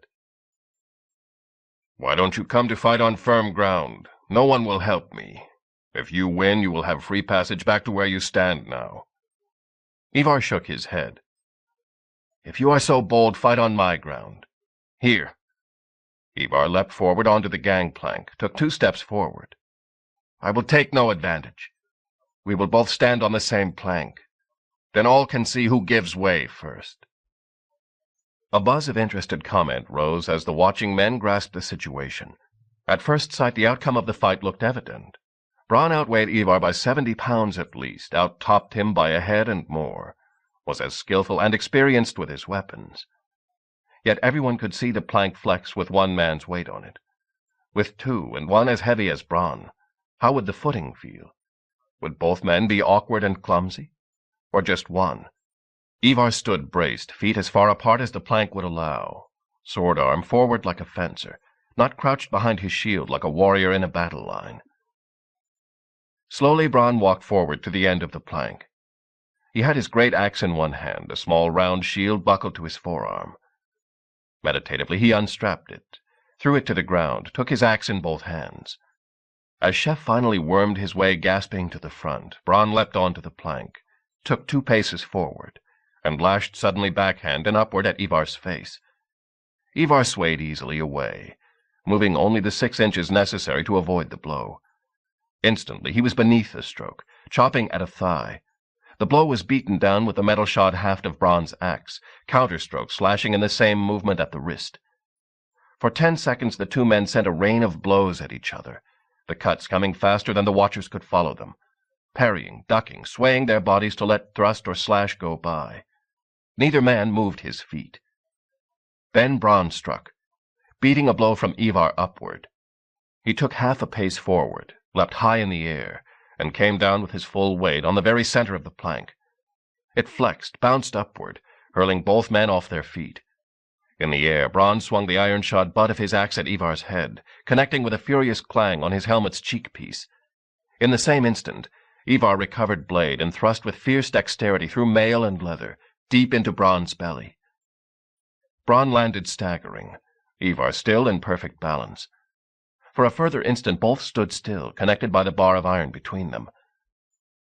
Then, just as Ivar tensed his grip for the savage twist that would rend gut and arteries forever, Bronn hurled himself backward off the blade. He stood at the very end of the plank, groping with his left hand at the blood streaming through the torn steel. With 2 hands, Chef seized him by collar and waist and jerked him from the plank, thrust him staggering backward. The watchers roared disapproval, outrage, encouragement. Gripping his halberd in both hands, Chef stepped forward onto the plank. For the first time since the day he had been blinded, he looked full into Ivar's eyes, tore his gaze away. If Ivar was a dragon, like the vision he had seen of Fafnir, then he might yet put on him the dragon spell of terror and paralysis, a spell that could not be broken by steel. Ivar's face split in a grin of triumph and contempt. "You come late to our meeting, boy," he remarked. "Do you think you can succeed where champions fail?" Chef raised his eye again, stared deliberately into Ivar's face. As he did so, he filled his mind with the thought of Godive, of what this man, this creature, had meant to do with her, what he had done with so many slaves and captives. If there was a protection against Ivar's spell, it lay in justice. "I have succeeded where you failed," he said. "Most men can do what you cannot. That is why I sent you the capon." Ivar's grin had turned into a rictus, like the bared teeth of a skull. He flicked the tip of his sword slightly. "Come on," he whispered. "Come on." Chef had already decided what to do. He had no chance at all toe-to-toe with Ivar. He must use other weapons. Drag him down. Use Ivar's open contempt against him. Shuffling gingerly forward along the gangplank, Chef aimed a clumsy 2-hand thrust with the spear point on the end of his shaft. Ivar battered it aside without moving eyes or body, waiting for his incompetent enemy to move closer or lay himself open. Swinging the halberd way up over his head, Chef prepared for a mighty stroke, a stroke that would split an armored man from nape to crotch. Ivar grinned more broadly as he saw it, caught the moan of disbelief from the bank. This was no home gang where the parties were bound to stand still. Such a mighty stroke could be avoided by an old grandfather, who would then step over and stab for the throat while the wielder was off balance. Only a thrall-bred fool would try it, and that was what this Sigvardsson was. Chef swung down with all his force, aiming not at Ivar but at the plank at his feet. The great blade, swung in a drawing cut, slashed clean through the wood. As Ivar, surprised and off balance, tried to leap back the 2 steps to his ship, Chef dropped the halberd, threw himself forward, grappled Ivar round the body, fell instantly with him down into the cold, muddy current of the ooze. As the 2 men hit the water, Chef gasped reflexively. Instantly his mouth and windpipe filled. Choking, he struck out for the surface, was held and forced below. He had dropped the halberd, but his loose-fitting helmet had filled with water, was dragging his head down. A hand like a strangling snake was crushing his throat, but the other hand was free, was groping toward the belt and the gutting knife in it. Chef grasped Ivar's right wrist in his left hand with the force of desperation. For an instant, both men broke the surface, and Chef managed to blow his lungs clear. Then Ivar had him again, was forcing him down. Suddenly the cold inner revulsion that had held Chef half paralyzed since the fight had started, the dragon fear, was gone. No scales, no armor, no dreadful eyes to look into. Just a man. Not even a man, shrilled some triumphant fragment of Chef's mind. Twisting fiercely in the water like an eel, Chef grappled his enemy close, ducked his head, butted forward with the rim of his helmet. The rim which he had filed again and again to razor sharpness. A crunch, something giving way, Ivar trying for the first time to wrench back. From the bank above there came a great roar as the craning watchers saw blood spreading in the water. Chef butted again and again, realized suddenly that Ivar had shifted his grip, had caught him in a stranglehold, rolled him under. Now Ivar was on top, face in the air, grimly concentrating on holding his enemy under, and he was too strong, growing stronger with every breath. Chef's right hand, thrashing wildly, caught Ivar's knee. There is no Drangskapper in this, thought Chef. Bronn would be ashamed of me. But he would have taken Godive and cut her in pieces like a hare. He drove his right hand firmly under Ivar's tunic, seized him by the crotch. His convulsive, drowning grip closed round the roots of Ivar's manhood, squeezed and twisted with every ounce of the strength years at the forge had given him. Somewhere he heard dimly. There was a scream of mortal agony resounding.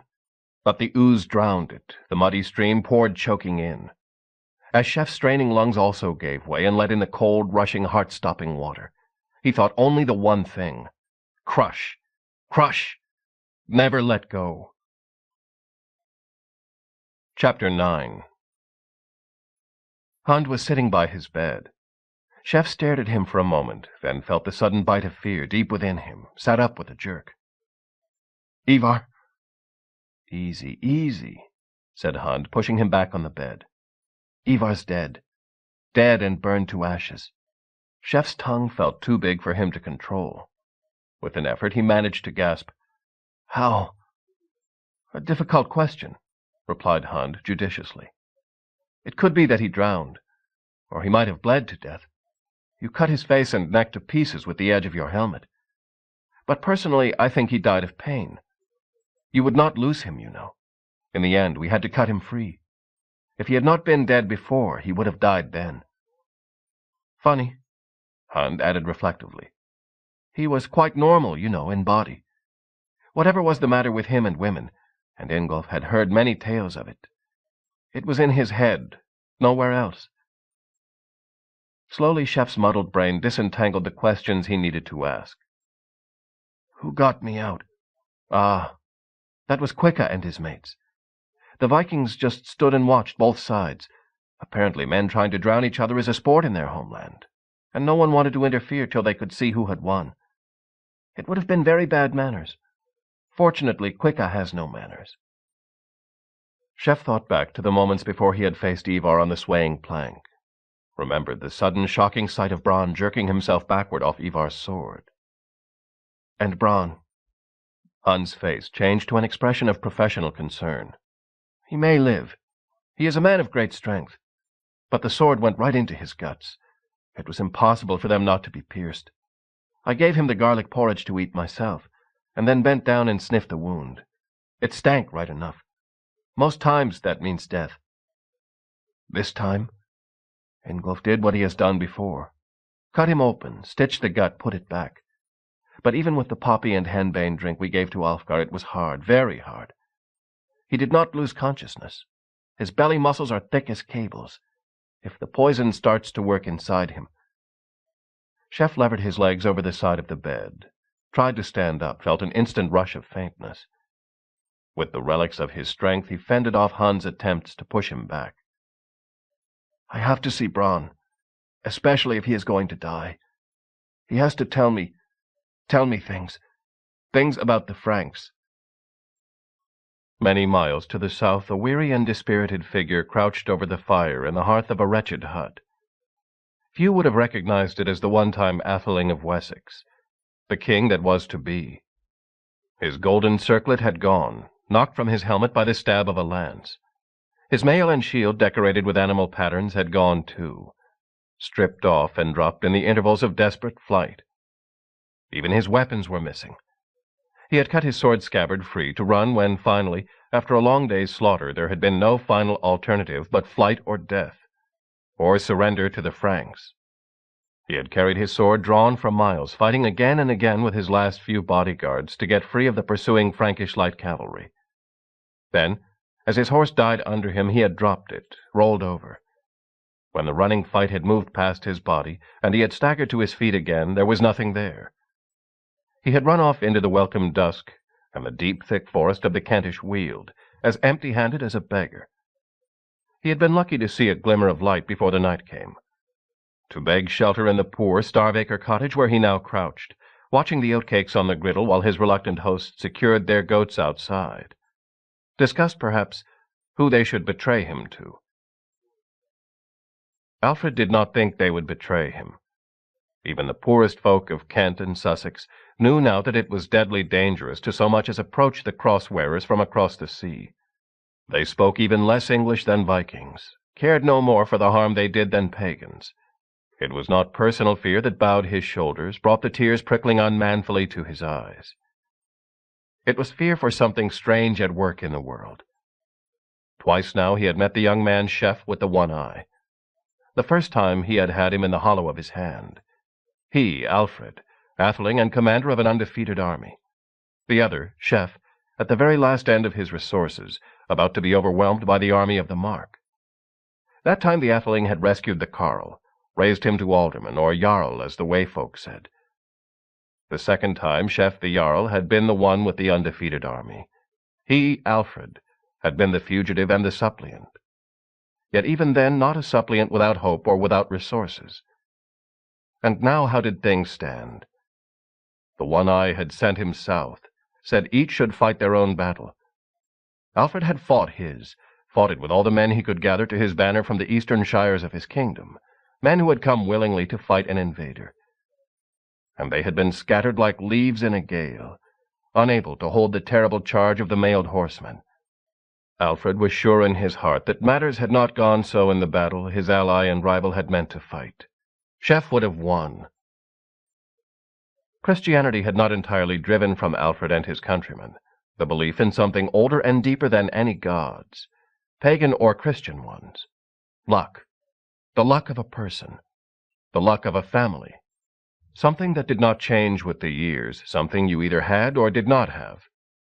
The great prestige of Alfred's royal house, the descendants of Cerdic, depended silently on a deep belief in the family's luck, which had kept them in power for 400 years. To the fugitive sitting by the hearth, it seemed that his luck and that of his family had run out.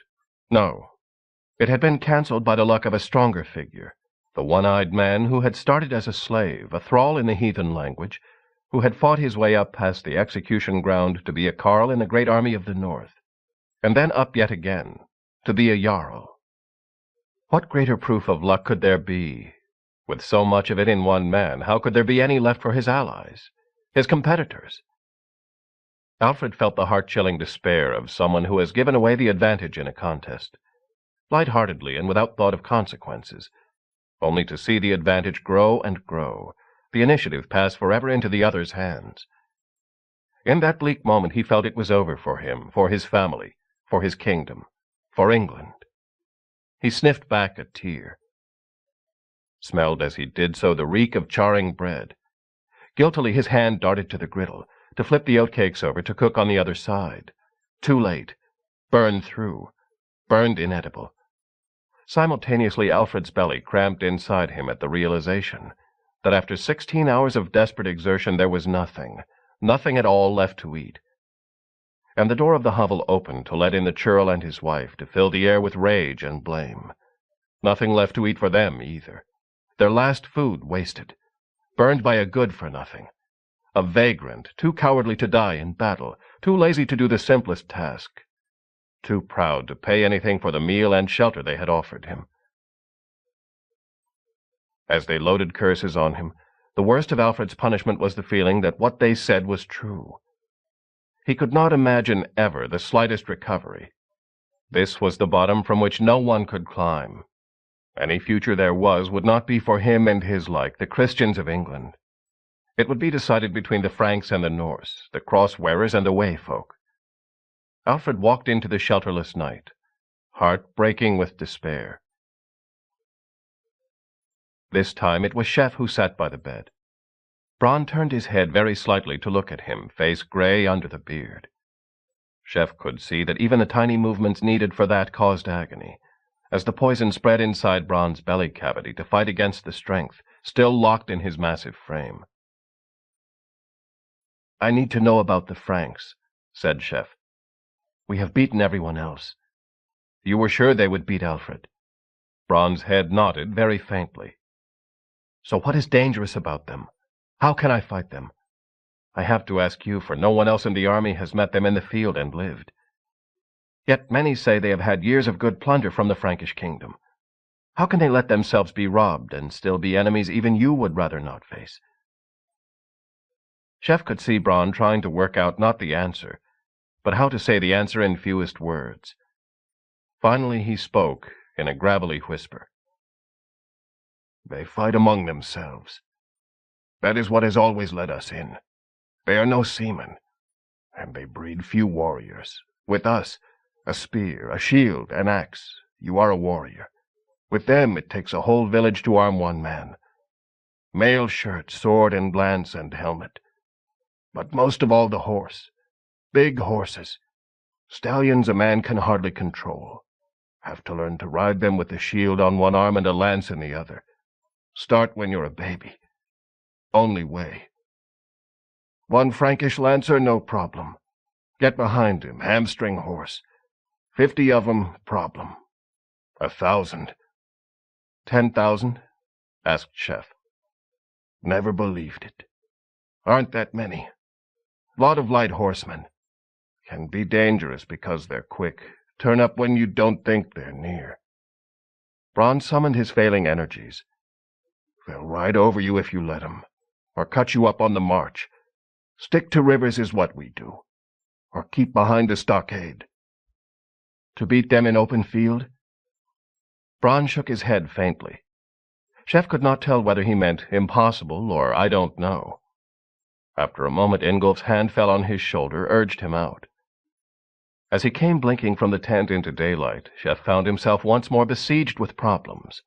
Guards to be detailed for the substantial plunder of Ivar's army, on its way to the treasury in Norwich. Prisoners' fate to be decided. Some of them Ivar's torturers, some of them mere rank and file. Messages to be received and dispatched. At the back of Chef's mind there hung always the query, Godive. Why had she gone off with Thorvin? And what did Thorvin himself think was so important that it could not wait? But now immediately in front of him Father Boniface, his own priest turned scribe. Beside him another little man in clerical black with an expression of bitter malignant spite on his face. Slowly Chef realized that he had seen him before, if only from a distance. In York. "This is Deacon Erkenbert," said Boniface. "We took him from Ivar's own ship. He is the master of the machines, the slaves who wound the machines, slaves first to York Minster and then to Ivar. They say that he built the machines for Ivar. They say the whole church in York now works night and day for the Ragnarsons." He looked down at Erkenbert with heartfelt contempt. The master of the machines, thought Chef. There was a day when I would have given everything for a chance to talk with this man. Now I wonder what he can tell me. I can guess how his machine works, and in any case I can go to see for myself. I know how slowly they shoot, how hard they hit. One thing I do not know. How much else is there in his head and in his books? But I do not think he will tell me that. Yet I think I can use him. Dimly, Bronn's words were working inside Chef's brain, collecting into a plan. "Keep close watch on him, Boniface," said Chef. "See the York slaves are well treated, and tell them they are free from this moment. Then send Gudmund to me. After him, Lalla and Osmond, and Quicka, Ud, and Oswy, too." "We don't want to do that," said Gudmund flatly. "But you could do it?" asked Chef. Gudmund hesitated, not wanting to tell a lie, reluctant to concede a point. "Could do it. Still don't think it's a good idea. Take all the Vikings out of the army, load them into Ivar's boats, press Ivar's men into service as galley slaves, and head round the coast to some rendezvous near this Hastings place. Look, Lord." Gudmund spoke pleadingly, as near to wheedling as his character would go. I know, me and the boys, we haven't always been fair to the English you've hauled in. Called them midgets. Called them skrælingjar. Said they're no use and never will be. Well, they've proved us wrong. But there was a reason for what we said, and it goes double if you're going to fight these Franks and their horses. Your English can shoot machines. One of them with a halberd hits as good as one of our boys with a sword. But there's still a lot of things they can't do, no matter how hard they try. They aren't strong enough. Now these Franks, why are they dangerous? Everyone knows it's because of the horses. How much does a horse weigh? 1,000 pounds? That's what I'm telling you, Lord. To even get a few shots in at these Franks, you'll have to hold them off for a while. Maybe our boys could do it with the halberds and all. Maybe. They've never done it before. But it's dead sure they can't if you've sent them all off. What happens if you get caught with just a line of your little fellows between you and the Franks? They can't do it, Lord. They haven't the strength. Nor the training, Gudmund thought silently. Not to watch armed men walk right up to you and start hacking away, or ride up to you. They've always had us to help them. You are forgetting King Alfred and his men, said Chef. He will have gathered his army by now. You know the English Thanes are as strong and brave as your men. They just have no discipline, but I can supply that. Gudmund nodded grudgingly. So each group must do what it does best. Your men sail, with the ships and the machines. My freedmen wind their machines and shoot. Alfred and his Englishmen stand still and do what they're told. Trust me, Gudmund. You did not believe me last time, or the time before, or when we raided the minster at Beverley. Gudmund nodded again, slightly more willingly this time. As he turned to go, he added one more remark. Lord Jarl, you aren't a sailor, but don't forget another thing in all this. It's harvest now. When the night grows as long as the day, every sailor knows the weather changes. Don't forget the weather. The news of Alfred's total defeat reached Chef and his truncated army 2 days' march south.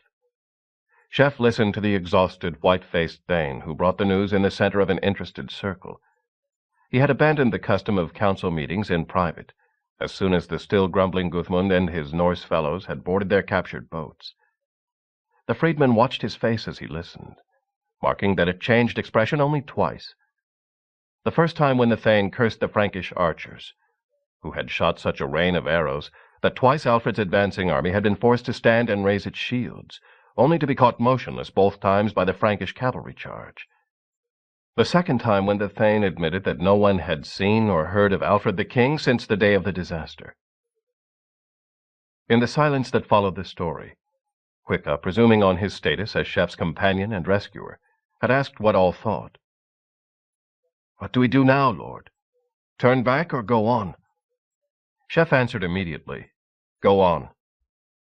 Opinion round the campfires that night was divided about the sense of that. Ever since the Viking waymen had left with Gudmund, the army had seemed a different creature.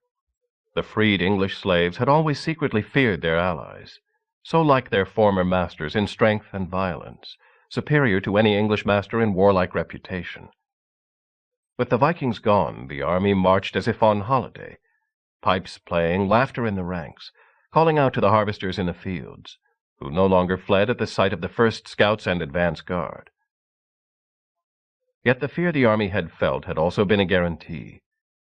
Proud as they were of their machines, their halberds, and their crossbows, the ex-slaves did not have the self-belief that comes from a lifetime of winning battles.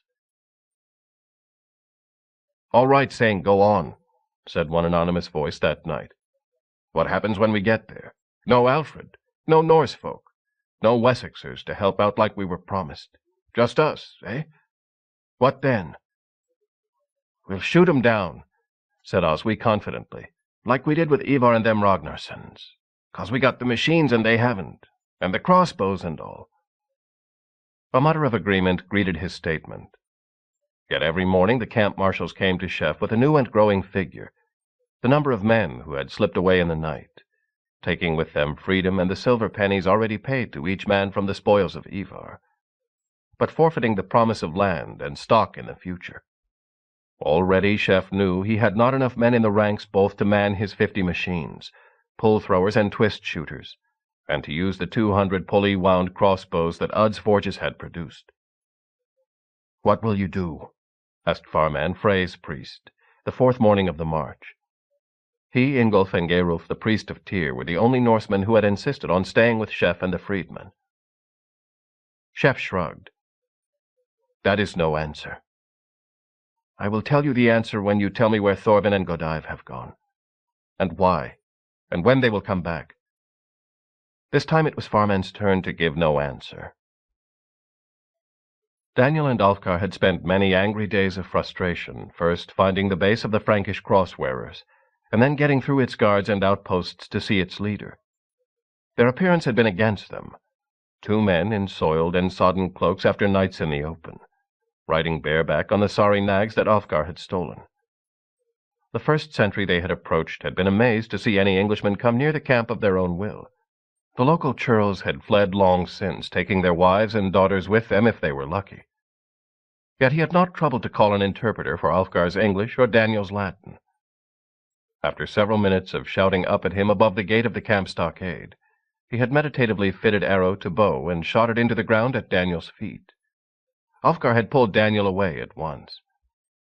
After that they had tried several times to approach the daily cavalcade of warriors streaming out from the Hastings base, to rob and forage while King Charles waited unhurriedly for the further challenge he was sure must come.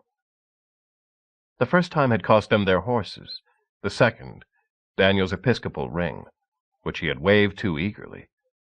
Eventually, and in despair, Alfgar had taken a hand. As Daniel shouted angrily at a Frankish priest they had discovered picking over the ruins of a ransacked church, he pushed him aside. "Machina," he said clearly in the fragment of Latin he possessed. "Ballista, catapulta, nos videre." He pointed to his eyes. "Nos dicere, rex." He waved at the camp with its flying banners, 2 miles off, made speaking gestures. The priest looked at him, nodded, turned back to the barely coherent bishop, and began to talk to him in strangely accented Latin, cutting Daniel's furious complaints short, demanding information. After a while he had called to his guard of mounted archers and set off back toward the camp, taking the 2 Englishmen with him. After that they had been passed from hand to hand, with cleric after cleric coming in to extract more and more of Daniel's story. But now at last the clerics had gone. It was Alfgar, his cloak brushed and a substantial meal inside him, who stood in front of Daniel, facing a trestle table, behind it a group of men with the look of warriors, one of them wearing the gold circle of royalty over a bald head. At his side stood an Englishman, listening carefully to what the king said. Eventually he turned to Alfgar, speaking the first English they had heard since they arrived in the camp. "The priests have told the king," he said, "that you have more sense than the bishop behind you. But the bishop says that you 2 alone know the truth of what has happened up there in the north, and that for some reason—" The Englishman smiled. "You are anxious to help the king and the Christian religion with information. Now the king takes no interest in your bishop's complaints and proposals.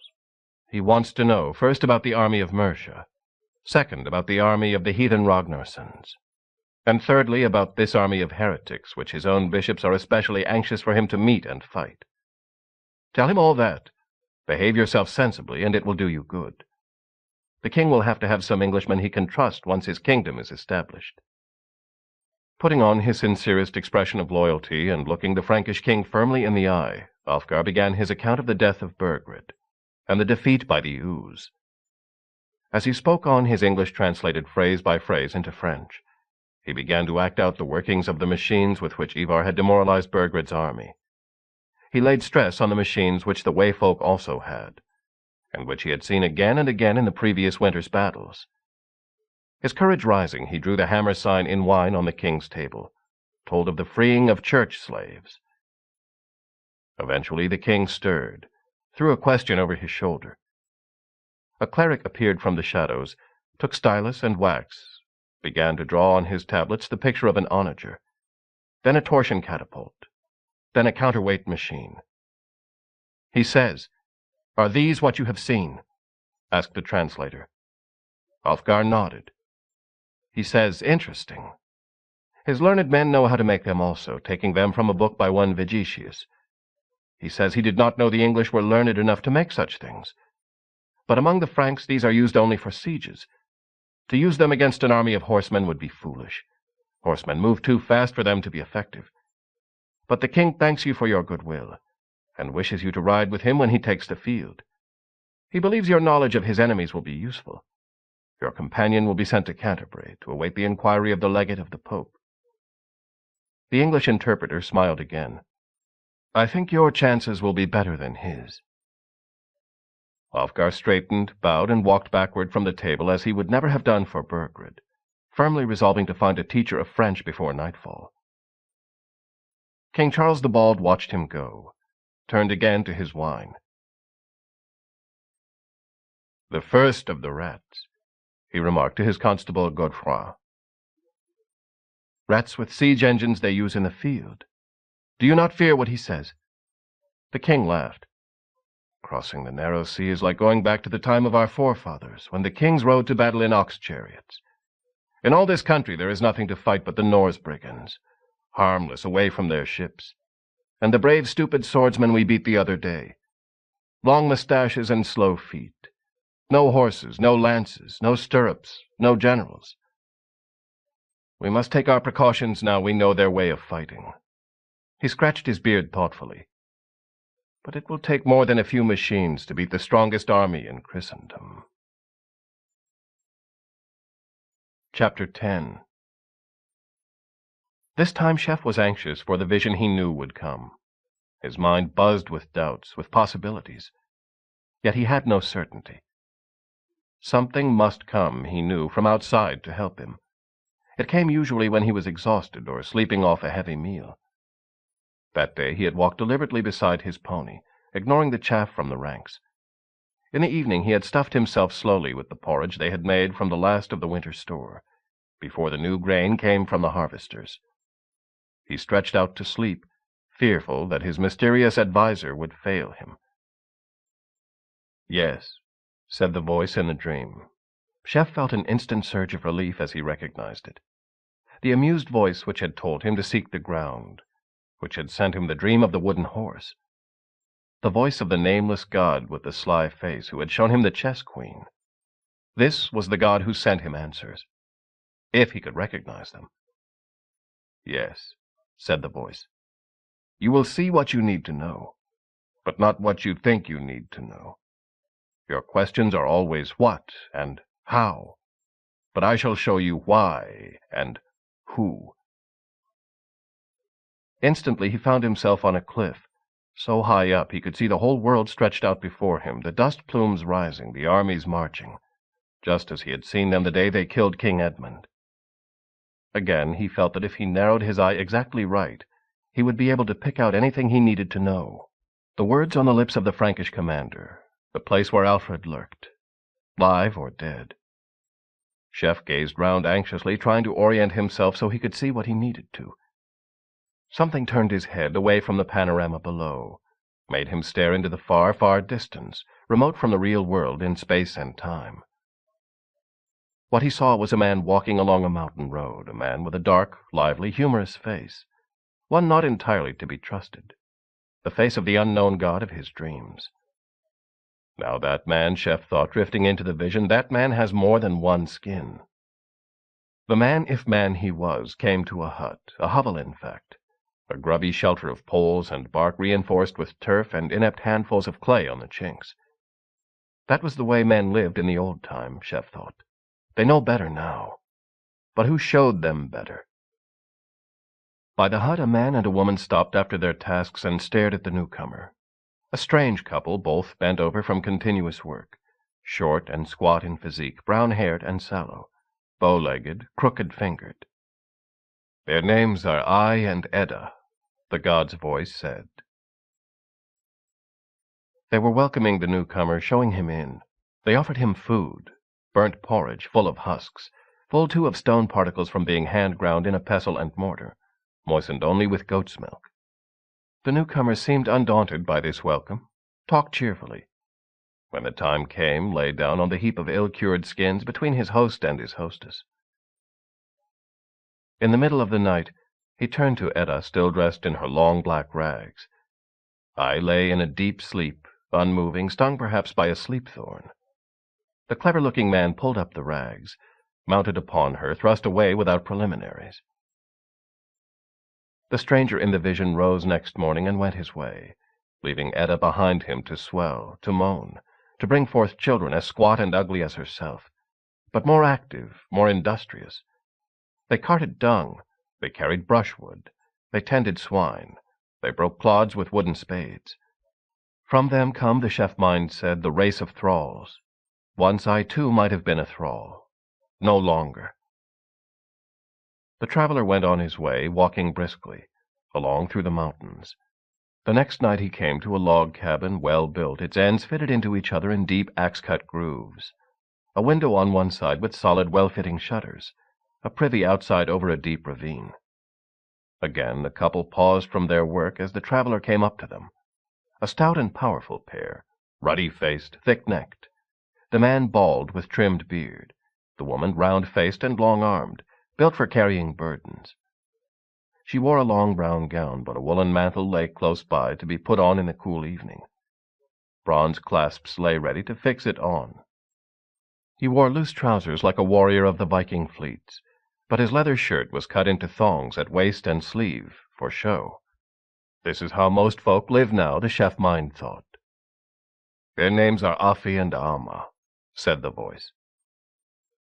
Again they invited the newcomer in, offered him food, plates of bread with fried chops of pork, ready salted, the grease from the frying running into the bread, food for heavy laborers and strong men. Then they retired for the night, all three lying down together on a straw mattress with woolen blankets to pull over them. In the night Afi snored, sleeping in his shirt. The traveler turned to Amma, wearing only a loose gown, whispered in her ear, took her soon with the same speed and zest as before.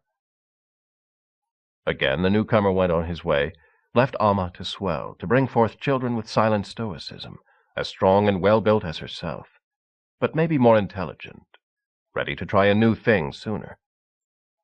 Her children tamed oxen, timbered barns, hammered out plows, made fishing nets, adventured on the sea. From them, Chef knew, came the race of Carls. Once upon a time I was a Carl too, but that time has gone as well. On the newcomer went, his road tending now to the great plains. He came to a house set back from the road, a garth rounded of hammered posts. The house itself had several rooms, one to sleep in, one to eat in, one for the animals, all with windows or broad doorways. A man and a woman sat outside it, on a well-crafted bench, called to the wayfarer, offered him water from their deep well. They were a handsome couple with long faces, broad foreheads, soft skin unmarked by toil. When the man stood to greet the stranger, he overtopped him by half a head. His shoulders were broad and his back straight, his fingers strong from twisting bowstrings. "These two are father and mother," said the voice of the god. They led their visitor in onto a floor strewn with sweet-smelling rushes, sat him at a table, brought him water in a bowl to wash his hands in, set before him roast fowl, griddle cakes in a basin, butter and blood sausage. After they had eaten, the woman spun on her wheel, the man sat on a settle and talked with his visitor. When night came, the host and hostess seemed under some compulsion, as they guided their guest to the broad feather bed with its down bolsters, placed him between them, lay while father fell asleep. Again the visitor turned to his hostess, fondled her with fingers, served her like a bull or a stallion, as he had the two before. The visitor went, the woman swelled, from her belly came the race of Jarls, the earls, the fighting men. They swam fjords, tamed horses, beat out metal, reddened swords, and fed the ravens on the plains of slaughter. That is how men wish to live now, thought the chef mind, unless it is how someone wishes them to live. But this cannot be the end. I to Afi to father, Edda to Amma to mother. What of son and daughter? What of great-great-grandchild? And thrall to carl to jarl? I am the jarl now. But what comes after jarl? What are his sons called, and how far down the road will the wanderer go? The son of jarl is king. The son of king is... Chef found himself suddenly awake, perfectly conscious of what he had just seen, perfectly aware that in some way it related to himself.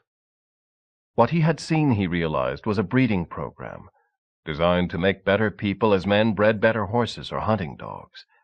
But better in what way? Cleverer? Better at finding new knowledge?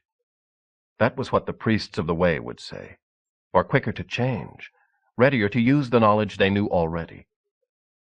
One thing Chef was sure of.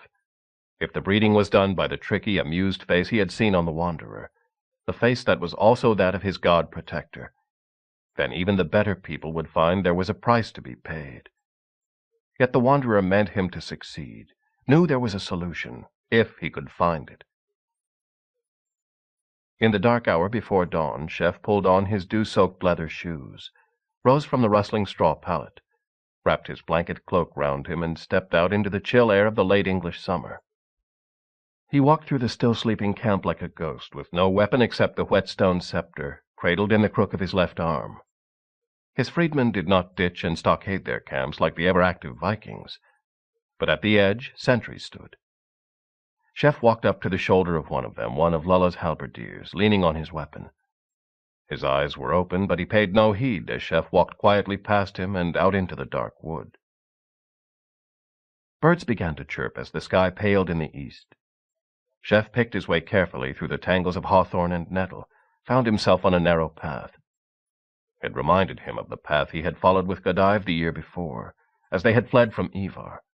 Sure enough, it led to a clearing and a shelter. The day was up as he reached the clearing, and he could see plainly. The shelter was a mere hut. As he watched it, the ill-hung door opened and a woman came out.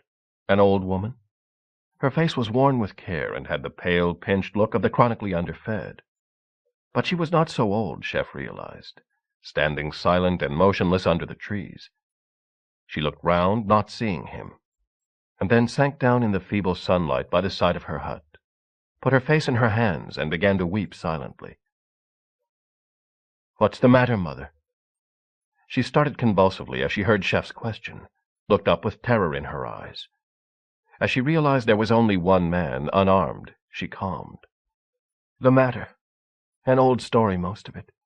My man was taken off to join the king's army." "Which king?" asked Chef. She shrugged. "I do not know. It was months ago. He has never come back. All summer we were hungry. We are not slaves, but we have no land. With Eddie not here to work for the rich, we had nothing. When the harvest started, they let me glean grain from what the reapers missed. Little enough. But it would have been enough, only it was too late. My child died, my daughter, 2 weeks ago. And now this is the new story. For when I took her to the church to be buried, there was no priest there. He had fled, driven out, they say, by the pagans. The Way folk? I do not know the right name. The men in the village were happy. They said now they would pay no more tithes, no more for Peter's pence. But what good was that to me? I was too poor to tithe, and the priest would give me a dole sometimes from what he had. And who was there to bury my child? How could she rest without the words said over her, without the Christ-child himself to take her part in heaven?" The woman began to weep again, rocking backwards and forwards. How would Thorvin answer this? Chef wondered. Maybe he would say that the Christians had not always been bad till the church went rotten. But at least the church gave comfort to some. The Way must do that as well, not think only of those who tread the path of the heroes to Valhalla with Odin, or to Thrudvangur with Thor. He fumbled at his belt for money, realized that he had none. "You see now what you have done," said a voice behind him. Chef turned slowly, found himself confronting Alfred. The young king had dark rings under his eyes. His clothes were stained and muddy. He had neither sword nor cloak, but still wore mail, with a dagger at his belt. "I have done. I think she is one of your subjects, this side of the Thames. The Way may have taken her priest away, but you took her man away. What we have done, then." The two men stood looking down at the woman. "This is what I have been sent to stop," thought Chef. "But I cannot do it by following the Way alone, or not the Way as Thorvin or Farman see it." "I will make you an offer, King," he said. "You have a purse at your belt, and I have none. Give it to this poor woman here, so that at least she may live to see if her man returns. and I will give you your jarldom back. Or rather, we will share till we have defeated your enemies, the cross-wearers, as I have already defeated mine. Share the jarldom. Share all we have, money, men, rule, risk. Let our fates run together. We will share our luck, then, said Alfred. Yes. There must be 2 conditions on that, said Alfred. We cannot march under your hammer alone, for I am a Christian. Nor will I march only under the cross, for that has been defiled by the robbers of Frankland and Pope Nicholas. Let us remember this woman and her grief, and march under the sign of both. And if we conquer, we will let our peoples find comfort and consolation wherever they can. In this world, there can never be enough for everyone. What is the other condition? That. Alfred pointed to the whetstone scepter. You must get rid of it. When you hold it, you lie. You send your friends to their deaths. Chef looked at it, looked again at the cruel bearded faces that ornamented each end, faces like that of the cold-voiced god in his dreams. He remembered the mound where he had got it, the slave girls with their broken spines, thought of Sigvard sent to die by torture, of Sibba and Wilfi sent to the burning, of Alfred himself, whom he had knowingly allowed to march to defeat, of Godive, rescued only to be used as bait. Turning, he hurled the scepter end over end into the deep undergrowth, there to lie once more among the mold. As you say, he said, we will march under both signs now, win or lose. He held out his hand. Alfred drew his dagger, cut free his purse, threw it with a thump onto the wet ground by the woman's feet. Only then did he shake hands. As they left, the woman struggled with feeble fingers to pry at the lashings of the purse. They heard the commotion before they had gone 100 yards down the path. Clash of weapons, shrieking, horses neighing. Both men began to run toward the Wayman camp, but the thorns and thickets held them. By the time they arrived, gasping at the edge of the wood, it was over. What happened? Said Chef to the men who turned disbelievingly toward them. Farman the priest appeared from behind a slashed tent. Frankish light cavalry. Not many of them, maybe 100. They knew we were here, came all at once out of the wood. Where were you? But Chef was looking past him at Thorvin, pushing through the crowd of excited men, holding Godive firmly by one hand. We came just after dawn, said Thorvin. Got here just before the Franks attacked. Chef ignored him, looked only at Godive. She raised her chin, stared back at him. He patted her shoulder gently. I am sorry if I have forgotten you. There are things... If... soon... I will try to make amends for what I did. But not now. Now I am still the Jarl. First we must set guards on the camp so we are not surprised again. Then we must march. But before that, Lulla, Farman, all priests and leaders to me as soon as the guards are set. And Osmond, one thing before that. Send 20 women to me now. Women, Lord? Women. There are plenty with us, wives, friends, drabs, I don't care, as long as they can push a needle.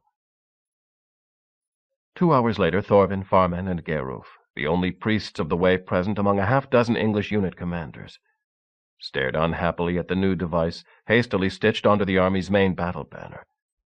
Instead of the white hammer standing upright on a red field, there were now a hammer and cross set diagonally, one across the other. It is dealing with the enemy, said Farman, more than they would ever do for us. It is a condition made by the king for his support, said Chef. Eyebrows raised as the priests looked at the shabby, solitary figure of the king. Not just my support, said Alfred, the support of my kingdom. I may have lost one army, but there are still men who will fight against the invaders. It will be easier if they do not have to change religion at the same time. We need men for sure, said Osmond, the camp marshal and leader of the catapulteers. What with this morning and the desertions we've had, 7, 8 men to a team left, where we need a dozen.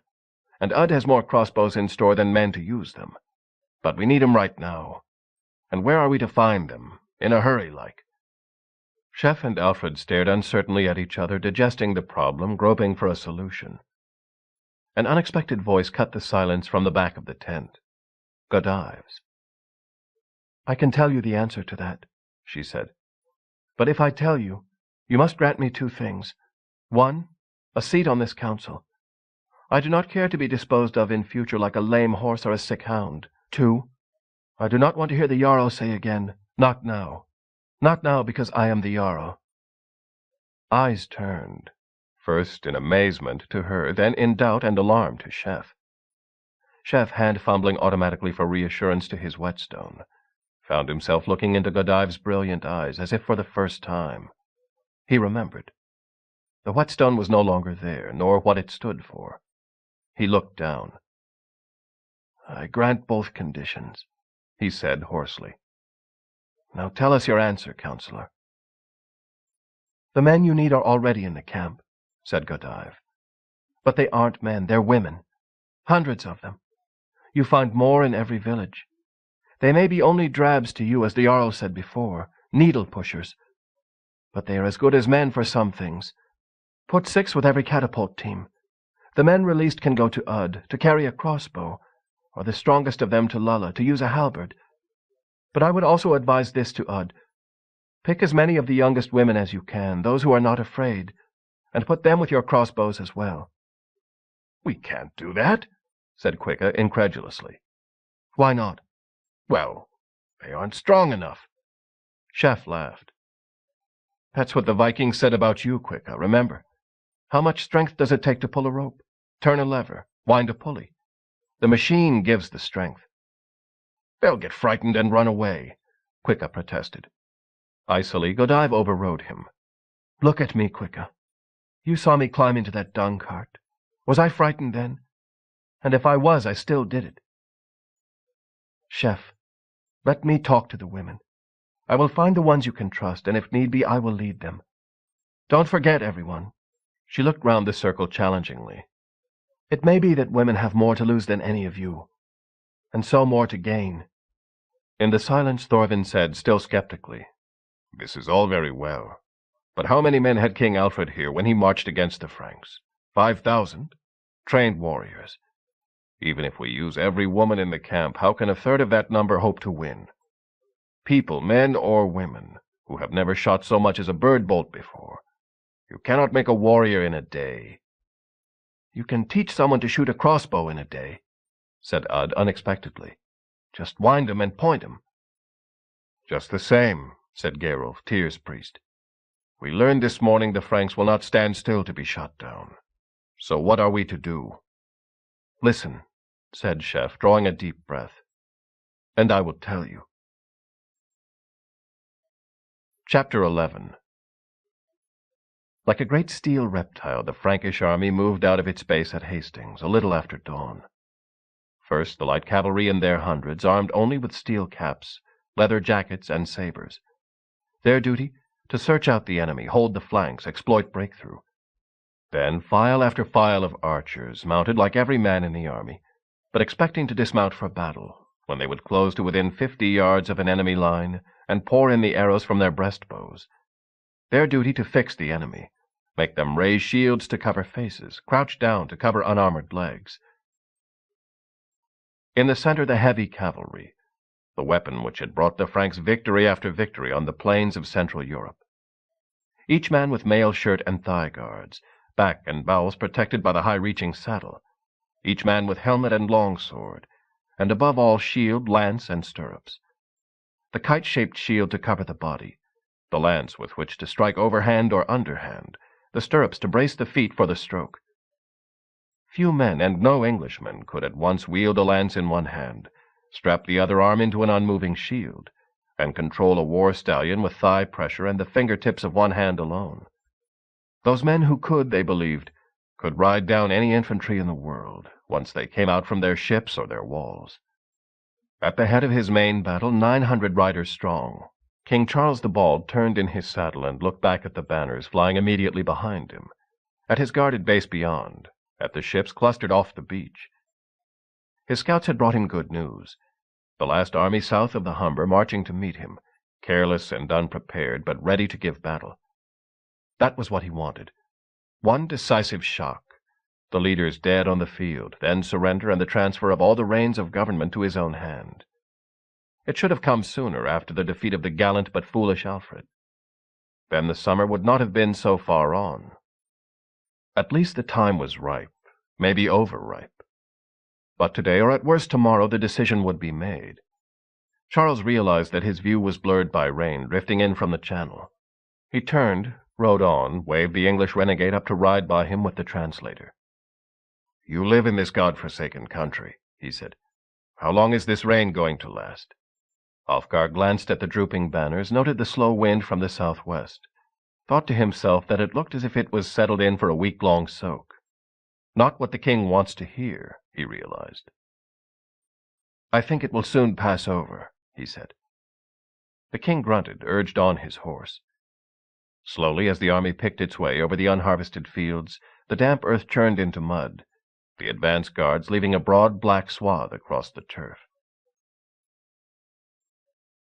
5 miles northwest, on a ridge a little south of Caldbeck Hill, Chef watched the Franks moving toward him.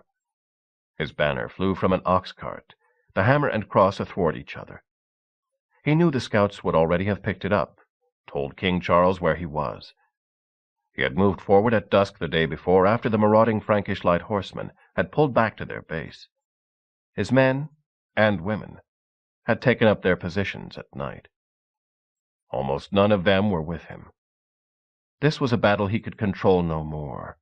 The real question, he knew, was whether his army could act according to plan, and keep on acting after they had lost touch with him and with each other. One thing Chef was sure of. There were more people in his army than he knew about. All the day before, he had overtaken little groups of men heading toward the battleground, churls with spears, woodsmen with their axes, even grimy charcoal burners out of the Weald, called out by Alfred's summons of the Fyrd, the ancestral levy of Wessex and its dominions. All were told the same thing. Do not stand up to them. Do not form a line. Wait round the edges. Press in if you see your chance. It was a simple order, and they had taken it gladly, the more gladly from their king in person. But the rain, thought Chef. Would it help or hinder? He would know soon enough. The first shot came from the shelter of a half-burned hamlet. 50 Frankish light horsemen, well forward and to the flank of the army's main advance, crossed the sights of dead level. Oswy squeezed the trigger, felt the thump of release, saw the great dart flash half a mile, driving clear into the solid target of horsemen. Instantly the team, 7 men and 4 women, were rewinding, dropping the next bolt into its slot. 30 slow heartbeats before it could shoot again. The leader of the hobblers saw his man on the ground, shaft driven below his ribs, and bit his lip with surprise. Siege engines in the open. Yet the answer was clear. Spread out, scatter the targets, ride round behind them. The shot must have come from the right, the open flank. He spurred his horse, shouting, sent his men pouring across the fields. Thick hedgerows designed to keep the cattle in and the wild pigs out channeled his rush into a sunken lane. As the hobbler swept by, faces looked out from the thorns. At 10-foot range, the crossbow bolts thumped into leather-jerkined backs. As soon as the bolts left the stocks, the shooters turned and ran, not even waiting to see if they had hit. In instants, they too were astride ponies, spurring hard for cover. "Unzio's in trouble," remarked the leader of another convoy of horsemen, watching the growing turmoil. "An ambush. We'll hook round behind it and catch them between him and us. Teach 'em a lesson. They won't try it again." As he began to lead his men round in a wide sweep, there came a thud in the air and a sudden terrible shrieking behind him. A great dart from nowhere, striking a man in the thigh, driving through, pinning the screaming man to his dead horse. Not from the ambush. From somewhere else. The leader stood up in his stirrups, searching round the featureless landscape for something to show him where to charge. Trees, fields of standing wheat, hedges everywhere. As he hesitated, a crossbow bolt shot from a steady rest by a man under a hedge 150 yards off caught him full in the face. The marksman, a poacher from Ditton in the Fen, made no attempt to leap to his feet and run. In 10 heartbeats, he was 20 yards away, crawling like an eel in a half-filled ditch. The waxed and twisted gut of his crossbow, he had already discovered, had took little harm from the wet. As the horsemen hesitated, spurred in the end toward the place where they thought the shot might have come from, the sights of another twist-shooter trained round. Slowly, without horns or trumpets, like a cogwheel tightening a rope, 20 separate skirmishes began to grow into battle. From his vantage point on the ridge, Chef saw the Frankish main force still riding forward, but slowly, at no more than a walk, with many checks. They did not like to advance without their flanks secured, and on the flanks, for long moments, there was scarcely anything to be seen. Then horsemen would appear, spurring round a copse, or charging a burned-out village in extended line. What they were charging or spurring after was usually invisible. Then, as Chef strained his one eye in the blurring rain, he caught a flash of movement far out to one side. A pair of horses side by side at full gallop, one of the twist-shooters bouncing behind, its team drumming their ponies with their heels in a long trail behind. Oswy and dead level pulling out at one end of a hamlet as the Franks poured in the other, the flanking movement that was meant to cut him off, delayed and confused by shots from other directions. The catapult disappeared behind a dip in the ground. In seconds, it would be unlimbered again, once more menacing a wide arc anywhere within its half-mile range. Chef's strategy depended on 3 things. One was local knowledge. Only those who lived, farmed, and hunted over the landscape knew where there were passable tracks, safe lines of retreat. Every group he had sent out had attached to it a man or boy picked from those who had fled the area.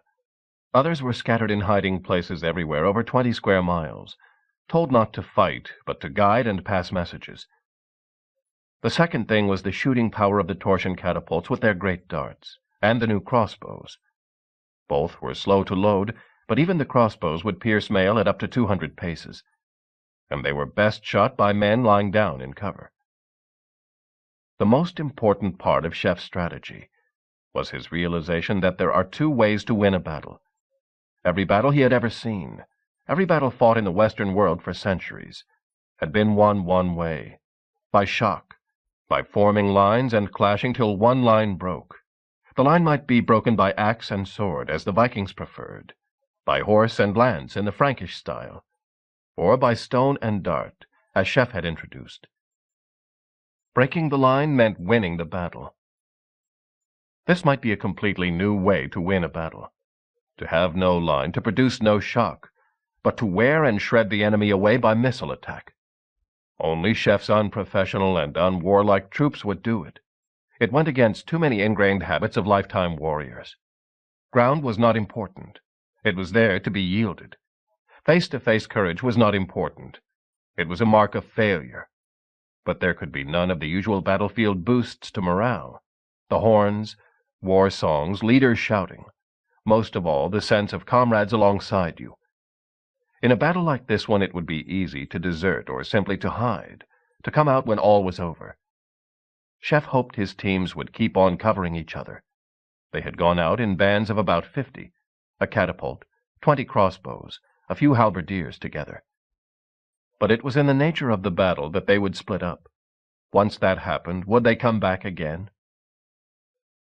Remembering the dogged, snarling attacks that the Yorkshire peasants had put in against him in the snow outside York, he thought they might.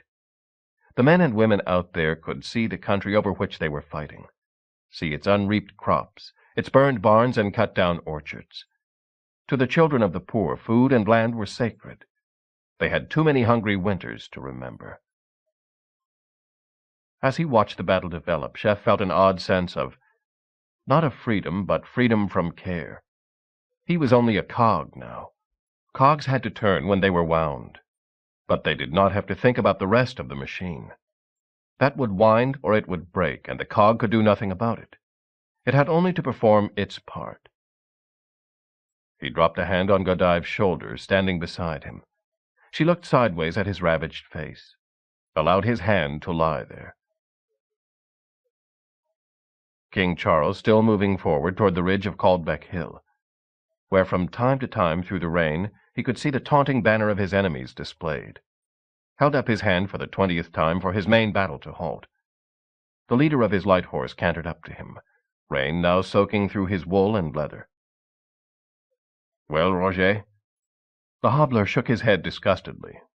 It's like 50 dogfights out there all at once. No one stands up to us. We chase them out and chase them out. Then, when we reform and fall back, they come back after us, or they come in behind.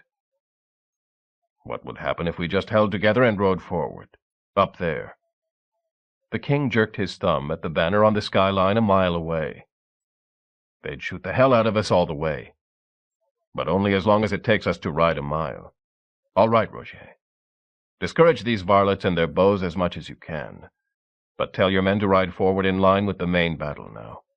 Once we have broken their center, we can turn and deal with the flanks." Turning, the king raised his lance and swept it forward. His riders cheered hoarsely once and began to push their horses into a trot. "They're coming now," said Chef to Alfred, standing next to Godive. "But it's soft ground, and they will save their speed for the last rush." Barely 50 people stood by the 3 leaders on the ridge, mostly runners and message-bearers, but he had kept one pull-thrower team by him with its clumsy, immobile machine.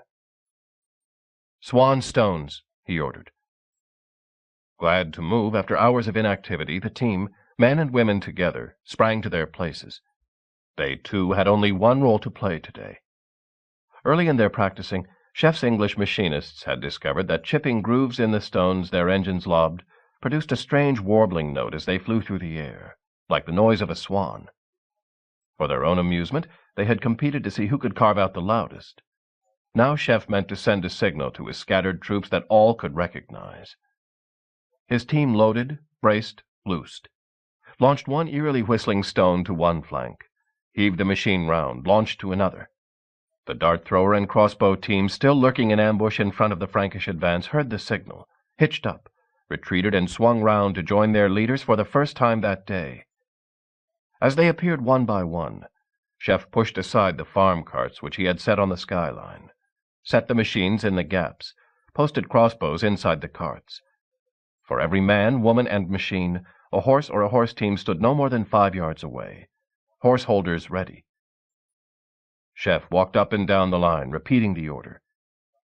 3 shots from each catapult, no more. Start at extreme range. 1 shot from each crossbow. On the word. As King Charles reached the foot of the ridge, his spirits rose in spite of the rain. His enemy had tried to harass and delay him, and now he was counting on the slope and the mud to take the force out of his charge. But the hobblers had done their job in taking the casualties of skirmishing, and the English still did not appreciate the plan of the Frankish charge. Setting spurs to his horse, he drove up the hill at a canter, rising to a gallop, overtaken in seconds by the counts of his bodyguard pulling ahead. The catapults twanged, black lines streaking through the air, swirls in the massive body of metal plunging up the hill. Still they came on as the levers twirled behind the farm carts. Again the musical notes, the streaks, the cries of pain from men and horses, the rear ranks hurtling over those who fell. Strange, Charles thought, as the obstacle in front of him came into focus. A barricade, but no shields, no warriors. Did they think to stop him with wood alone? "Shoot," said Chef as the front ranks of the charge reached the white sticks he had planted that morning.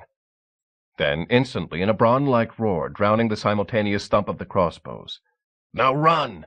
Hitch up and run!" In moments, the slope behind the ridge was a flood of ponies, crossbows well in the lead, catapults taking seconds to hitch up, one team leader cursing a sticking toggle. Then they, too, were away. Last of the throng, Godive suddenly turned back, jerked the hammer and cross from its frame, swung astride her gelding, and pounded off, banner dragging behind her like a lady's train. Eyes glaring, lances poised, the Frankish cavalry swept up to the ridge-line, furious to strike at their harassers. A few drove their horses straight at the gaps in the enemy line, whirled round, stallions rearing to strike with their steel hooves at the foot soldiers who must be lurking there. No one. Carts, hoof-prints. One single siege engine, the pull-thrower Chef had abandoned. More and more squeezed through the gaps between carts, some finally dismounting and hauling the obstacles away. The king gaped up at the stout wooden frame from which Godive had hauled the hammer and cross. As he did so, tauntingly, the same banner rose again on another ridge-line above a tangle of wood and gully, a long half-mile away. Some of the hotheads in his ranks, fury undispersed by action, yelled and began to spur again toward it. Sharp orders brought them back. "I have brought a knife to cut beef," the king muttered to his constable Godefroy. "But what is set before me is soup, thin soup. We will go back to Hastings and think again." His eye fell on Ulfgar. "I thought you said this reign of yours would stop." Ulfgar said nothing, looked at the ground. Charles glanced again at the high frame from which the hammer and cross had been torn, still standing sturdily on its cart. He jerked a thumb at it. "Hang the English traitor," he ordered. "I warned you about the machines," shrieked Ulfgar as the hand seized him. "What's he say?" asked one of the knights. "I don't know. Some gabble in English." On a knoll well to one side of the track of the Franks, Thorvin, Geirulf, and Farman conferred. "What do you think?" asked Thorvin. Geirulf, priest of Tyr, chronicler of battles, shook his head. "It is something new, completely new. I have never heard of such a thing before. I have to ask, who puts it in his mind? Who but the father of warriors? He is a son of Odin, and such men are dangerous." "I do not think so," said Thorvin, "and I have talked to his mother." "We know what you told us," said Farman. "What we do not know is what it means. Unless you have a better explanation, I must agree with Geirulf." "This is not the time to give it," said Thorvin. "See, things are moving again. The Franks are retreating." Chef watched the heavy lancers turn back from the ridge with foreboding. He had hoped they would come on again, take more losses, weary their horses, and exhaust themselves. If they pulled back now, there was too much chance that they would reach their base and come out another day of their choosing and renew the attack. Instinctively he knew that an irregular army cannot do one thing: defend territory. He had not tried to do so today, and the Frankish king had not tried to make him, sure that both sides desired the traditional decisive clash. But there must be a way to make him attack. An undefended population all over southern England stood at the king's mercy. He needed victory today. It meant taking greater risks for greater gains. Fortunately, retreating armies are vulnerable in a way that advancing ones are not. So far, hardly half of Chef's forces had been engaged. Time to commit the rest. Calling his errand lads around him, Chef began to pass his orders. Down on the sodden slopes rising from the sea to the downlands, the Frankish hobblers were learning sense. No longer did they ride in bunched groups presenting easy targets. Instead, they too lurked in cover, moving only when they had to, and then in short gallops. By a path through a dripping copse, one group tensed as they heard running feet. As the barefoot lad rushed by, intent only on his message, one rider spurred out, slashed savagely with his saber. "He had no weapon," said one of the Franks, looking down at the body draining blood into the rain-pocked puddles. "His weapon was in his head," grunted the sergeant in charge. "Get ready to move again." The boy's brother, running 50 paces behind, hid quiet as a vole behind a red-berried rowan tree, watched them go, slipped off to find avengers. The Frankish archers, so far, had done nothing but endure random shot, their bowstrings long since so wet as to be valueless. Their commanders now were using them to hold strategic spots as the army fell back. They, too, were starting to use woodcraft. "Look!" One pointed to a convoy of hobblers falling back over a field, one of them suddenly clutching his side and tipping from his horse. The archers, behind a wrecked barn, saw a figure suddenly slip from a hedgerow, seize a pony, and ride off unseen by its victims, but straight toward their ambush. As it came round the edge of the barn at full gallop, 2 men drove their short swords into the pony's chest, seized the marksman as the pony collapsed. "What devil's work is this?" asked one, snatching the crossbow. "See, a bow, arrows. What is this at the belt?" "Never mind the belt, Guillaume," shouted one of his mates. "Look, it's a girl." The men stared at the slight, short-kilted figure. "Women shooting men from cover," muttered Guillaume. "All right. We've time to teach her a lesson. Give her some memories to take to hell with her." As the soldiers crowded round the writhing, splayed-out figure, a dozen churls of the Kentish fyrd crawled closer, wood-axes and bill-hooks ready. They could not stand up to mailed horsemen. Mere prowlers and robbers they could deal with. Leaking men and horses, the great steel reptile oozed sullenly back toward its base. King Charles, sunk in thought, did not notice the check in front of him till he was almost on his own archers. Then he paused, looked down. A sergeant caught his stirrup, pointed. "Sire, they are in front of us, standing for once." The village reeve Chef had found was positive that a day's rain and the passage of thousands of horses would turn the brook between the Breed and Bulverhythe into a quagmire. Chef had decided to take the chance and believe him. His runners had got through, most of them. The pull-thrower teams, with their heavy guards of halberdiers, had closed in from the far flanks where they had waited immobile, assembled their weapons, lined up 5 yards apart along 150 yards of front. On a fine day in the open, against cavalry, suicide. Osmond the marshal, peering through the rain, judged the Frankish vanguard within range. As he called the order, 20 beams lashed the air together, slings whirled, stones shot into the sky. Charles's horse reared as the brains of a dismounted archer flicked on its face. Another stallion, leg broken, screamed and pawed at the air. Almost before one volley had landed, another was in the air. For a moment, the Frankish army, surprised again and again, came close to panic. Charles rode forward bellowing, ignoring the stones now aimed deliberately at him. Imperiously he drove the archers forward, launching feeble arrows. Behind them, following his example, his heavy lancers broke into a slow trot, into the quagmire where a brook had been. Charles himself was pulled clear of his bogged horse by 2 counts of his stable, stood in the end to watch. His men floundered through, some on horses still, some on foot, to reach the machines that flung an unending rain of stones. They were met by a line of men in strange helmets, swinging and stabbing with huge axes like woodmen's tools. Robbed of the élan which was their birthright, the Frankish knights stood and fought them weapon to weapon. Slowly the big men in mail forced their smaller, strangely armed adversaries back, almost to the line of the machines, which they must stand to defend. Horn blasts from both sides. Floundering through the mud, Charles tensed, expecting the counterattack, the desperate last charge. Instead, his enemies turned suddenly, all together, and ran unashamedly like hares or leverets, leaving their machines to the conqueror. Gasping with exertion, Charles realized there was no way to carry the things off, nor to burn them. "Cut them up," he ordered. An archer looked doubtfully at the heavy timbers. "Cut the ropes. Do something to them." "They lost a few," said one of his counts, "and they ran like cowards, left their weapons behind." "We lost many," said the king. "And how many swords and mail shirts have we left behind us today? Give me my horse. If we reach base with half the strength we started, we'll be lucky." Yes, he thought, but we're through.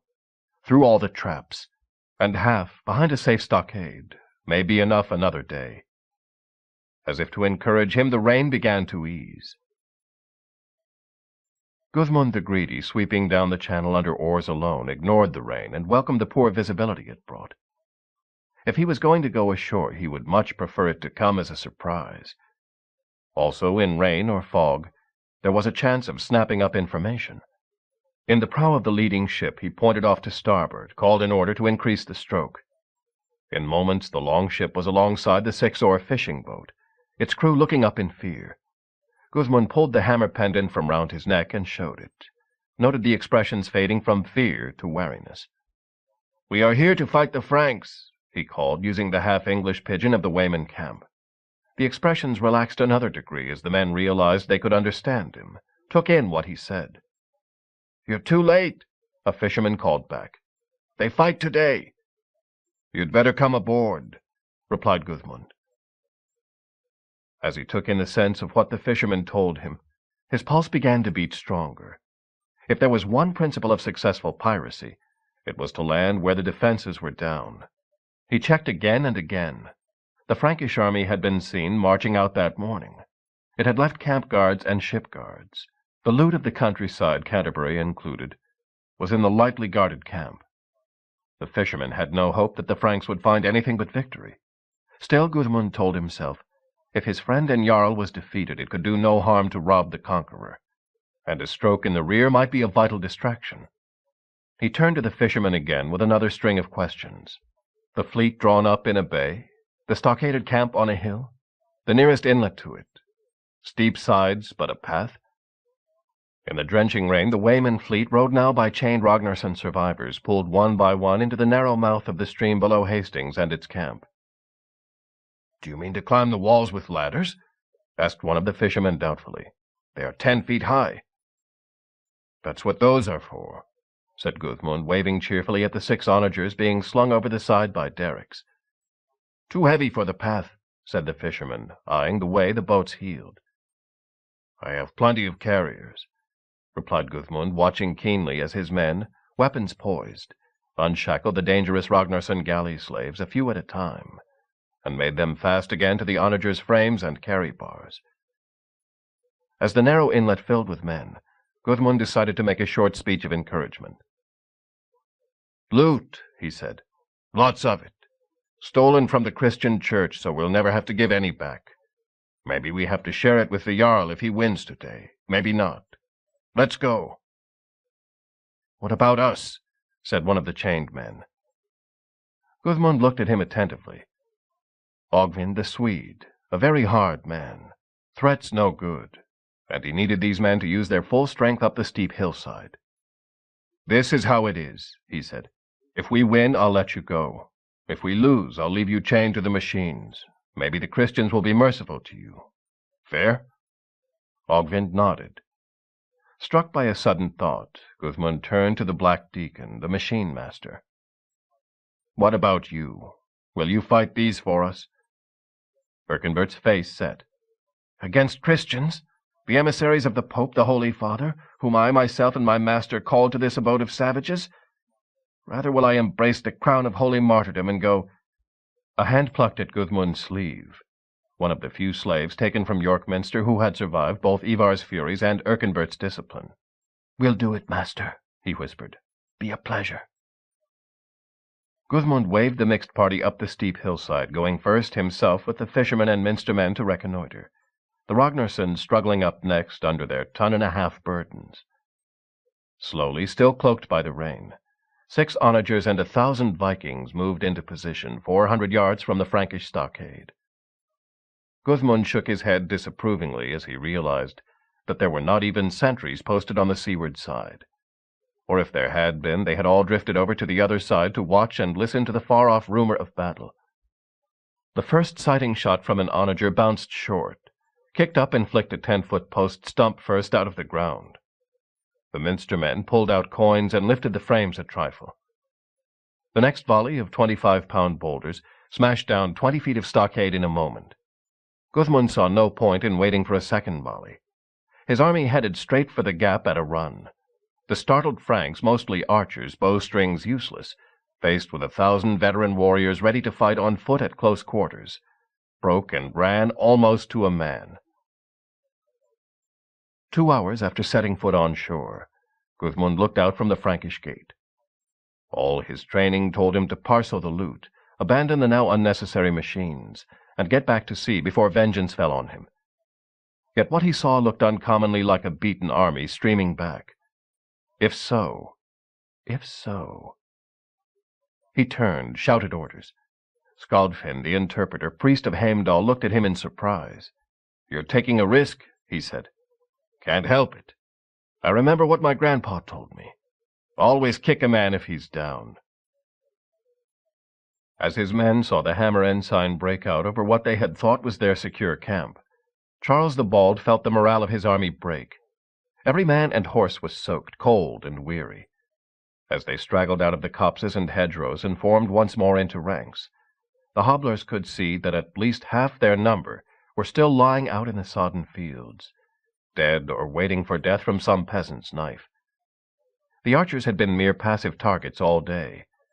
Even the core of his army, the heavy lancers, had left a third of their best on slope or in quagmire, with never a chance to show their skill. The stockade in front of him looked unharmed and heavily manned. No assault would go in willingly.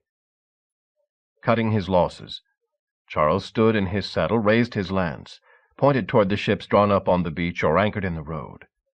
Sullenly his men changed their direction of march, angled down towards the beach on which they had landed weeks before. As they reached it one by one, the dragon boats cruised round from the inlet, where their crews had re-embarked, rowed into position, halted all together on the calm sea, swung bows on with the skill of veterans. From a vantage point by the stockade, an onager tried a ranging shot. The missile plumped into the gray water a cable's length over the cog due ed. Gently the onagers trained round. Looking down on the crowded beach, Chef realized that where the Frankish army had shrunk, his had swollen. The dart-throwers and crossbows were in place as he expected, hardly fewer than when they had started. His stone-throwers were coming up at a rush, recaptured from where the Franks had left them, unharmed or hastily re-rigged, and now carried along still assembled by hundreds of willing hands. Only the halberdiers had lost more than a handful, and in their place had come thousands, literally thousands of angry churls out of the woodlands, clutching axes and spears and scythes. If the Franks were to break out, it would have to be uphill, on weary horses, under withering fire. Into Chef's mind, unbidden, came the memory of his duel with Flann the Gadgadil. If you wanted to consign a man or an army to Nostrand, to Dead Man's Shore, you cast the spear over their heads as a sign that all were given to Odin. Then no prisoners could be taken.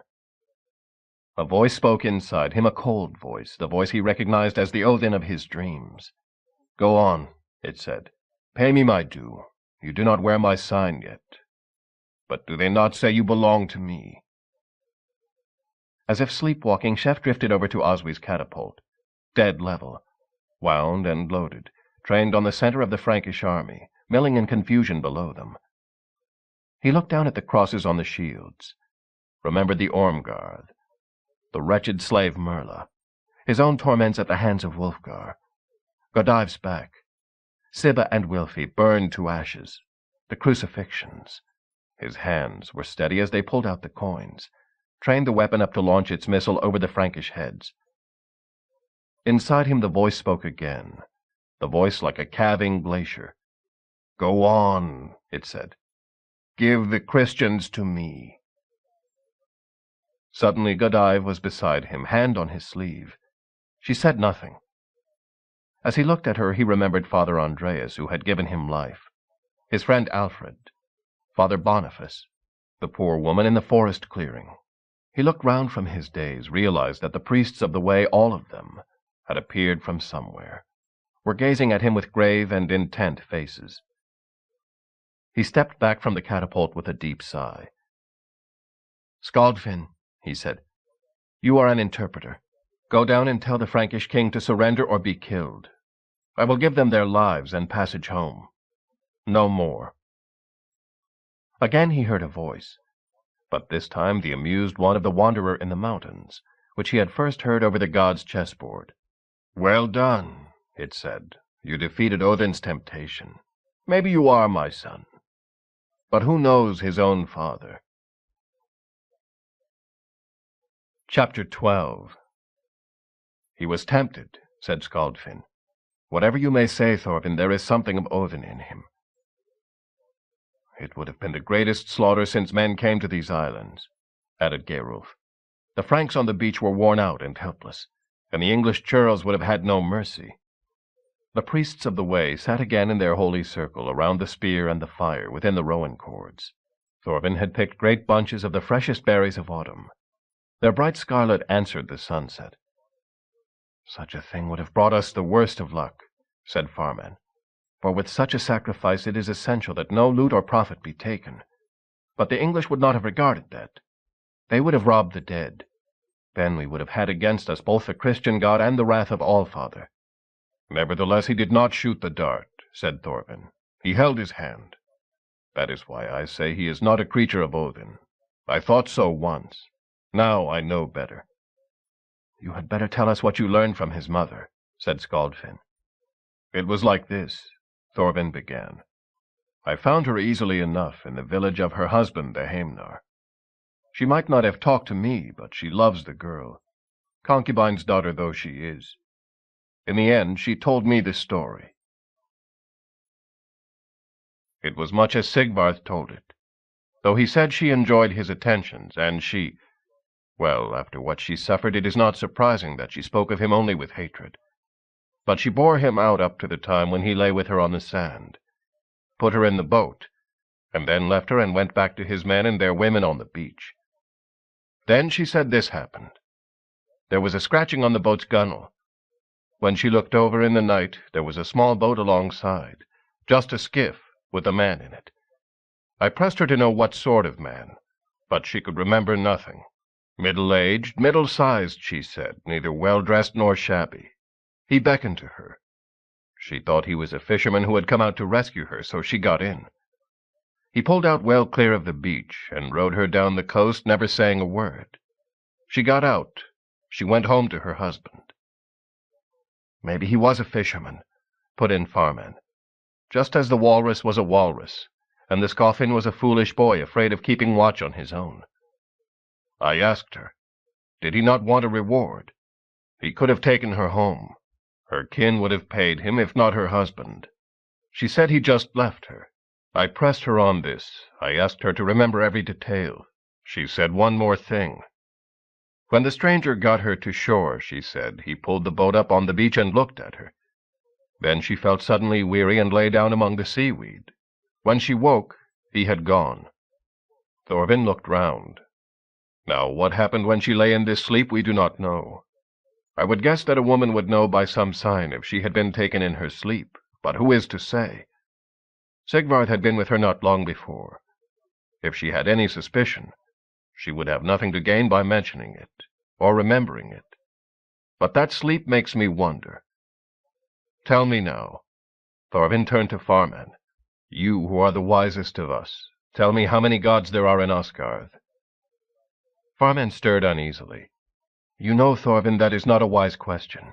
Odin, Thor, Frey, Balder, Heimdall, Njörð, Idun, Tyr, Loki. Those are the ones we speak of most. But there are so many others in other stories. Vidar, Sigurd, Ul. Rig? Asked Thorvin carefully. What do we know of Rig? That is a name of Heimdall, said Skaldfinn. A name, mused Thorvin. 2 names, 1 person. So we hear. Now, I would not say this outside the circle, but it comes to me sometimes that the Christians are right. There is only one God. He looked round at the shocked faces. But he, no it, has different moods, or parts. Maybe the parts compete against each other, as a man may play chess, right hand against left, for sport. Odin against Loki, Njörð against Skadi, Aesir against Vanir. Yet the real contest is between all the parts, all the gods, and the giants and monsters who would bring us to Ragnarok. Now, Odin has his way of making men strong to help the gods when they shall stand against the giants on that day. That is why he betrays the warriors, chooses the mightiest of them to die, so they will be in his hall the day the giants come. But it is in my mind that maybe Rig too has his way. You know the holy story, how Rig went through the mountains, met Ai and Edda, and begot on Edda, Thrall, met Afi and Amma, and begot on Amma Karl, met father and mother, and begot on mother Jarl. This Jarl of ours has also been Thrall and Karl. And who is the son of Jarl? Kon the Young, said Farman, which is to say Konr Ungur, which is Konungur, which is king, said Farman. Who can deny our Jarl that title now? He is acting out the story of Rig in his own life, of Rig and his dealings with humanity. Why is the god Rig doing this? Asked Vestmund, priest of Njörð. And what is Rig's power? For I confess I know nothing of him but the story you tell. He is the god of climbers, replied Thorvin, and his power is to make men better, not through war like Odin, but through skills. There is another old story you know about Shef the father of Skjold, which is to say, Sheaf the father of Shield. Now the kings of the Danes call themselves the sons of Skjold, the war kings. Yet even they remember that before Skjold, the war king, there was a peace king who taught men how to sow and reap, instead of living like animals by the chase. What I think has happened now is that a new sheaf has come, however we pronounce the name, to free us from sowing and reaping, and living only from one harvest to the next. And this is the one who comes from the north, said Farman doubtfully. Not of our blood or tongue. One who has allied himself with Christians. It is not what we expected. What the gods do is never what we expected, replied Thorvin. Chef watched the gloomy procession of disarmed Frankish warriors filing after their king aboard the ships that would take them home. With them Alfred had insisted on sending not only the papal legate and the Franks' own churchman, but also the Archbishop of York, and his own Bishop Daniel of Winchester, Erkenbert the deacon, and all the English clerics who had failed to oppose the invaders. Daniel had screamed threats of eternal damnation for the excommunicate at him, but Alfred had remained unmoved. "If you cast me out of your flock," he had remarked, "I shall begin my own, one with better shepherds, and dogs with sharper teeth." "They will hate you forever for that," Chef had said to him. "That is another thing we must share," Alfred had replied. And so they had done their deal. Both men single, without heirs, they would be co-kings, Alfred south of the Thames, Chef north of it, at least as far as the Humber, beyond which there still lurked the Snake-Eye and his ambitions. Each named the other as his heir. Each agreed that within his dominion belief in the gods should be free for Christians, for way-folk, and for any other that should appear. But no priest of any religion should be allowed to take payment, in goods or in land, except for a service agreed upon beforehand. And church land should revert to the crown. It would make them the richest kings in Europe before long. "We must use the money well," Chef had added. "In charity?" "In other ways, too. It is often said that no new thing can come before its time, and I believe it. But I believe also that there can be time for a new thing, and then men can stifle it, or churches can stifle it. Look at our machines and our crossbows. Who could say they could not have been made 100 years ago, or 500, in the time of the Rome folk? Yet no one made them. I want us to get back all the old knowledge, even the number crafts of the arithmetici, and use it to make new knowledge, new things." His hand had clenched as if on the haft of a hammer. Now, still watching the files of captives embarking, Alfred turned to his co-king and said, "I am surprised you still refuse to wear the hammer of our banner. After all, I still wear the cross. The hammer is for the way united, and Thorvin says he has a new sign for me. I will have to see if I approve of it, for the choice is a difficult one. He is here."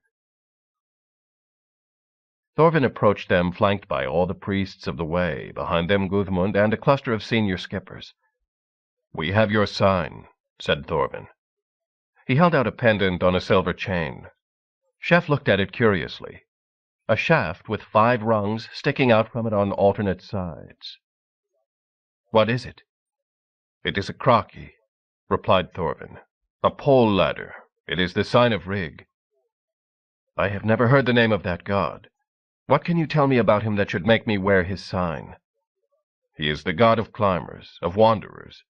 He is mighty not through himself, but through his children. He is the father of Thrall, of Karl, of Jarl, and of others." Chef looked round at the many watching faces. Alfred, Thorvin, Ingolf, Hund. There were some not there.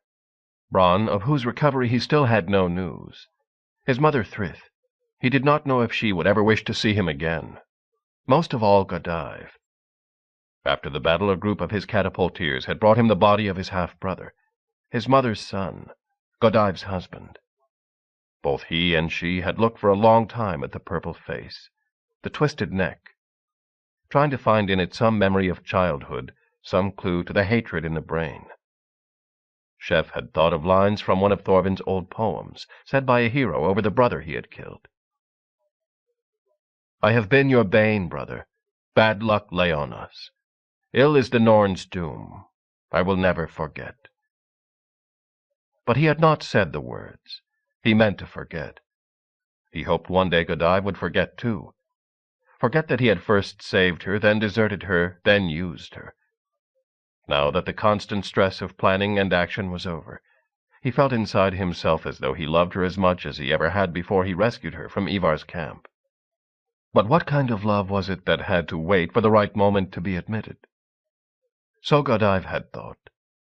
She had taken her husband and half-brother's body for burial, left Chef unsure when or whether she might return.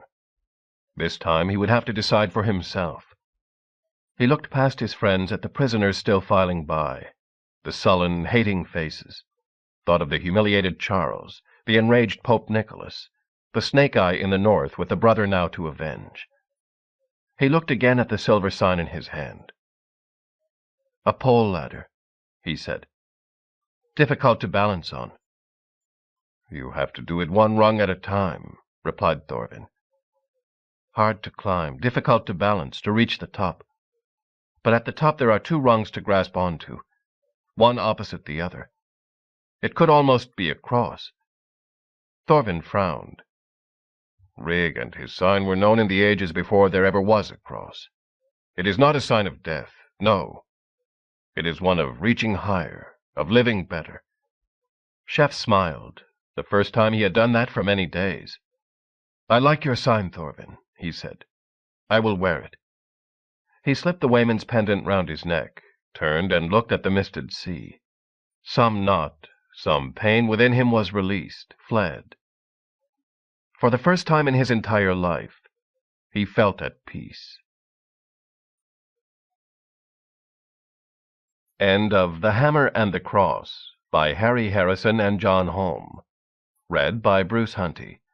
In the studios of the American Printing House for the Blind, Louisville, Kentucky, for the Library of Congress, June 1995.